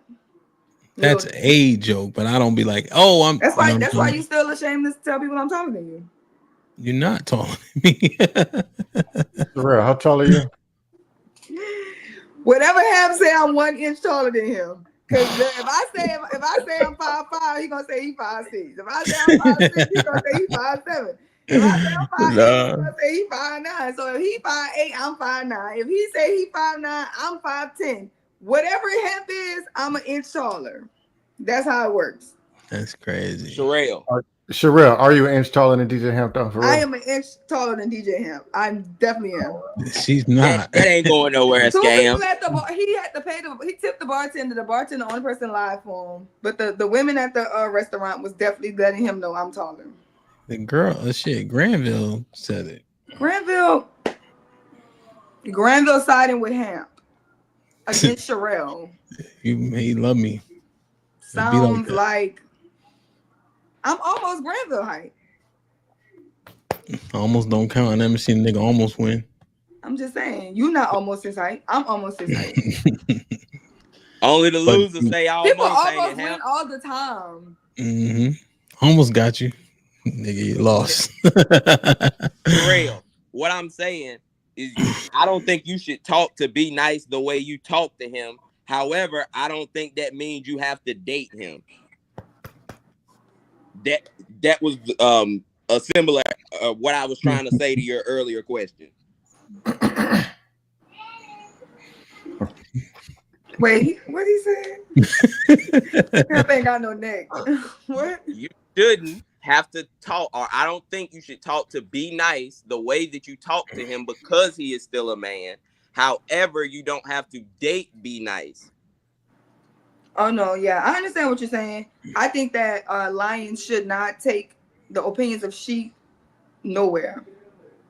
Do you think that you as a woman could be a lion, or would you be the No, lioness? and me as a woman is a lioness. Thank you. So that right. So no right. matter what I do, the men I'm connected to are the king of the jungle. And lioness, they some bad bitches. They walk around the jungle knowing they can fuck shit up on their own. And if they can't fuck shit up on their own, the big dog gonna get the job done. Now, what happens when that lioness does that and they run into even a more dominant lion than her men, and then her men get conquered because she wants to act the way that you're describing her act? Okay, so that's the thing. Lioness is always going to respect this. They're not dumb. When lioness move around, they always respect other lions. They never respect dandelions. They never respect sheep. They never respect hyenas. They never respect nothing that they know. Even as a female, I'm more dominant than that. I followed exactly what you were saying. You ain't even have to finish it. From the moment you started, I understood what you were saying. But Be Nice. But men are still lions. Women are still lionesses. Yeah, like, what she's saying though is there's male every animals. Every animal has a male. But what she's saying, basically what she's saying is she don't even though that man is actually still a lion, her as the woman is not gonna respect that man as a lion because she feel like she more dominant. So even though in reality he's not the sheep, he's gonna be treated like the sheep because of his presence and the order that he's giving off. Yeah, that's just delusion. I agree, but that's why if other groups of men don't respect you, okay, so why should massively women respect you? Why should women just walk around having reverence and respect for every man just because he has an XY chromosome? Well, that's not what y'all do. Still could fuck y'all you have up, created a hierarchy system that y'all all of a sudden think because there's the potential that women are that not going to participate in. That's insane. Okay, so the problem with what you're saying is that even though the mane on the lion that you may be with right now is so much bigger, a smaller lion could kill your lion and then become your king, and there wouldn't be shit you could say about it. That's what I said. I said the victors get the anyway. I said No, the you would victors acquiesce get anyway. right history. I don't want to go to. I don't want to go to La La Land with losers. I don't want to lose. That's not the loser. You would be with the loser. Okay, if you won, I would listen to you. So what I'm telling you is, I'm programmed to listen to the winners, and you're a fucking loser. So why? And the winners told me you was a loser, and I don't have to listen to you. The winners told me don't listen to losers. So I only listen to winners, and then the losers are gonna say, "But if I won, you'd be listening to me." Yeah, duh, because then you'd be the fucking winner, and then you'd be the more dominant one. Because if dominant is dominant, and then something comes and beats dominant, that shit is more dominant than what dominant thought it was. That's my point. Yeah, I'm just curious. Was there some kind of Olympics that treat you like the losers? That I don't know. This is a personal thing. I don't know. I have no clue what happened. What? I guess something happened. Said, what if you're with the dominant and you're dominant and that dominant gets dominated? Well, then I'm gonna listen to the one who dominated them. I think the truth. Go ahead, Scam. Go ahead. No, was there some kind of war that took place or Olympics that took place that I missed? No. People know who win. People know who lose. HAMP. Stop it, Scam. Like HAMP, you're married, right? Yeah. You respect your wife? Yeah. Is that because she's bigger, stronger, can cut, shoot, stab, gank, shank, and spank you? or do you just respect your wife? Well, there's reasons why, but it's definitely not the things you mentioned. How about a 22-year-old dude that plays football? It might be a cornerback. It's 158 pounds. You respect him? Y'all good? Mm-hmm. Did you have to fight him in the back parking lot just to prove something, or do y'all just got a mutual level of respect and you good? Yeah, the latter. Yeah, I don't know. Y'all got it. Not all dominance is physical. Sometimes the way that you just allow women to talk to you, they know that you're not dominant, just for the simple fact that you would allow them to communicate with you that way and still be around. So not all dominance is what you're saying, like you just got to go around killing everybody. No, that's what they were talking about. But even with that whole Not thing, but if you a have woman, to understand everything if a woman is correlates. talking disrespectful to me, I'm not going to be there. That's Tuesday. I'm not going to be there Thursday for the next conversation. There's nothing to talk about. Well, that's the other thing, right? Like, because it is the internet, right, where people can be uninhibited, right? Because people don't see any type of threat level, right? So if Sherelle is talking to be nice like that, that doesn't say anything about him, in my opinion. She's making that choice regardless. Right? He could say, and I'm just using this as hypothetically, he could say something she don't like, and she could talk that shit to him. That don't mean that he's supposed to be disrespected or a lesser man. That just mean that she chose to talk shit to him for whatever reason she thought was valid. That don't invalidate him. Okay, but yeah. My point is he should correct that, whether that means over talking her, going to a tone that he knows she cannot match, calling her out of her name, separating himself from conversation, but to just sit there and allow someone to talk to him that could not actually impart any type of physical damage on him would be senseless. Like, there's no way that he should allow a woman to speak to him like that and just let that bypass like it's okay. Yeah, I mean, generally, I don't really respond in kind. Like when things are going awry or shit hitting the fan and somebody have an issue, I generally stay pretty even. So I usually don't use. I would say almost all the time. I don't really go there, you know, because I know what real like beef and smoke actually look like, you know, and you have to calculate when it's worth it and when it isn't. Right, but the thing is, most people, most women don't actually even start to address you like that. That you have to do that. That's typically you trying to help other men. Typically, where that comes from. Like, it's very rare that a woman just goes off on you, and I'm like, why is HAMP letting her talk to him like that? Like, well, typically, you said him. Yeah. I mean, I'll interject at times, but I'm saying even if I don't interject, right? He's not a wimp to me because Sherelle want to go off on him. But see, to me, I would look at that as somewhat wimpish because you're supposed to check that. You feel what I'm saying? You got to keep people in line so that they know. And I do realize it's a box, so people are going to get a little bit more out of their sorts. Hence as to why I said he could kind of get more out of his sorts and he could start degrading her the way Mr. Fantastic do. He handles it perfectly. You feel what I'm saying? Like, that's literally the perfect example. And while they still may attempt to talk to him that way, he gets his checking in so that you'll never be like she's just talking down on this man and he's just going for it and allowing it. Many have tried, many have came, many have fallen. Yeah, to be fair, I have left many of men in the wake. To be fair, man, my name says it all. With me, my name says it all. Peace and tranquility. That's all I'm looking for. Other way around. That's it. If they start throwing blows, that's fine. But I mean, the thing about, never mind. Yeah, I don't even want to say it, but yeah. Yeah, no, I mean, I catch your drift, right? Like, you know, you saying like, for all intents and purposes, don't let you ain't letting shit slide, 100%. You know what I'm saying? I definitely understand that. Every arena is different. No, I was saying post work. I was saying you saying don't let none of that slide. Nah, I understand it. ideology. I just think the methodology to me, I apply depending on where it is. So if it's the internet, it may be different. In person, it'd be much different, right? Like it would be emphatically different, you know. So I just be mindful of setting, you know, because me arguing, people trying to create a moment mean what the who, right? I probably benefit from that the least, you know.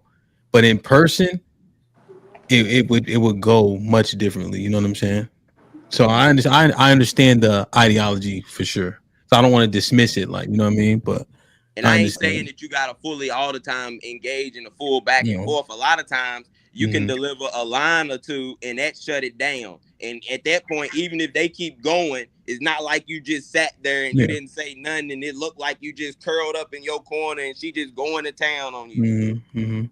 Yeah, no, 100%. 100%. I catch your drift, right? And I think even when Be Nice had an opportunity to respond, like once I got back on camera and he's able to have the floor, he threw he said what he had to say, throw his little shots back in a Be Nice fashion, right? So even in that little bit of back and forth, he ain't just take it, pause.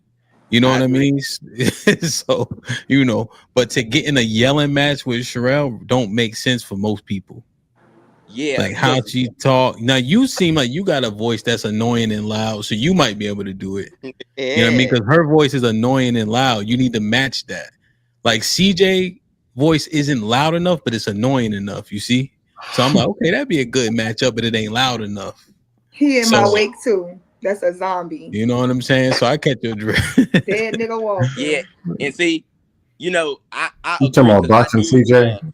Think that there's a limit you should go to. I don't think you should just be in full out 20-minute argument, but you still shouldn't just let her say something and let her get it off without you responding. So I think we agree. Yeah. No, that's like saying I don't think that the queen should the peasant should respect the queen because she's a woman. I'm still a man even if I'm a peasant. Sound dumb, huh? I mean, it's not dumb. Yeah. That sounds dumb. Say that again. Because queens are queens. Hierarchies exist. No, the queens aren't the queens. Yeah. The queens are their power. Why is the queen a queen though? Internet hierarchy. Sometimes her daddy was the king. Right. So she was elected, and what's actually backing up the queen? Power. What is the power? Whatever the power is. No. The power is the men. So the men are actually what's backing her up. So the queen is only powerful because of the king. It don't. Okay, that's what I'm. That's what I'm. That don't mean nothing on the internet. This is what I'm Person with the loudest mic wins. But this is what I'm saying. Yeah, that's. We don't have to over-explain it, right? This arena is different. Yeah, even if it's pseudo, even if it's just in a condensed stroke, I gotta go to the gym. But even if it's pseudo power post and Be Nice, she still can wield it, right? So as long as she can wield it, it's hers. You know, it's like my wife have to say, well, let's use something more tangible. They don't know battle rap. My wife will simply say, "Don't make me tell your daddy," and guess what they listen to after that? Her. Right. So regardless if the threat is, "I'm gonna call your daddy," now they, oh shit, let me listen to my mom before she notch it up a level. That's fact. You know? I agree, but that would still be another man. So therefore, she should still realize that it's not that she has the weaponry over though. me. Yeah. Yeah, but she's wielding it though. You see, so that's the overarching. Which is the premise. Okay. Men created that environment for me to be Sherelle. I still kind of disagree with that because, like, let's talk about like a war. If this is a war going on, then you may be afraid. You're not certainly afraid of the figurehead or the president of that country. More, are you afraid of their technology? So I don't think there's anything like if we went to war right now, I wouldn't be scared of their figurehead. I would be scared of literally the technology that they have. Yeah. It wouldn't have anything to do with the person. Yeah, you're right. That's why it's pseudo. That's why I use the word pseudo. Be Nice, because it like the king of what do they call? I don't know. One of the small countries with no real weapon. Like you could be the king of that all you want. Nobody cares, you know. But if you're the president here and you got the button, right? By proxy of what you wield is why people will acquiesce. Exactly. Hence the same thing with the queen, with the call daddy. Because I mean, let's say like Yeah. Hamp could probably beat up Trump if they was boxing fist to fist. He's old. But who has more power? That nigga be 25. I'll beat the It shit would out all of him. depend. He said, that nigga could have been 25. I still beat the shit out of him. You see what I'm saying? It don't all depend. This man is the most power. He has the most. He's in the most powerful position in the whole world. President of the United States. He got the button. And how many attempts have been made though? That's the thing. Like presidents have died though. Still humans, yeah. It's like you're still a human. Everybody's gonna die.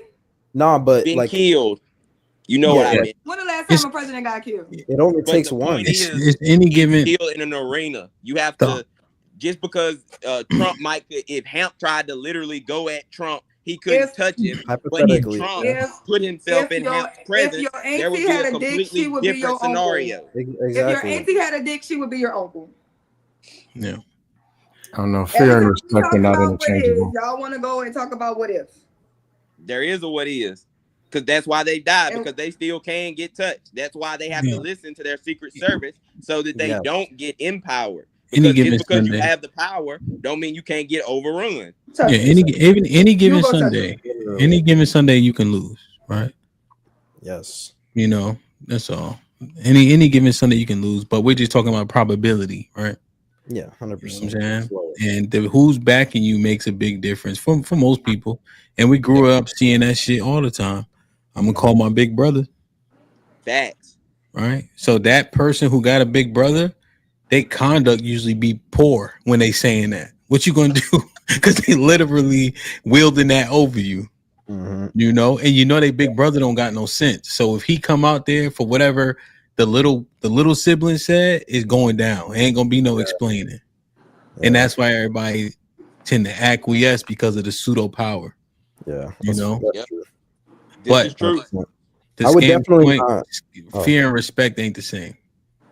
Because I don't respect the nigga that will call his big brother just because his big brother could beat me up. I respect his big brother, and I think he a bitch ass nigga, but he still got power at that time because he got a big brother. Yeah, I fear his big brother.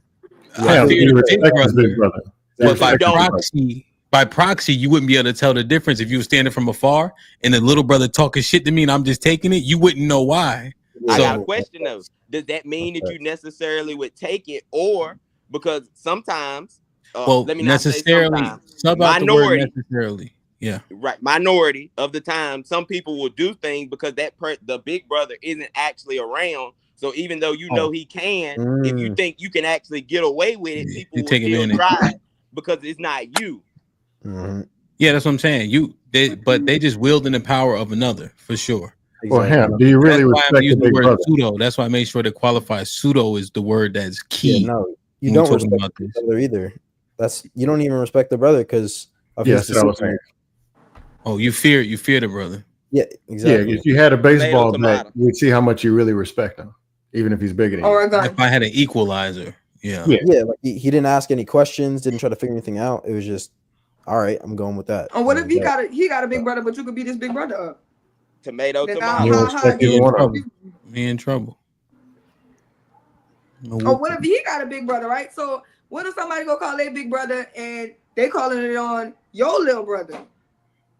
And that's why people get people killed, because people don't realize that, and they think that they're actually at the most dominant, but they're not. So they put the person that they actually that saving them, they put them in the most danger. Dangerous, yep. So that's why you have to understand. So that's what I guess minds it thoroughly, right? Is the fact that if you wield in power that's actually in the hands of someone else, you need to be mindful. You need to be very careful with doing that.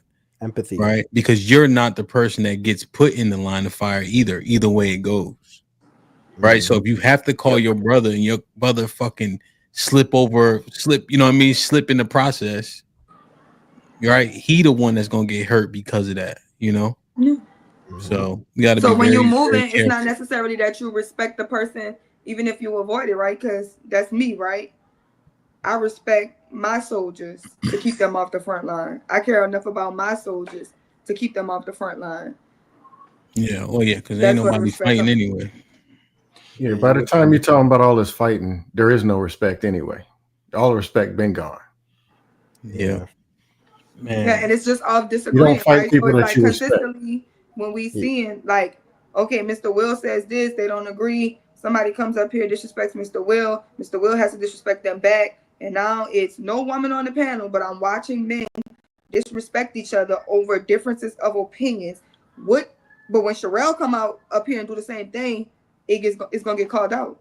Yeah, because you're not a man. Don't matter. It does matter. So It don't matter. therefore, that's why Y'all you'll want make it it to seem like matter, that, but and it that's not. does That's why not you're matter. I picking and keep trying to choosing. It's tell simple. y'all, it don't matter. It It's does a not matter. It you doesn't got matter. it. You Because you can't do what a the man reason does. why Sorry, hate to tell you. That's the truth. it matters. What's the difference? When I did it and they did it, what was the difference? Who's gonna It's get consequences for it? it's You don't that's have a the and that's dick. the point. That's the difference. But the difference, see, here's the thing, right? It should matter, right? But the reason it doesn't matter is because of the arena that is being held in, right? Now, let's say there was an arena where you could do something beyond just talking.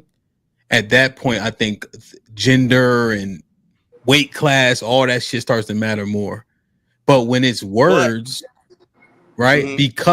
Because society has evened everybody out, And that's where a problem. people are, yeah, well, still that would be the conversation, right? But since seemingly everything is level now and it's accepted and women can do what men can do and etc., now that we're not making a differentiation, which I agree is problematic, but Right. for a whole bunch of different reasons. No, You I, know, di- But I we're talking disagree. about what I is, disagree. and we did come back and roll around to who created that?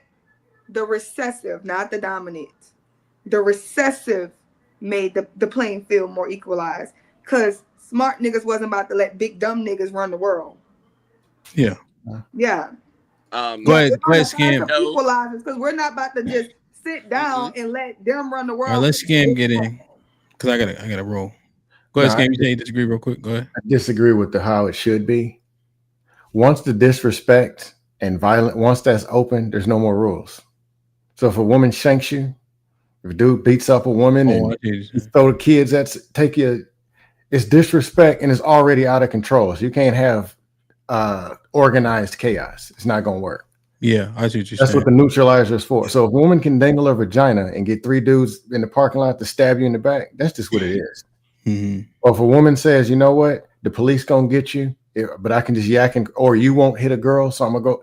If that's what it is, then this is gonna be what it is. Yeah, I see. But once it's started and it's open, it's whatever. Yeah, you can't call gender nothing at that point. It's time to rock at that point. Yeah. When convenient, if you can call gender and it works, then yeah. It's not convenient. If it's 3-on-1 and I can say ain't no rules. Yeah. If you can cry and get out of it, it's whatever. I gotta go. God damn, I like that. Ask the question. I was just because I want to hear it. If you had a woman that you care about, mother, daughter, cousin, niece, would you tell her that she should talk to men crazy because she could get something else, or because you wouldn't want her to possibly have to deal with the consequences? You would say that she shouldn't talk to him that way. Who's the question to? Scam. I don't talk to people crazy to begin with. That wouldn't even be his. So it never even starts. Yeah. I don't deal with people who talk to people crazy. So it's not even in a conversation. He wouldn't. So Post, because I gotta go. He wouldn't recommend her to talk crazy regardless of what if she had a bazooka in her pocket. Right, but my point is, if they did, they're on their own. I don't deal with these people. Even online, women no, to but do he that wouldn't because- though. I don't deal with those. He would Online even is say different. to the point where if you disrespect him, he walking away. He ain't doing all that fighting and dumb shit, right? He thinking don't about deal with those people. the smartest option. So if you look at it as he got punked, Scam would be like, I just got punked. But I'm not talking about him. I'm saying if he was his I loved don't one, deal with these the type one of that he cared women. about was the I woman. don't. So it wouldn't be about him walking away because that man may or may not walk away. So why would he encourage her to do something that could possibly put her in jeopardy? He wouldn't though. That's what I'm saying. Like I his wouldn't. ideology, he would pass on to her. And also, he just said, I if don't you talk to pass those the type of line where you people. get the physical violence, don't nobody get to claim no gender shit. So he just said that. So he knows she in trouble and she on her own if she wanted to pass that threshold with a man or anybody. You know. Yeah, I'm just I going don't. to what he just said. I But don't that deal with means that he would disrespectful tell her women not to who do that, that. right? Yeah, he'll tell it because he would also not do it. One, I don't I do agree. it. Two, I don't deal with people who do this stuff. I Yeah. don't. Hence the term they on their own, right? So the male feminist with the $2 says, Post, what do you think about therapy?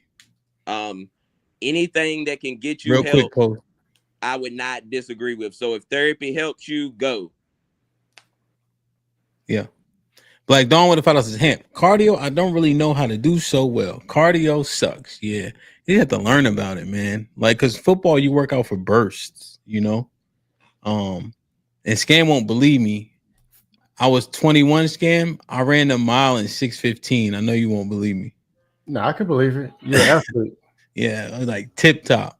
Black Dawn with the $5 says, what the hell did Be Nice do? God damn. Black Dawn with the $5 says, Sherelle, what? That's why you shorter than me. Don't worry, Hamp. You're in good company. Short niggas united. Black Dawn with the $5 says, oh shit, did I just do a defense mechanism? Yes. Yes. Kelvin with the $5 says, I doubled back home one day and saw this trash shoes. Wait a minute. I don't wear Timberlands. Man, that would be a fucking Black Dawn with the $5 says, champion feminist. Mr. Be Nice was talking about face. Wait, is this the reason why women don't like him? God damn, Be Nice. Perfect. Like that. Perfect. Bravo Tech with the 20 ball says, Hamp, you never seen someone almost win? Shit, I have. We, Bama Law, almost beat Auburn in 2013 Iron Bowl till Chris Davis made that 109-yard kick return to win the game. We almost won. Still lost, though. He lost like a motherfucker, though. That's one thing that's in the record books. L. Black Dawn with the $5 says, Be Nice is innocent until proven guilty. DC Slim with the $5 says, the weakest group of men ever is the last two generations. I don't know. I beg to differ a little bit. DC Slim with the $2 says, men on the internet and soft in reality. CJ with the $2 says, Sherelle is easy work. I'll whoop her every week. A zombie. Like, share, subscribe. I'm sorry, I'm not like this, Hemp. It's always the common denominator. Final thoughts so I can get out of here. You, Sherelle. Perfect.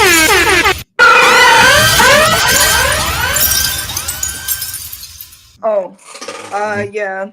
I think that men set the tone. And a lot of times when you need to see why women don't respect you, you need to start questioning, do other men respect you? Like, are you like respected by other men? Then you start to understand why nobody respects you, because men don't even respect you. That's the standard. Like, groups of men who are respectable have to respect you for us to see, oh, okay, he's somebody that should be taken seriously. No. Other than that, I'm sorry for being late. Thank you, Hamp. Thanks for a shot at me first. That's why I got handled today. Sure, good. Hey, Post, good work, bro. I dropped the Discord link in the back. If you ever just chilling, you know what I'm saying? When you don't got nothing to do, it's a good listen. You know, and then you can obviously participate too, man. Definitely hit the link more often, man. I think you gave some good insights. I like the back and forth that you and Scam had, you know what I mean? And I had to walk away from a little bit of it, so I'm gonna go watch it back. Real good shit. Being late happens, you know what I mean? Life be lifing. Be nice. I appreciate you hitting the panel. You gave Sherelle that smoky smoke, feel me? So we're gonna click that. I got a bulletproof vest, man. Yeah, and then Be Nice. Every time she about to say something, I'm gonna clip it out and then put you back in talking. You see what I'm saying? So we can doctor it up. You know what I mean? Thank you, man. Appreciate that. Now look at you lying. Hey, like Scam, you good lying. shit, man. I ain't seen you in a month of Sundays, bro. Good to see you, man. You know what I mean? Hope everything's everything, you know? So y'all jump in the Discord. If you not coming to DC, you should be coming to DC 7/31 to August 3rd. Shit gonna be lit. I'm telling you. Get to the gym. That's where I'm about to go. Thanks to Scam for hurting my feelings 6 months ago. I love y'all. I appreciate. Yeah. I love y'all. I appreciate y'all. Be safe and do the right thing, man. Jump in the Discord. I'll see y'all tonight for the women's POV, man. We got to finish the K Michelle shit with the ladies on the panel. And there's one thing that Beans brought to my attention that I want to discuss: the duty of sex, man. I love y'all. I appreciate y'all. Be safe and do the right thing, man. Like, share, subscribe. Tell a friend to tell a friend. And we out. Peace.